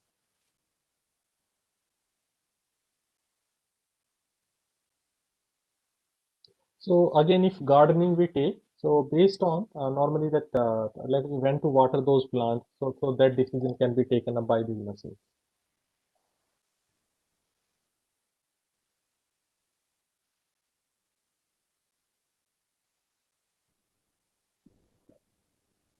Okay. Now, before last these things, one more is query is from the participants. What is the role of publishers in Internet of Things? Publishers, how these publishers can play their roles when facility of Internet of Things are available? So, sir, there are two terminology. These publishers mean who are publishing the content, or publishers are in computers also there are publishers. So I'm taking publisher is a person who is having a content or a device who is having a content and which want to spread it across. So content can be written material, pictures, movies, any data. So if anyone want to use like a take that like a spread that message, want to share that information, that can be done through social, and social is also connected with IoT. So if you know that okay, most of our mobile devices we are there on social platform, and people in very short time, if any meme comes up, they make fun of that one or take the right decision. And uh, I think that is through social media, publishers information can evolve into IoT and take the right decision making at the application side. And this publisher information can get collected at the application plus at the IoT sensor level. In publishing industry, if I have to talk about, so publishing industry, if some papers like most of our newspapers, if you take, so when the publishing is happening, so during that time, if any, there are sensors or there are cameras which can quickly get all the images, and if any color variation happens, that can be again refed into the feedback mechanism, so that right tone of the color of the ink is being selected, or paper is having any issues. Based on that one, that ink can be changed.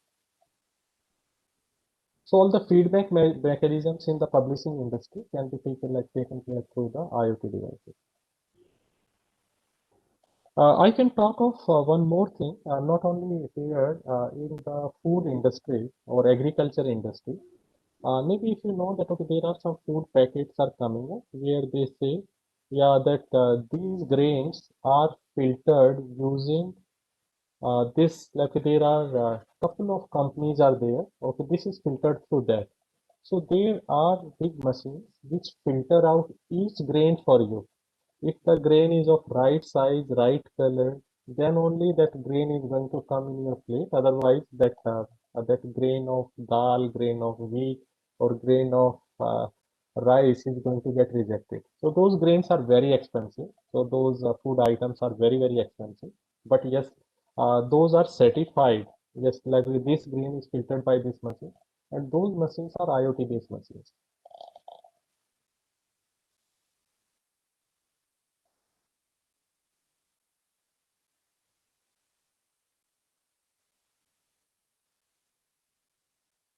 What is requested clear the doubt of the participant? First query is the live up to recover the data if attacks through virus patch is, but it's not there.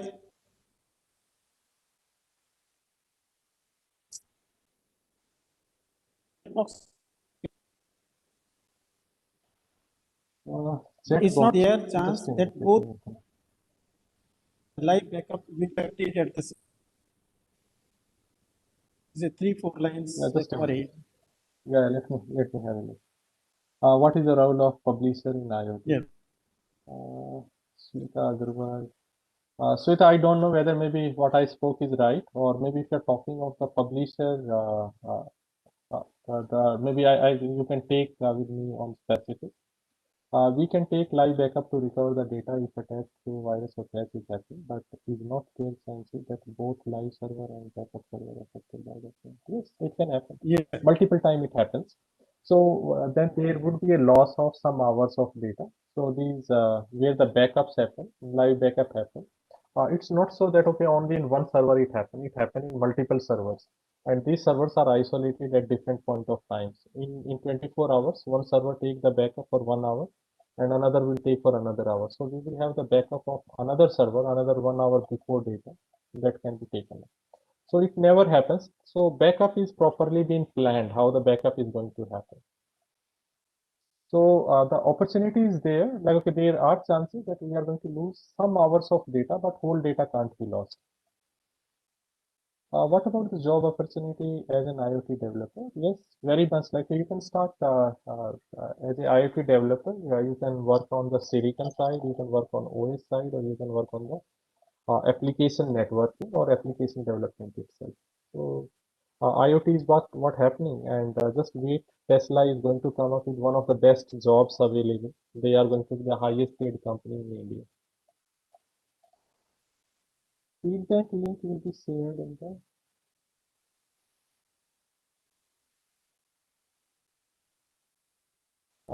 Shweta Agarwal, I'm not able to get your question. Okay.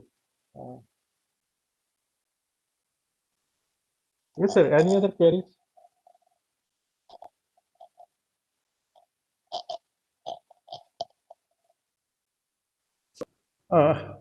Yes, participants, any queries is there? Yeah, if anything is there, I'm going to have one more session on Friday. So you people have my. Yes, sir. Sir, on my behalf and behalf of Shankara Issues, thank you very much for your very educative, highly illustrative informations that you provided to, and queries with the participants you have very well attended to and addressed to them. Thank you very much. Thank you very much, sir. And it's great Participants talking to will you. break for lunch and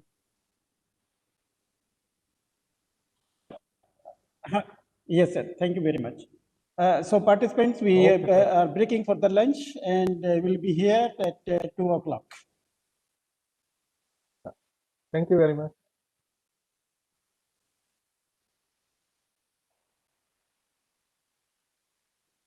Thank you, sir. Thank you.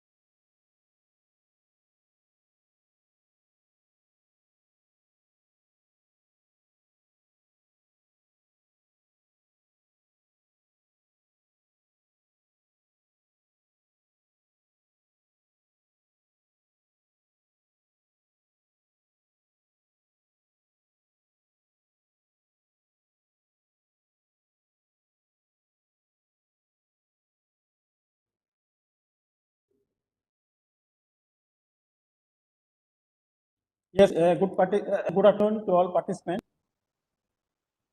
The speaker experts of next sessions is about to arrive, about to take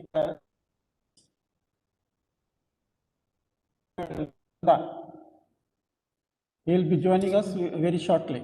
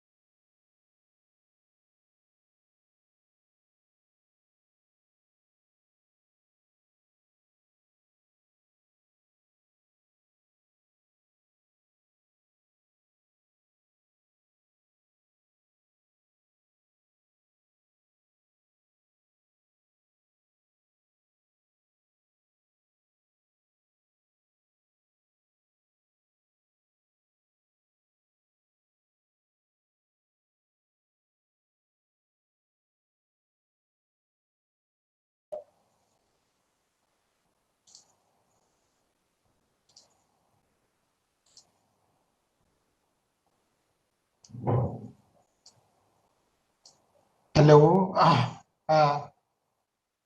Yes, yes. Yeah. Rati from Shankara. So good afternoon to participants. Now that sessions is on neural networks and fuse logic with artificial tools. So welcome the brief profile of Dr. Nanda. He is a senior member, IEE. Presently, he is a professor with MNIT Jaipur.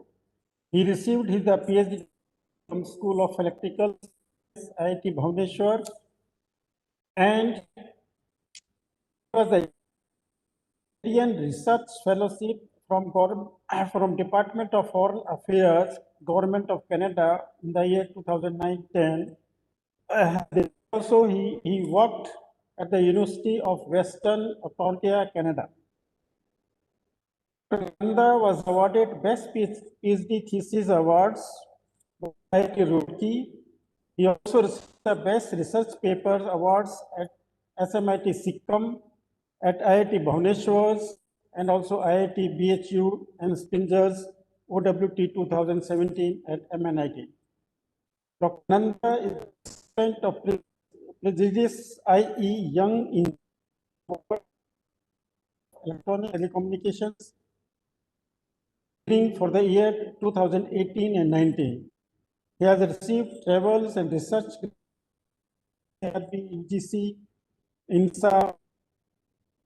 He is also in charge of animation at MNIT Jaipur. Over to you, sir. Participants are there. So this durations of session is 90 minutes. So we'll be concluding at 3:30. And before that, 5, 7, 5 or 10 minutes.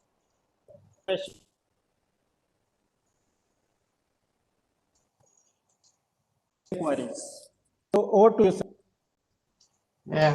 Thank you, Rakesh sir, for giving such a nice introduction about me. Thank you. So I'm sharing my presentation.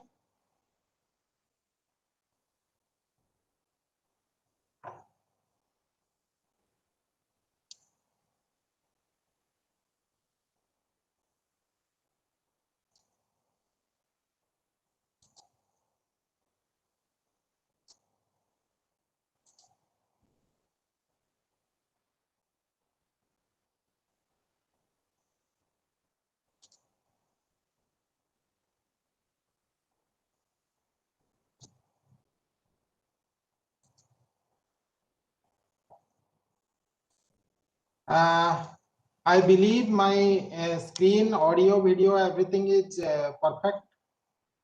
I can go Yes, ahead. yes, okay, sir, you can go ahead. Yeah. So Perfect. about artificial intelligence, you know, today the world is crazy about this particular word, that artificial intelligence. Okay. So I am working on these particular algorithms for a decade. I can able to say from my Master of Technology from NIT Rourkela, and then followed by at IIT Bhubaneswar, I did my PhD, and at the University of Western also, and over here till date I have guided 6 PhD scholars as well on this particular topic of artificial intelligence. So when we are talking about this most fascinated word, artificial intelligence, it means artificial plus intelligence. So intelligence is something when we say it requires knowledge. Okay, so we are saying that machines are dumb and we are adding certain knowledge or certain cognition to the machines so that they can understand our emotion, our feeling, and do work as per our requirement. Okay. So what is actually knowledge? We can able to say that knowledge is something it is very difficult to characterize or very difficult to really define what is knowledge. Okay, and something we are saying that today it is knowledge that may be changing over the time, and we cannot able to say that it is whatever is knowledge today, tomorrow that may not be a knowledge also. So it is such a complex phenomenon. It is very difficult to characterize or define what is knowledge. And knowledge is always progressive in time, and it is always challenging. It always changes with time. Okay. So actually, knowledge, from where we get the knowledge, peoples in the society, intelligent people, we can say they collect the knowledge or they gather the knowledge, and we can say that there is a difference between a data and a knowledge. Data means a collection of data from which you can infer the thing. And from the data, if you can able to extract certain thing, then that is known as knowledge. Or extraction of information from a data is known as knowledge. Okay. So especially we are concerned about in this artificial intelligence, we are mostly concerned about how to make the computers or robots or any particular machine which is basically not do not have that intelligence thing to make it intelligent. Okay, so this is the most popular book on the artificial intelligence by Keith Knight and Nair. Okay, that defines this particular definition, but it says that people can do better work than the artificial intelligence, but up to some extent, and up at certain times also, artificial intelligence based machines, they do perform better works.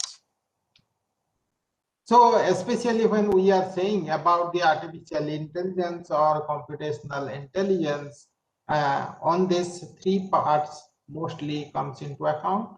One is neural network, another one is fuzzy logic, and third one is evolutionary computation, or we say that nature inspired computing.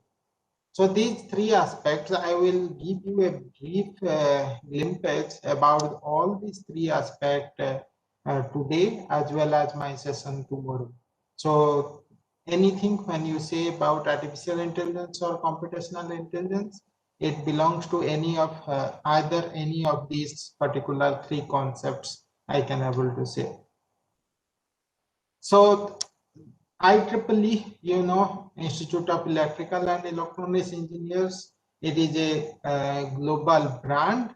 IEEE is a community, and it has several societies which work on development of various research and research tools. So its computational intelligence society is especially responsible for this artificial intelligence based tools and techniques and its development. It is responsible for it.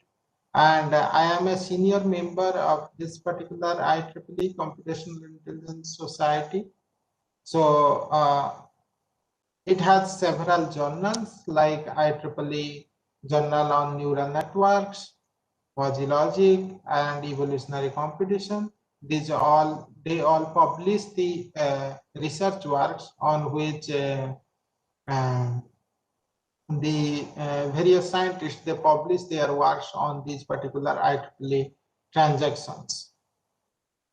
So our objective over here to understand that what are these concepts and how we can make utilization of these things based upon our engineering domain applications. And we can say that now in these particular aspects also many new buzzwords have come into account. These buzzwords are, you can say, one is deep learning, another one is big data analytics. So these are playing vital role in the next generation computing, you can able to say. So over here, among these things, I can able to say that what is your fuzzy system is if today you are going to market and you are demanding a washing machine, then any of the fully automatic washing machine that is equipped with fuzzy logic. So fuzzy logic means what? It is not a crisp thing, but it is something hazy or something fuzzy, we can say. What is the difference between this crisp thing and fuzzy thing is today we are developing several machines like robots and many things. Can they able to work in approximation? What is the meaning of approximation?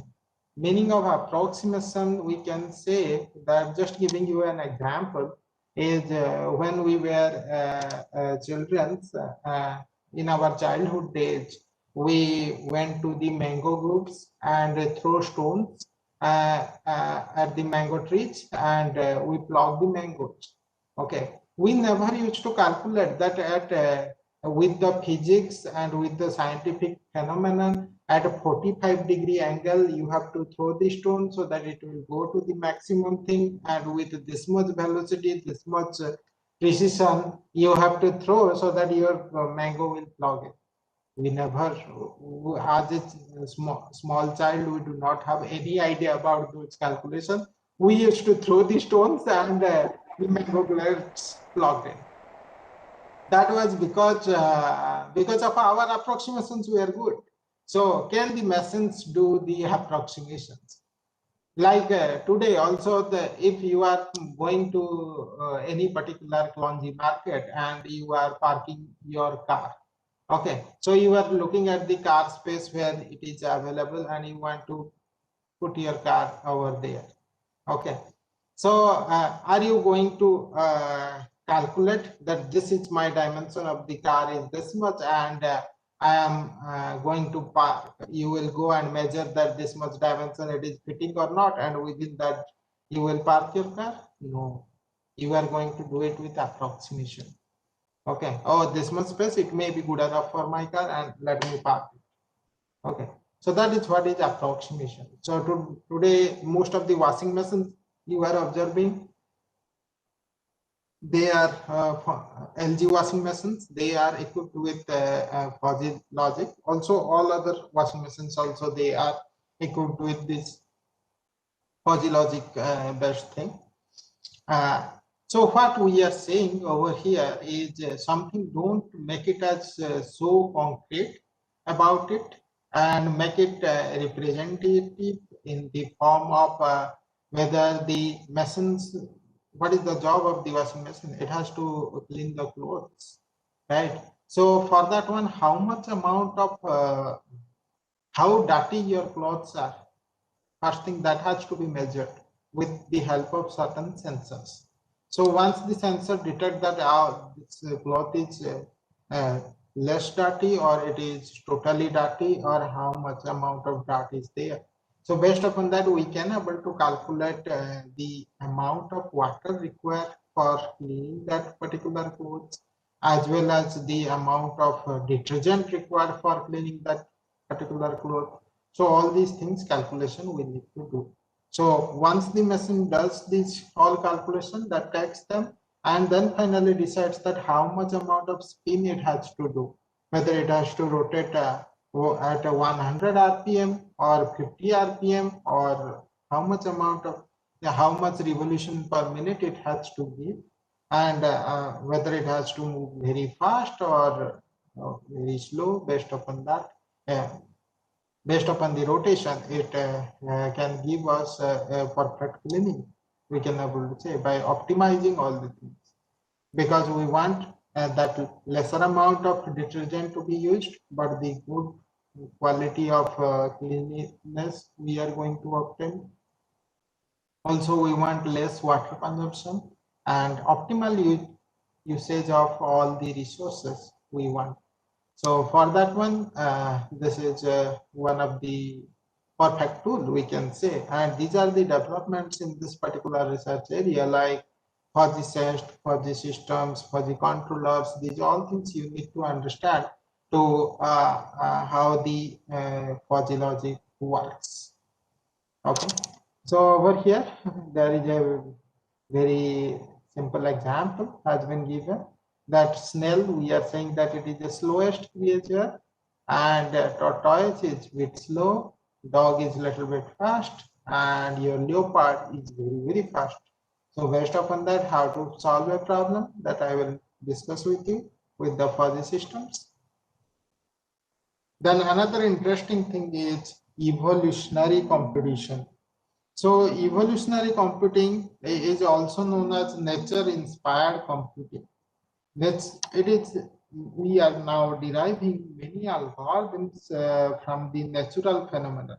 Natural phenomenon means how the nature behaves. Based upon that, many logics, many algorithms have been derived. So natural phenomena like Darwin's theory of evolution. So Darwin says that survival of the fittest. Okay. So from the monkeys to the progress in the generation until the human beings we are today. So there are a lot of changes have been happened in our surrounding and in our nature, you can say. So dinosaurs, they were there when human and monkeys all were there, but dinosaurs could not able to survive themselves with the progress in time, with the change in the natural environments. They could not make themselves survivable with respect to time. But humans, they have adapted themselves with respect to this change in environment, and that's why they survive today. So survival of the fittest, one of the very interesting things. And based upon that, algorithm has come out, like genetic algorithm. Then there are evolutionary programming. Swarm intelligence is another very interesting thing, that it is a collection of animals or birds or creatures. Their collective intelligence is known as swarm intelligence. Some of the examples, like whenever you have observed a food particle is there, some of the ants will move here, there, and they will come to that particular food particle. Then they try to grab that food particle and then they try to take it towards its particular hole. Okay, so from the place of the food source to the hole or to the destination, the ants always move in a line. If you would have observed, the line they draw from the food source to the destination, between them, this line is always a optimal line. Okay, so this food source to the destination where they have to deliver, that is a optimal line they draw. Okay, so it is not possible with the help of one particular ant, but a collection of ants, they all together do that particular job. Why they formulate it as a optimal line? Because nobody wants to carry a heavy load on their head and try to move for longer distance. If you are carrying a heavy load, then you have to disperse it as quick as possible. So that's why the ants, whenever they carry the load, they always try to formulate an optimal path. That is their intelligence. So can we able to derive our next generation cars or automatic cars to move like ants in an optimal path? And you know, the ants, they never collide with each other. So if we follow their logic, then our cars will be safe also, and they will move in a very optimal path. Right. So like that, there are many things, technologies are getting developed day by day, and you can able to get interest in the research in this particular field. One of the very interesting development in this particular thing is NASA has developed a evolutionary antennas for sending it to the space station.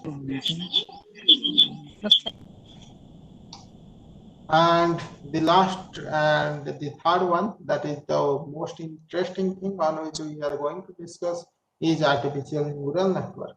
That how the brain is functioning, human brain is functioning, and based upon that, can we able to derive logics, derive things like humans can able to distinguish features or recognize persons or take complex decisions like that? Can we able to develop next generation processors or next generation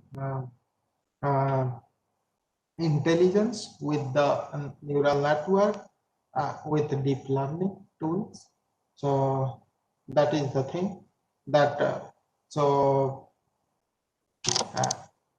and before going ahead further on this particular topic and discussion, is everything, my speed and all the things are okay with you?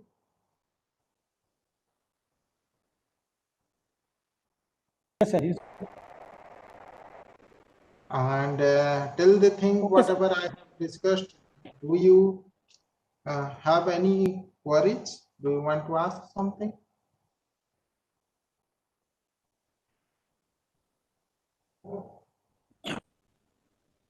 So far, illustrating your topics in a very practical way. Yeah. So yes, the thing is fine. So okay. So on this particular neural network, it can able to do so much of complex approximations and complex things. You can able to observe that here in these things I have given some of the links, okay, like YouTube links and some of the IEEE links also, that you can click on these things. When I will share these slides, you can click on these things and have a look at these videos. They are interesting, pretty interesting. I can able to say you will become fascinated towards working in this particular field.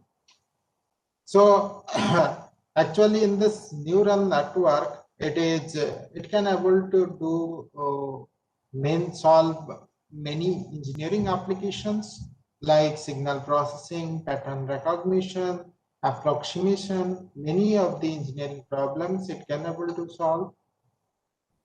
So one of the very simplified thing I want to say that this is a neuron. Okay, so what is the objective of the neuron over here in our body?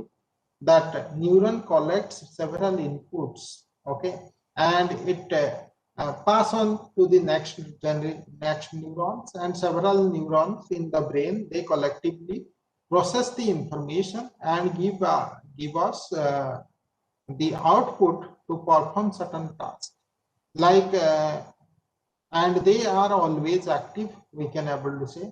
Whenever you sleep, suppose a mosquito bites you, at that particular time your hands will automatically move and try to kill that mosquito even though you are sleeping. So that is what the function, that whenever you are sleeping, at that time also it is active, like you can able to say your neurons are, certain neurons are active. So this neuron that collects the inputs in the form of a dendrite and process it and then gives you the output in the form of action, it has been mathematically modeled. Okay, so from this a mathematical logic has been derived, and that logic is represented in this particular form, that any of the system we are trying to build or a model, at that time there is certain input. So over here P is the input. If you can able to observe in this particular picture that P is the input taken over here. This is the input to the system. Can you able to observe that the red and all highlight I am doing?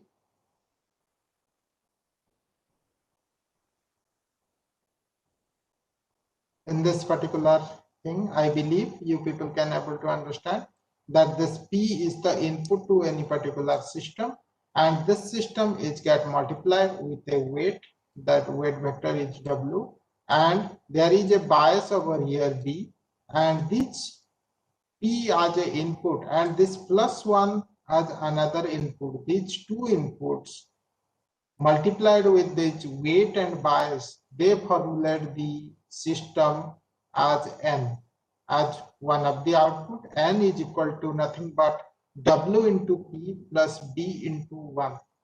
So P is the input, W is a weighted version of the input, that is whatever input you have collected, a portion of that particular input we are going to take.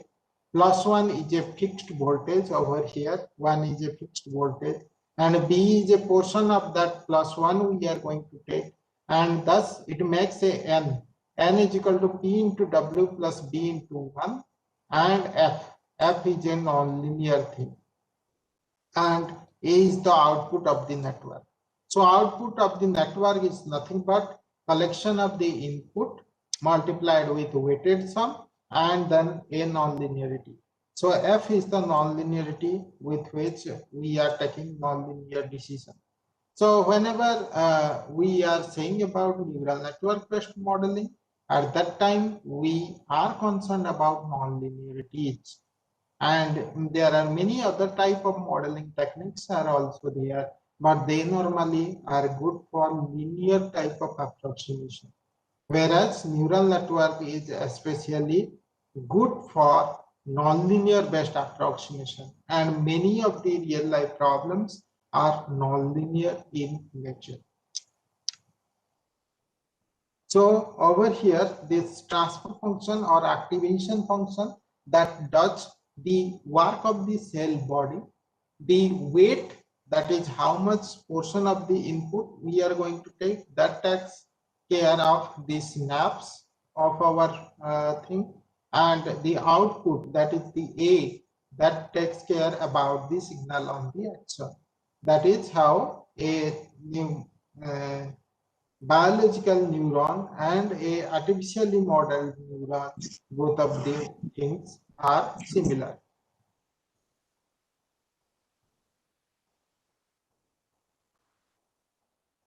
So we as for any particular modeling, what we need to do, that this particular input P and 1 we have to consider from outside.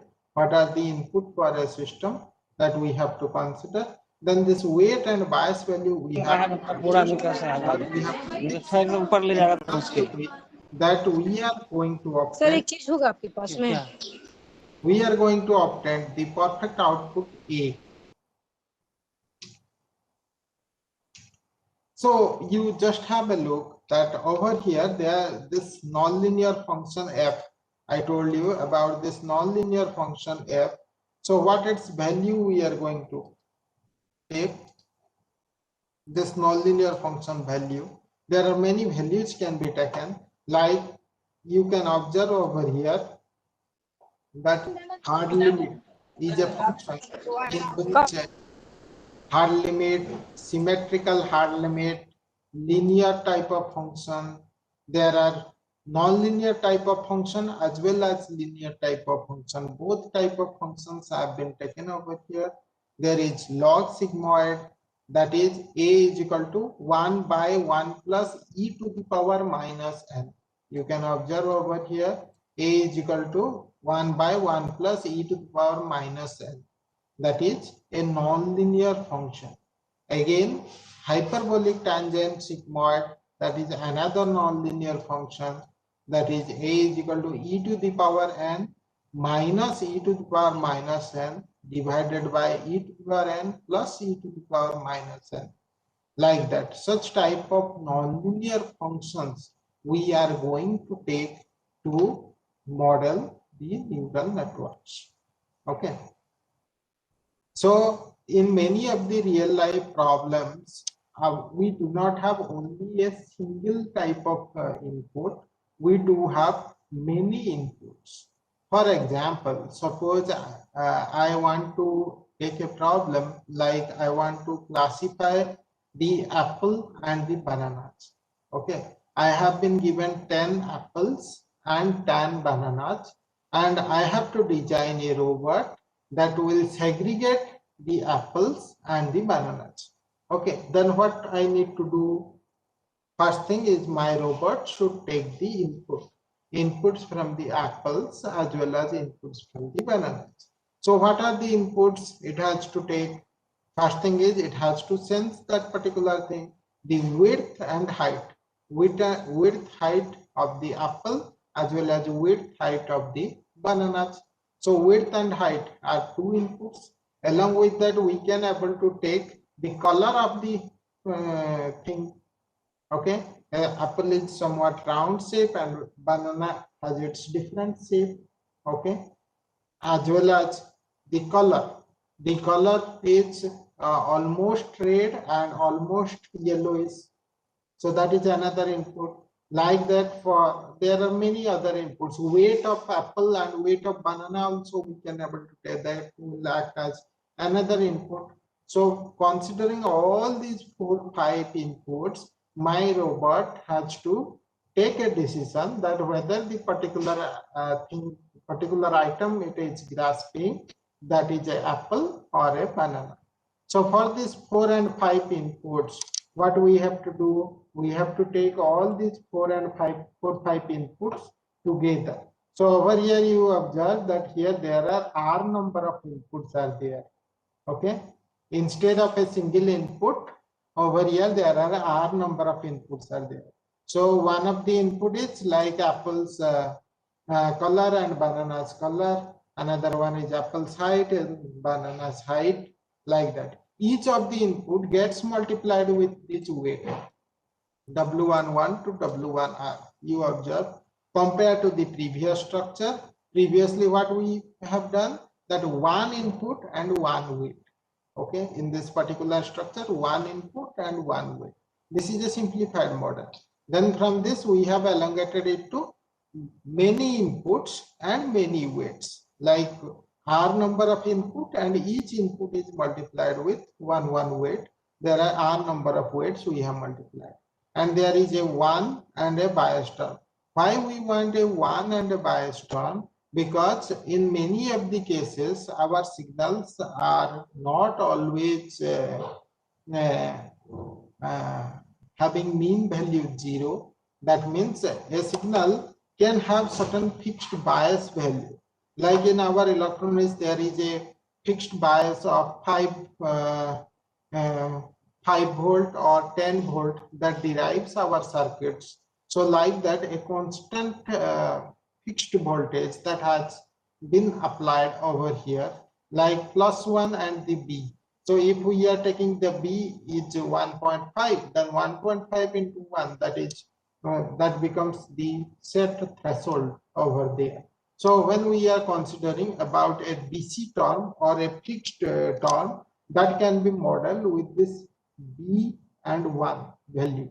Okay, and this n is nothing but P, WP plus B, that same thing, but here W has become a vector and P has also become a vector. Okay, P is 1 cross R, okay, and then W is R cross 1, you can say 1 cross R or R cross 1, whatever we take, okay, and then that is multiplied with the weight and then give you the N, and F is A is equal to function of, so F is a nonlinear function that is taken over here.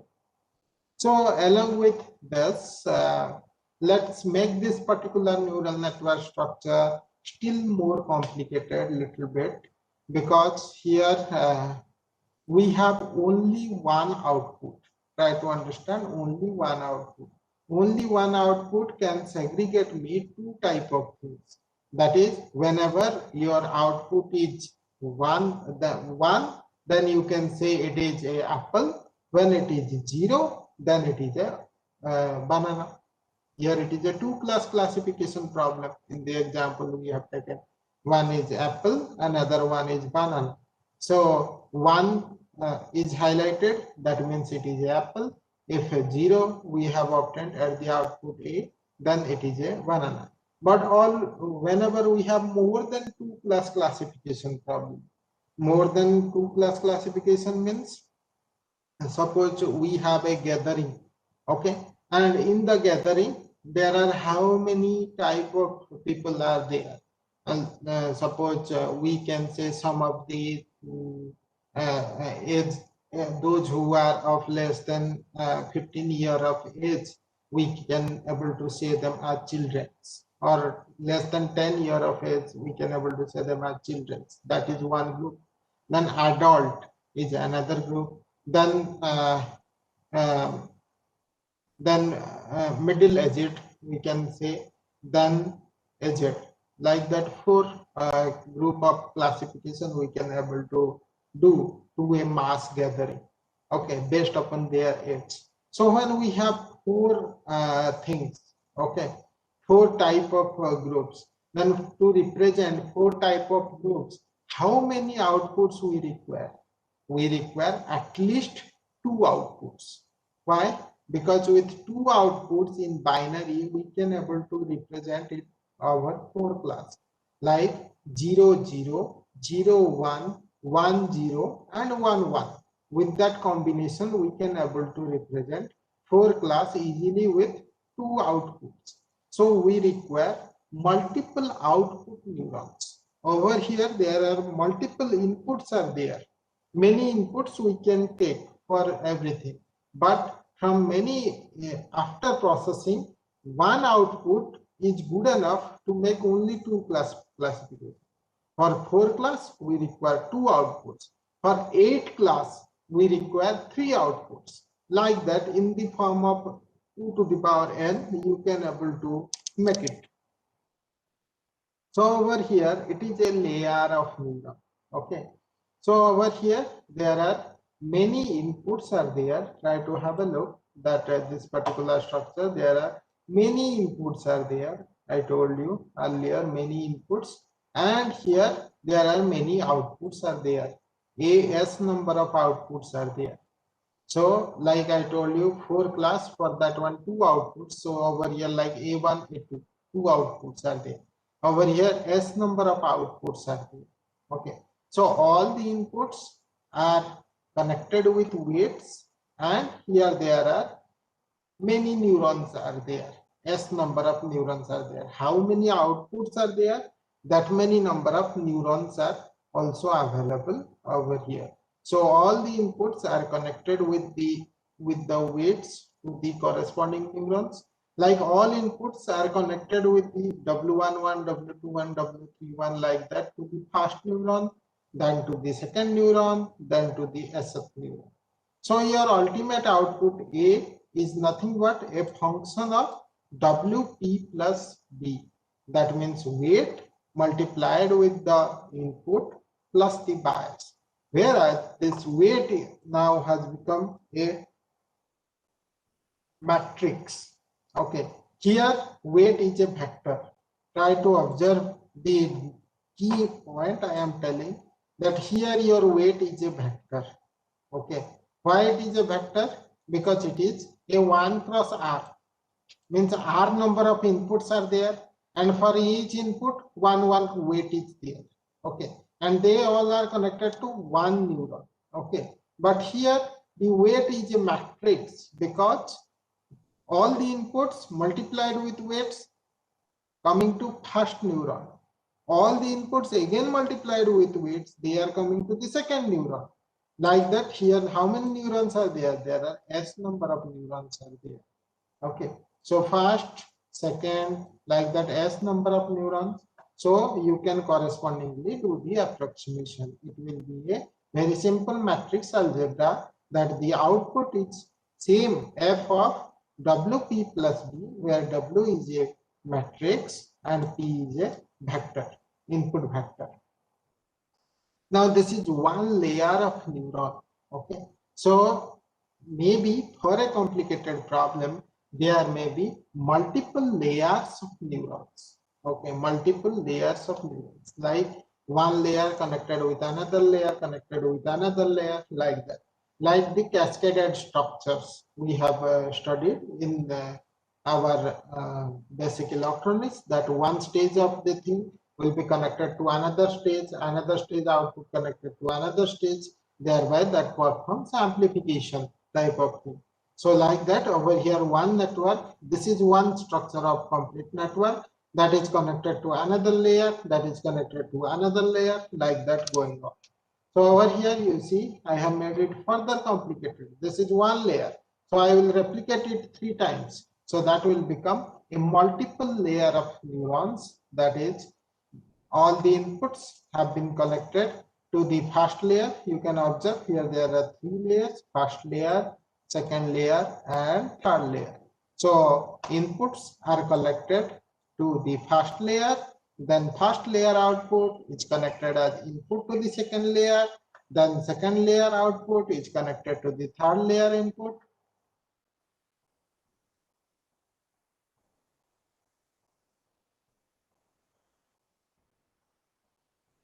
And these outputs are again giving us at the third layer. Okay, so like that, in a deep neural network there are many layers. Okay, so some 5 or 7 layers of thing, or 10 layers or 20 layers of complicated neural network we are going to solve it. Okay, ultimately the final output is taken from the last layer. So from the last layer we take the output over here. You can say this is your output and this is your input. Okay, so we need to establish a relationship between this input to the output. How do we establish the relationship? So in each layer there is a relationship between output to the input. So if you can able to observe that A1 is equal to F1 W1 plus B1, that is the relationship between this A1, that is the first layer output, from the input. Okay, where W is your matrix and P is your input. Okay, and B is also a vector. Okay, B1 is a vector. Vector comprised of B11, B12, B1 as well, like that. So this overall output we have obtained as A1. So A1 comprised of A11, A12, and AS1. So this one will be connected along with weights to give you the final output of the second layer. So you can observe this is the output of the second layer. So at the second layer output, that is a function f2 and then weight into bias into the plus the input. So over here, the interesting thing you observe that in each layer there is a different kind of nonlinearity has been used. Okay, f1, f2, and f3. So here in the first layer, I may use log sigmoid. In the second layer, I may use the hyperbolic tangent sigmoid. In the last layer, I can use pure lin. Like the different nonlinearities we can able to use. But if you observe to its previous, in this particular layer, only one function has been used. So in a layer of neurons, you should not use different nonlinearities, but you should always use a single type of nonlinearity. That has been the assumption taken by the scientist from the beginning. So over here you observe in all these things, all these one layer. On the first layer you observe F1 is there, over here also F1 is there, over here also F1 is there. In the second layer F2 is there, throughout entire thing F2 is there. In the third layer F3 is there, so in the entire thing this F3 is there. So ultimately the output can be represented as a function of the input. Okay, so over here you can observe this A3, the third layer is a function of second layer. Second layer is a function of first layer. First layer is a function of the input. So if we will try to substitute in this particular thing, so over here A3 is a function of F3, W3, A2. Over here in this A2, if I will substitute this A2 value, and over here in this A2, if I am substituting in A1, then we can able to obtain the third layer output over here. So this one we can able to compare it and obtain the output in the form of the input. So that is how, so it looks like a complicated structure, but that is what the inherent thing, what happens inside a deep neural network. Okay. So one of the questions that a participant has asked that what is the most popular programming language that is used in AI? That is Python you can use, MATLAB you can use, R you can use. These all the things are used for this type of programming. Okay, Python is most popular, then followed by MATLAB, followed by R.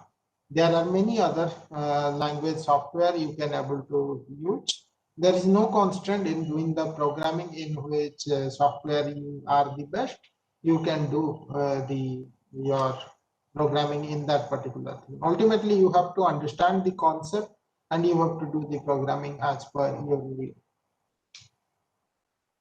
So this particular thing is also known as a multi-layer perceptron.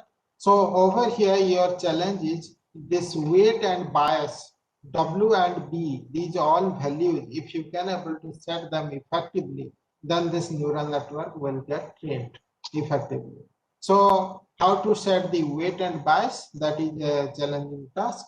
So this you can able to design any particular neural network for employing it into a AND gate or NAND gate or NOR gate, like that any particular digital logic you can able to design with a particular neural network as well. So that is one of the very interesting thing. For example, here is an AND gate, for example. So AND gate, what is the thing? All of us know about a AND gate, right? So if we are saying that about a 2-input AND gate, then how it will be there? Like I can able to say, suppose there are 2 inputs, one is your P1 and another one is suppose P2. I believe whatever I am writing, it is you can able to observe it, right? So I am drawing a truth table for the AND gate. So you have 0, 0. So when I am taking 0, 0, your target is 0. for a AND gate. If I am taking it 0, 1, then also output is 0. If I am taking 1, 0, at the time your output is also 0. And if I am taking it 1, 1, then also my output is 1. So how you can use an AI to design a particular gate? Okay, a simple AND gate. Every BTech students or any engineering student can able to understand this particular application of a AND gate design using neural network. So over here you observe that these three patterns, you can observe these three patterns all are 0, 0, 0. Whereas whenever it is 1, 1, at that instant of time my output is 1. So this particular example can be formulated as a pattern classification problem, where you can observe that on this left side that whenever there is 0, 0, so this 0, 0, 0 at that time here is the 0, 0, 0 origin. Here it is given by a white dot. Over here 0, 1 also a white dot. 1, 0 is another white dot. Whereas 1, 1 there is a black dot. Why there is a black dot? Because at that instant of time we have a 1 whose pattern is different than that of 0. So all for these three things 0, 0, 0, those are I have represented them as white zeros, and this is 1, 1, 1. So this one I have represented it with a black dot. So my objective is to draw a line that will segregate these particular things. These white dots and black dots, they will be get separated. So how I can draw a particular line that will separate this particular thing? So drawing that particular line, this blue line, that is known as a decision boundary. So this is termed as a decision boundary that will separate these patterns.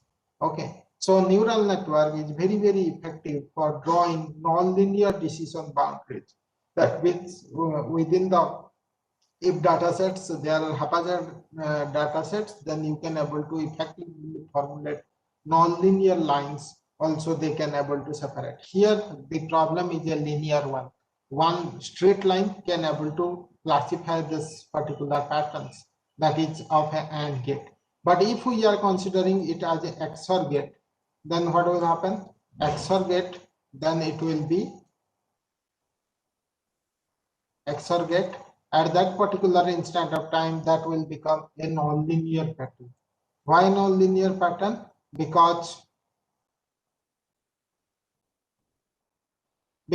whenever we are going to do a XOR gate, at that instant of time over here, there are two patterns which 0, 0, 0 and 1, 1. They will be of one type, and here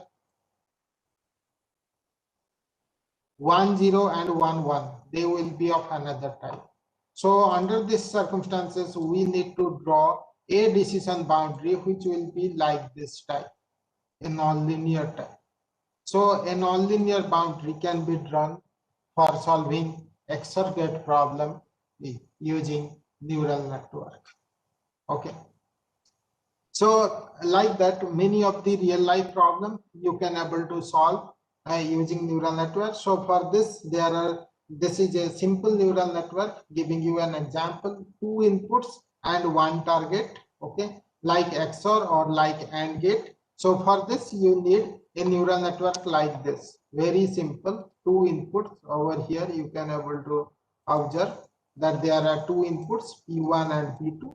There are 2 weights like W11 and W12, and there is one particular bias and the neuron, and that's give you a output. So if you can effectively able to set this weight and bias value, then your output A will behave as a AND gate or it will behave as a XOR gate. Very simple. So like this, there are many other problems also you can able to solve with the neural network. So some of the people are getting interested towards solving many real life problems.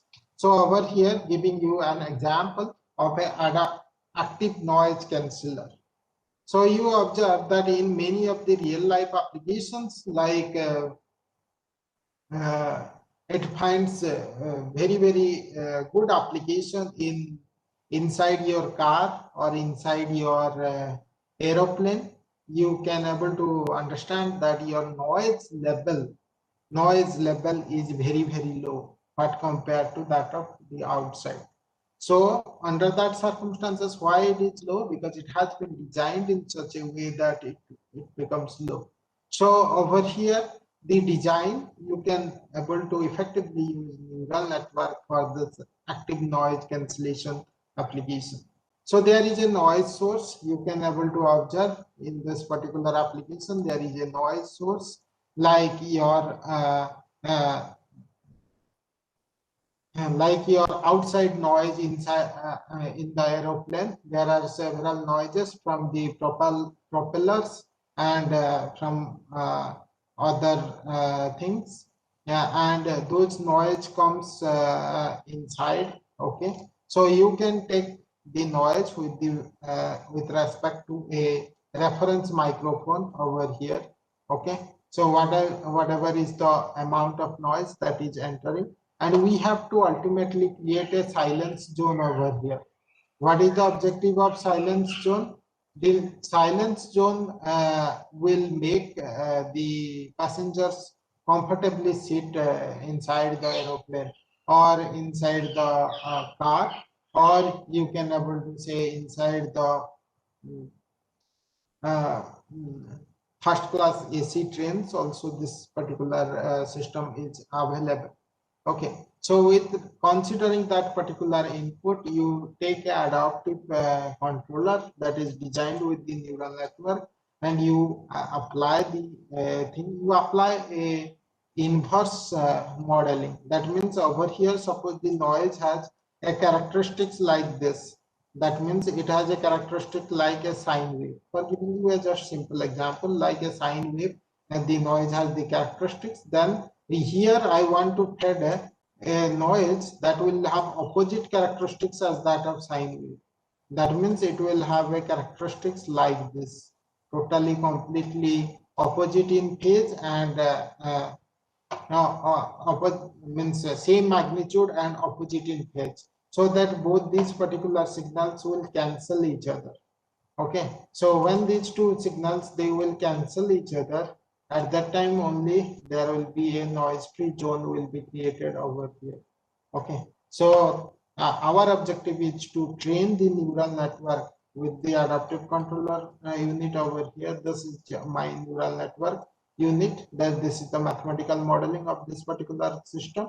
So with the neural network, you can design an adaptive noise canceller that will implement a noise-free zone in a particular area. Okay, so like that, for long distance communication, whenever we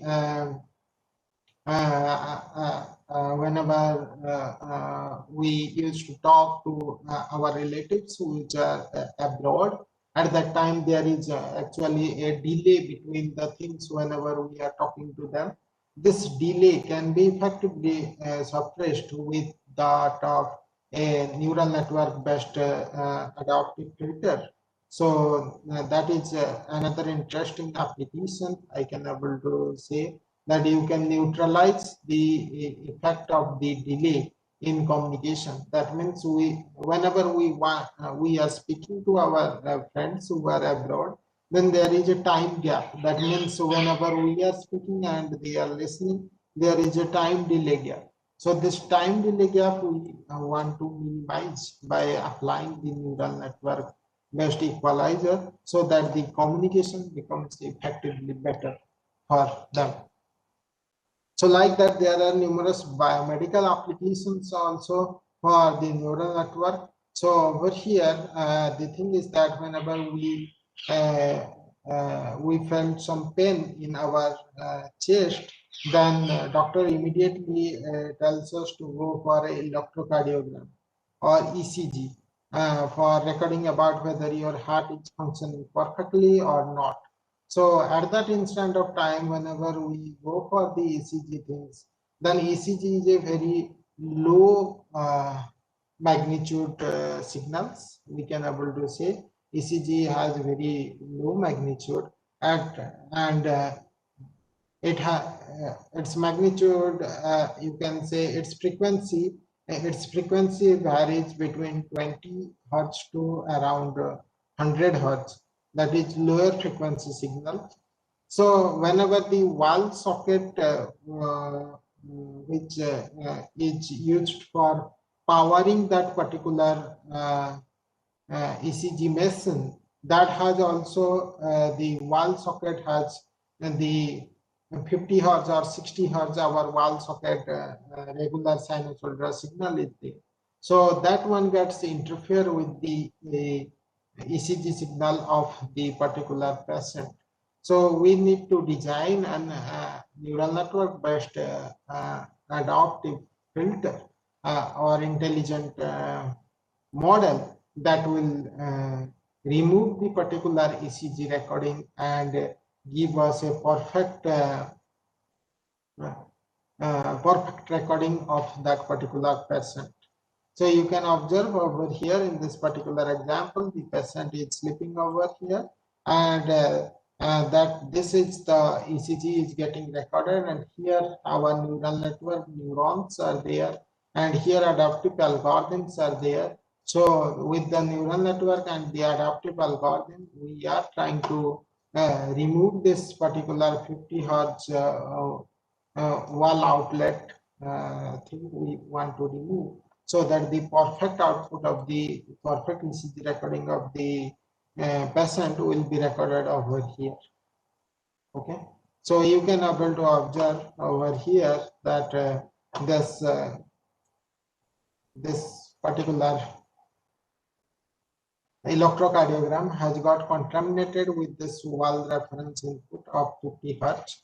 So this is the 50 hertz wall reference input that has been contaminating this particular signal. So once after applying an adaptive filter with the neural network, then you can observe that this noises, whatever these noises are there in this particular portion, so that have been obviously eradicated over here. You observe that the noise at this particular instant of time, your neural network gets trained, and after that you observe that the noise has been reduced over here. Over here it has been reduced, and completely after that it has minimized the effect of this particular noise of 50 hertz. So I believe you could have able to understand this particular example, a biomedical signal processing example. So this is another very important example that whenever we are talking about a maternal ECG. So when a baby is there in the womb, doctor always suggests that after every month there should be a ECG to understand the baby's fetal heart rate, how it is, whether the fetal has a good heart rate or not. So whenever we are trying to monitor the heart rate of the baby inside the mother womb, then what is the problem? That the baby's heartbeat is very low, whereas the mother's heartbeat is very, very prominent. So at that time, to diagnose the baby's heartbeat, that is a very challenging task. So whenever you try to record the thing, at that time the mother's heartbeat is so prominent over here, the signal you observe, the mother heartbeat is so prominent that the fetal's heartbeat is very difficult to characterize. So under that circumstances, what we need to do is we have to apply our neural network based modeling to remove the dominant mother's heartbeat, so that we can effectively able to find out what is the heartbeat of the baby. Okay, so over here what we have to do, we have to take the input from mother's chest and mother's womb. Some electrodes will be placed at the mother's heart, near to the mother's heart. Some electrodes will be placed near the mother's womb, and we will record both the signals. So comparing two signals and applying the effective neural networks over here. This is the system modeling with which the neural networks weights gets trained over here from the mother's heartbeat, and we will obtain such type of two signals. That is, this is the signal which is mother heartbeat plus the baby's one. So mother and fetus, both the things are there. So from this particular mixture, we are trying to suppress this mother's heartbeat. This bigger one we want to suppress with the neural network. And after that, you can observe that these big things, they got suppressed over here. These big things got suppressed. And by suppressing these big things, these points got highlighted. So you observe that here there are another recording is there. I can able to show you just here there are two type of signal. One is this bigger one and another one is over here. You observe this blue lines I am drawing over here. You observe. So at this point, this is the fetal ones. Okay, so these fetal ones, this bigger one got suppressed. So these fetal ones have increased. The fetal ones, they got prominent over here. So in these points. So this is possible with the help of the neural network. So I told you some interesting applications, real life applications on the biomedical point of view, and as well as signal processing and communication point of view, the application of the neural network. Okay. And I was telling you certain things about the fuzzy logic. So let us discuss a little bit about the fuzzy logic. I do have some 10-15 minutes more. Before I move on to a little bit about fuzzy logic, do you have some queries? Want to ask me certain things?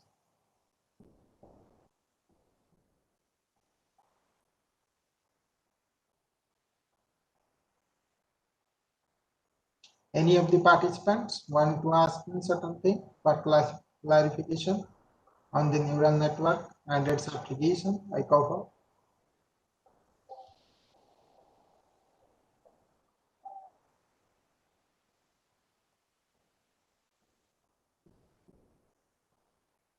If there is no response, shall I go ahead?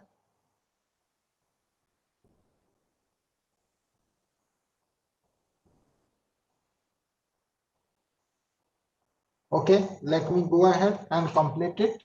Then we'll have further interaction. So over here, about the fuzzy logic,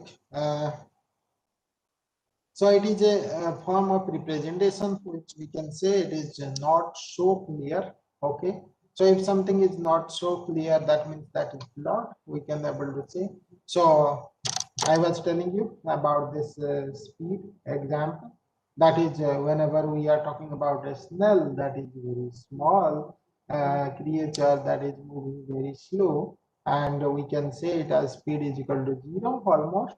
And when it is a leopard, that is a very fast running animal, so its speed is equal to 1.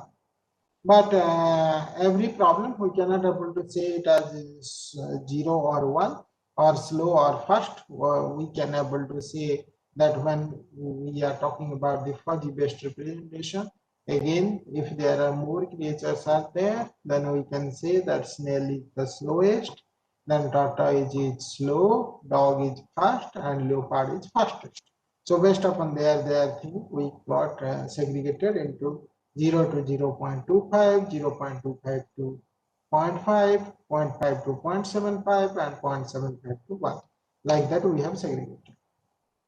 Okay, so now we can able to say them that how we can able to say that they are the representative, that instead of giving them concrete values, we have given them slowest, slow, fast, and fastest. So in order to represent them effectively, then what we need is fuzzy logic. Okay, so the fuzzy logic has been started by Latif Azar Jade. He is the father of the fuzzy logic, 1965. Okay, so And there are many more other professors also. They have contributed immensely to the fuzzy logics and system development. So this is very important from a fuzzy logic point of view, that there are fuzzy membership functions. Okay, so if we are saying about temperature of a particular room, then if it is between 0 to 30 degree Fahrenheit, then we are saying that it is freezing, and 30 to 70 Fahrenheit, we are saying it as cool. Then means you can able to observe that we have represented it in the form of trapezoidal and triangular functions. Okay, freezing, cool, warm, and hot. Okay, so more than 190 degree Fahrenheit, we are saying it as hot. Then in between this freezing to the hot, we are saying it freezing, cool, warm, and hot, like that type of representation. So every fuzzy things you can represent it either with like over here triangular and trapezoidal functions. You can also represent them with Gaussian function. You can represent them with other type of functions also, but triangular and Gaussians are mostly used. So then there is a interesting thing is about fuzzy logic principles. The principles are fuzzy disjunction and fuzzy conjunction.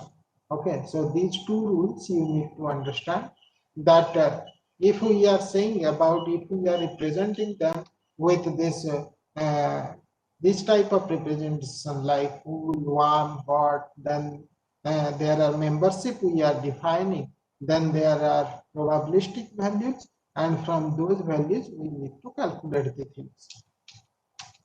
So over here A or B, that defines in fuzzy logic maximum of A and B. So if A has certain value and B has certain value, A or B represents maximum of A and B. Okay, so if I am saying that A has a thing in this triangular function, A value is 0.375 and B value is 0.75, then A or B is equal to C, then this 0.375 and 0.75, among these two things maximum value is 0.75, so its value comes out to be 0.75. Then fuzzy conjunction, like I told you, fuzzy disjunction is maximum of A and B. So fuzzy conjunction is minimum of A and B, that is defined by A and B. Okay, so this is A or B, and here it is A and B, that is minimum of A and B. So this is 0.375, 0.75. So A and B will lead to the minimum value, that is 0.375. So now, suppose we are saying that calculate A and B, that is A is given is 0.4 and B is given is 20. So what we need to do? Okay, so we need to define that at 0.4, what is the projection for A? At 0.4 x-axis, the projection is 0.7 for A, and for B, for 20, the projection is 0.9. So if we are taking fuzzy A and B, that is the minimum value is 0.7. So like that, you can able to calculate with respect to the fuzzy membership function any of the triangular or Gaussian values. So fuzzy then comes to the fuzzy control. So giving you an example of the fuzzy control, it tells you about deriving the logic with which you can able to control the entire system. So giving you an example, suppose I am driving a bike or a car, then how fast I am going to drive today. So that will depends upon the weather, and there are various conjunction and disjunction principles we can apply to determine that how fast a particular person will drive. So it depends upon, first thing is temperature, okay, and then the cloud condition. So for temperature, we are defining that a day's temperature is whether it is freezing type, cool type, warm type, or hot type, which type of temperature is. And what is the cloud, what is the condition of the weather? The condition of the weather is whether sunny or partly cloudy, or it is overcast, like that. So the cloud cover, if it is less than 40, we are saying it's sunny, and then 20 to 80, we are defining it to partly cloudy, and if it is 60 to 100, then we are saying it as overcast, this type of thing. So whether based upon this particular temperature and cover, whether I have to move slow or whether I have to move fast, that is the decision I have to take with the fuzzy logic. Okay, so whether I have to slow means I am defining it less than 25 is slow. If it is more than 25, it is little bit fast. Then between 25 to 75, it is in between range. Okay, and more than 75, it will become fast.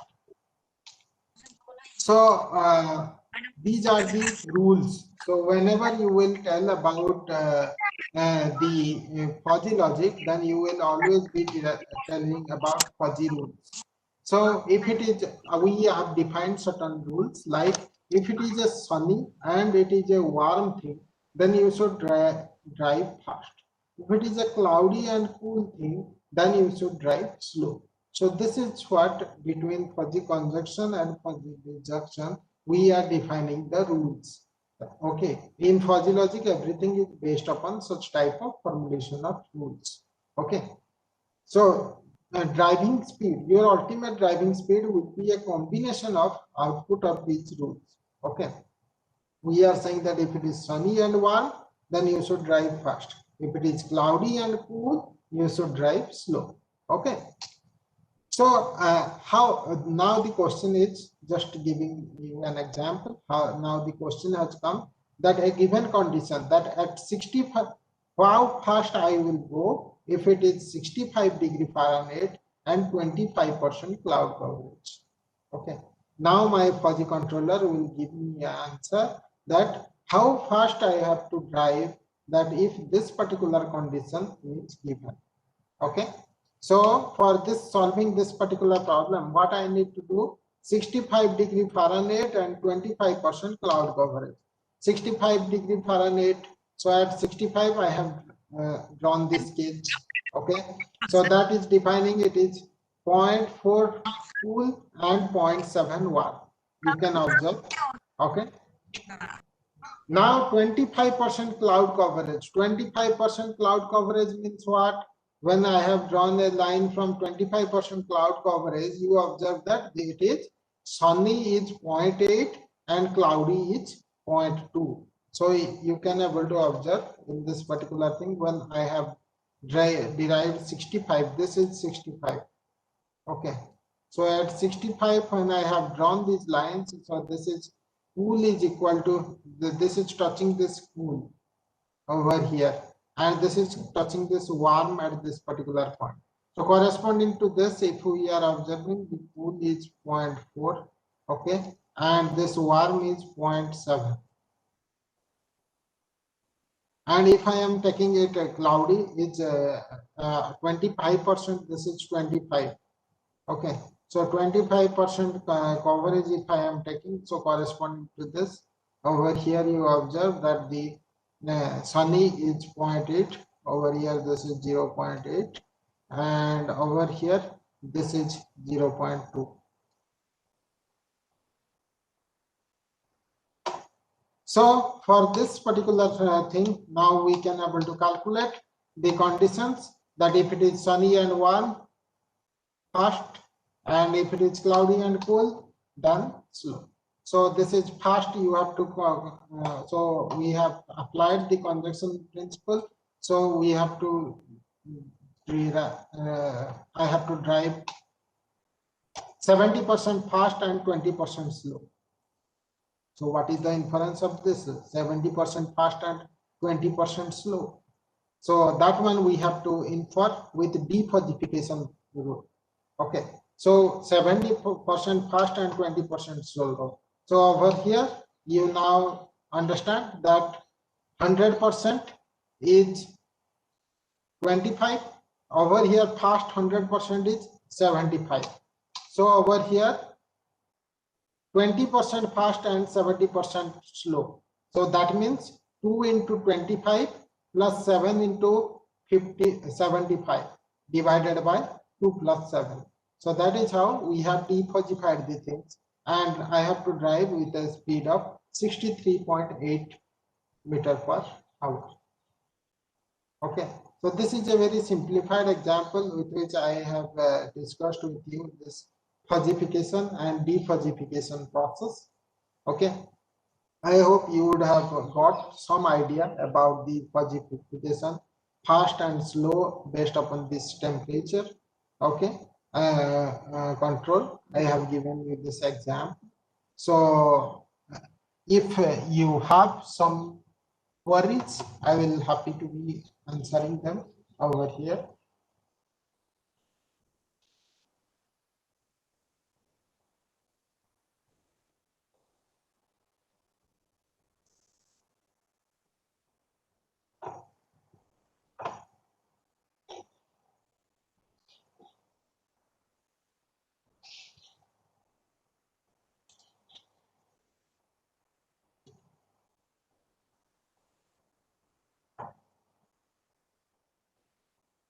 So in the chart, some of the participants have written that what is the difference between this artificial intelligence and machine learning.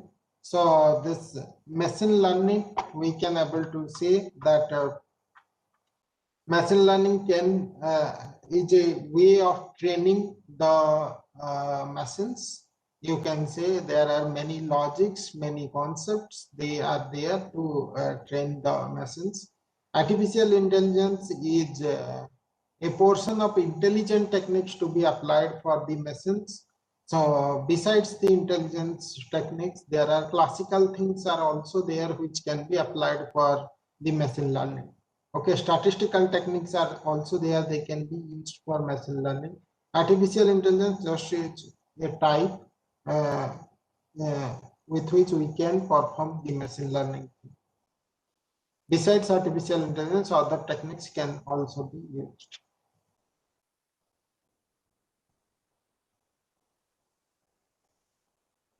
So if there are any more doubt, you can ask me about the concepts I taught you about the artificial neural network, its application, and the fuzzy logic and its application.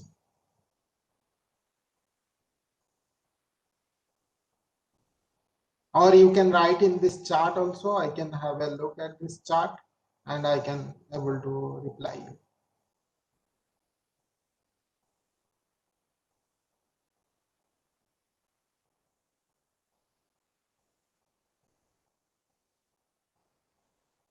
Yeah, there is a question between difference between AI and inference engine. So inference engine is also a type of artificial intelligence only, I can able to say, but the inference engine can be of it may be equipped with artificial intelligence or it may not be equipped with artificial intelligence. Inference engine gives you an output. It takes the input and gives you an output, but the inside one, it may be statistical, it may be artificial intelligence based. So both types can be there in inference engine.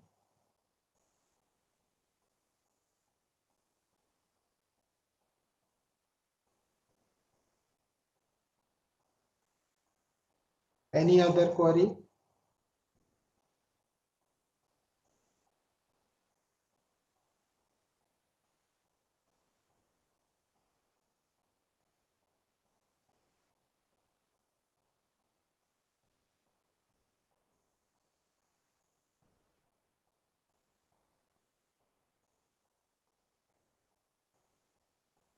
You can directly unmute yourself and ask me, or you can able to write on this chat box as well.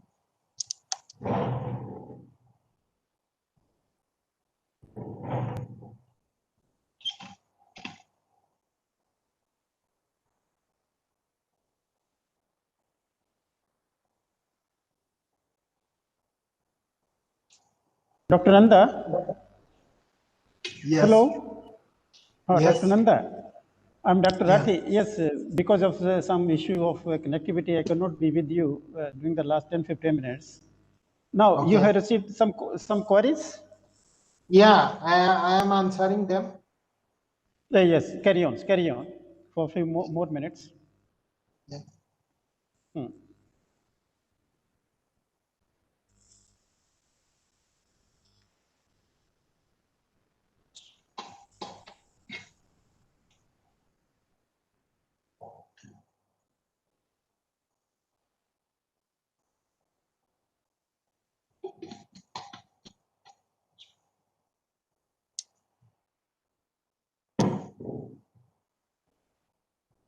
So if there are any more queries, participants, you can write it over here in the chat.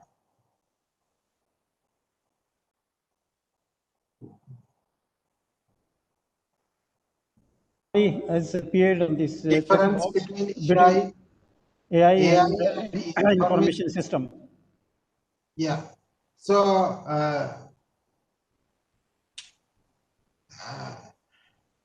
information system, you can say that information system is especially about informatics. Okay, informatics is a thing that has come out from the data science, you can say, and from the data interpretation point of view, you can able to extract information. Okay, so from raw data you can able to extract informations, and from the informations you can able to process them, and the processed information do contribute to knowledge. Okay, but always it may not be. So if it contributes to the knowledge and knowledge development, then it becomes artificial intelligence.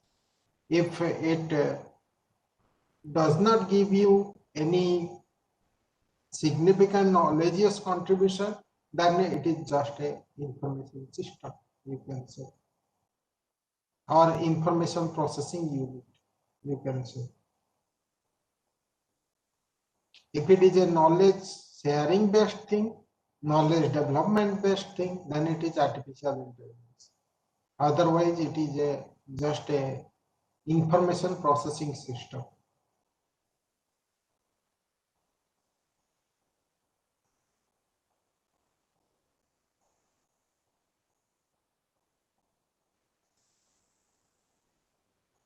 So next is, what could be the hardware to implement fuzzy logics to say 10 types of inputs?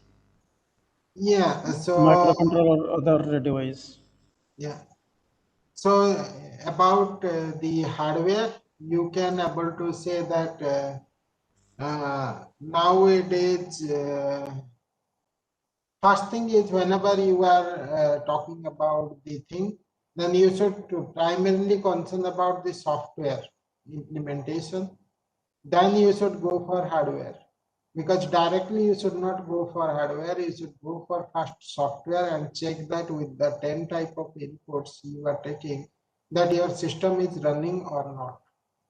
Okay, once your system is running, that means you can able to program it either with MATLAB or with any of the VLSI tool. If you are or with Python, any of the thing. So it is better if you have a common platform, then dump it in the common platform.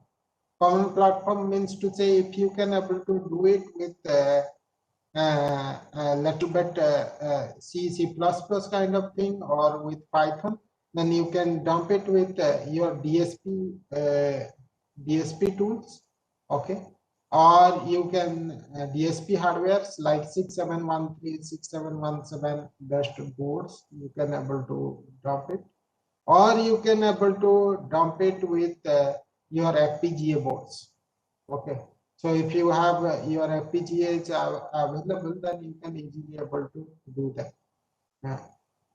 But about the microcontroller, it is also advisable to do it with microcontroller, but before applying it to the microcontroller, you should be ensure that your system is working fine. The fuzzy logic you have developed, that is working fine. If it is that you need to be ensured about the software part. Once it becomes, once you are unsure about it, then you go ahead with the specific microcontrollers and you need to make the real-time system. So before making the real-time system in the microcontroller or other device, I will suggest that you should take the generalized DSP boards or generalized FPGA boards and dump it over there, test it. If it is working fine, then shift the entire process to the microcontroller. Then in microcontroller, it will work, definitely work very fine. That should be the procedure to be adopted, because if you are directly going with the microcontroller and trying to resolve the thing, if you would not become success, then your microcontroller and all the programming will you may not able to develop the proper hardware, and there will be a lot of resources get unutilized. Okay, so for that one, it is advisable that you should first test it with software effectively, then dump it with generalized hardware, then go to microcontroller.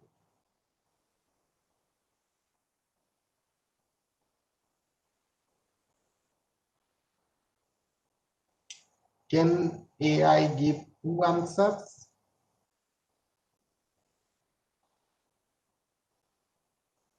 For certain problem, can AI give two answers?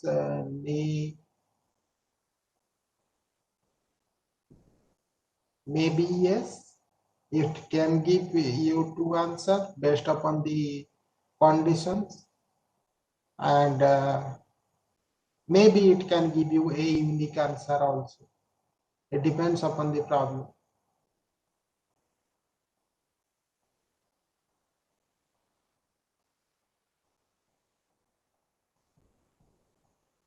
So if there are errors, then AI may also lead into error. It depends upon the type of algorithm you are using.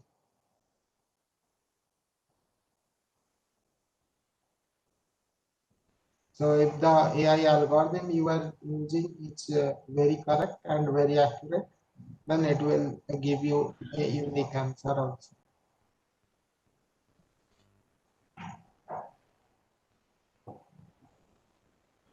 So I think queries have been well replied. No more queries is coming from the participants. Sir, I, on behalf of Shankara Group of Institutions, give sincere thanks to you for giving practical insight to the whole concept of Internet of Things and artificial intelligence, and how these technologies can be applied to washing machines, vehicles. You have well illustrated. And most importantly, multiple layer of neuron, which appear to be slightly complicated, but you have made it in a very simple way. In between also, you have responded and attended to the queries of the participant in a very nice way, in a very educative way, informative way. So thanks you very much, sir. Thanks, We see you, we see you next time. Thank you. Okay, thank you.